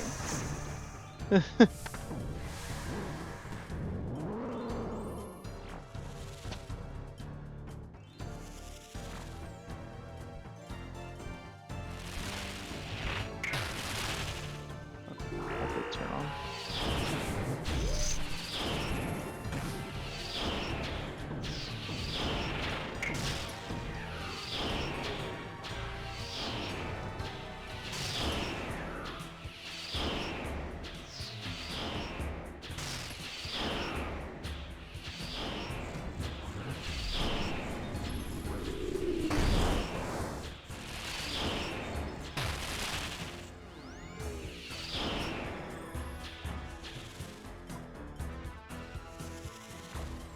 The interesting thing with this league is for the first time they're offering tons of stacking defense buffs, to the point where even enemies that are hyper accurate with their attacks, you actually have at least a small chance of them missing, as long as there is a accuracy roll happening at all.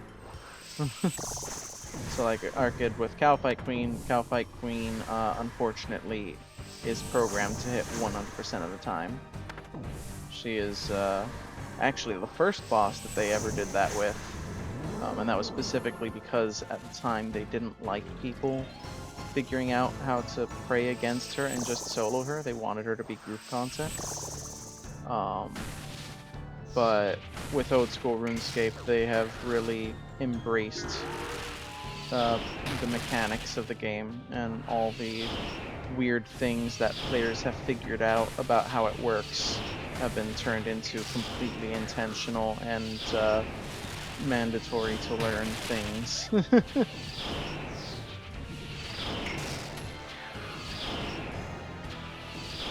They are no longer going against the grain, they are now embracing what they made. Which, if you ever play RuneScape 3, is not the case over there. It's starting to be, as I understand it. Some of the newer stuff, they're finally learning lessons from old school, funny enough. But RuneScape 3 has a long history of trying to run from what the game is. That old school has chosen to do differently. For the better, I think.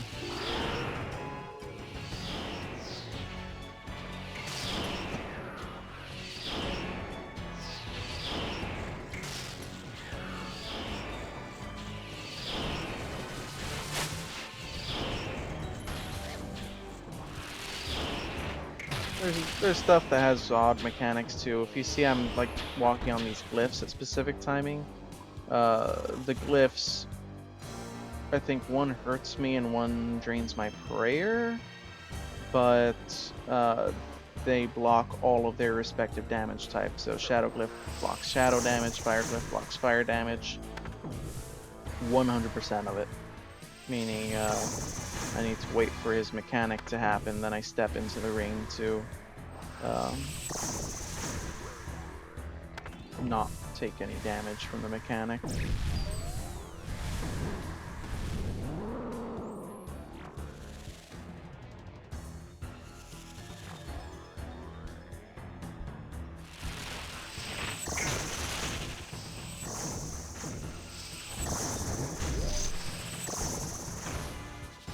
But it costs me some of my prayer, which is a very important resource.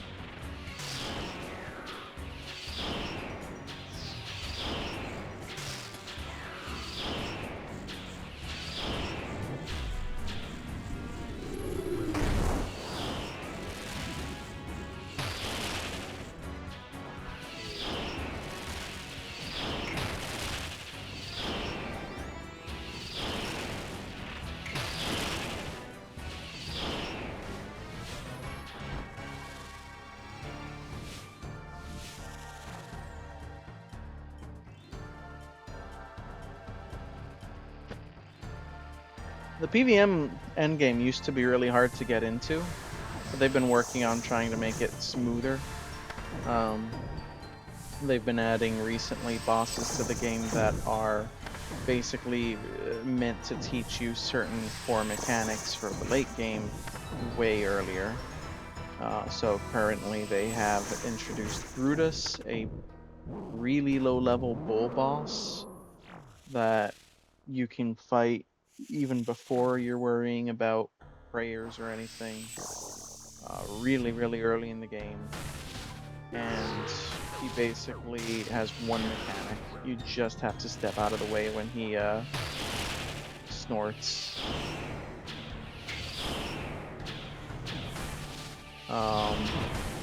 They have Scurious, who teaches you all about praying correctly. Mox the Auto, who teaches you about movement and also prayers getting shut off and needing to be turned back on. And Royal Titans, which is all about gear swaps.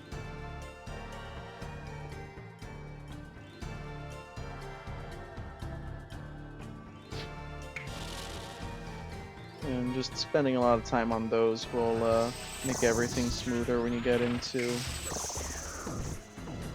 a lot of other endgame content. Those are just such core things to learn.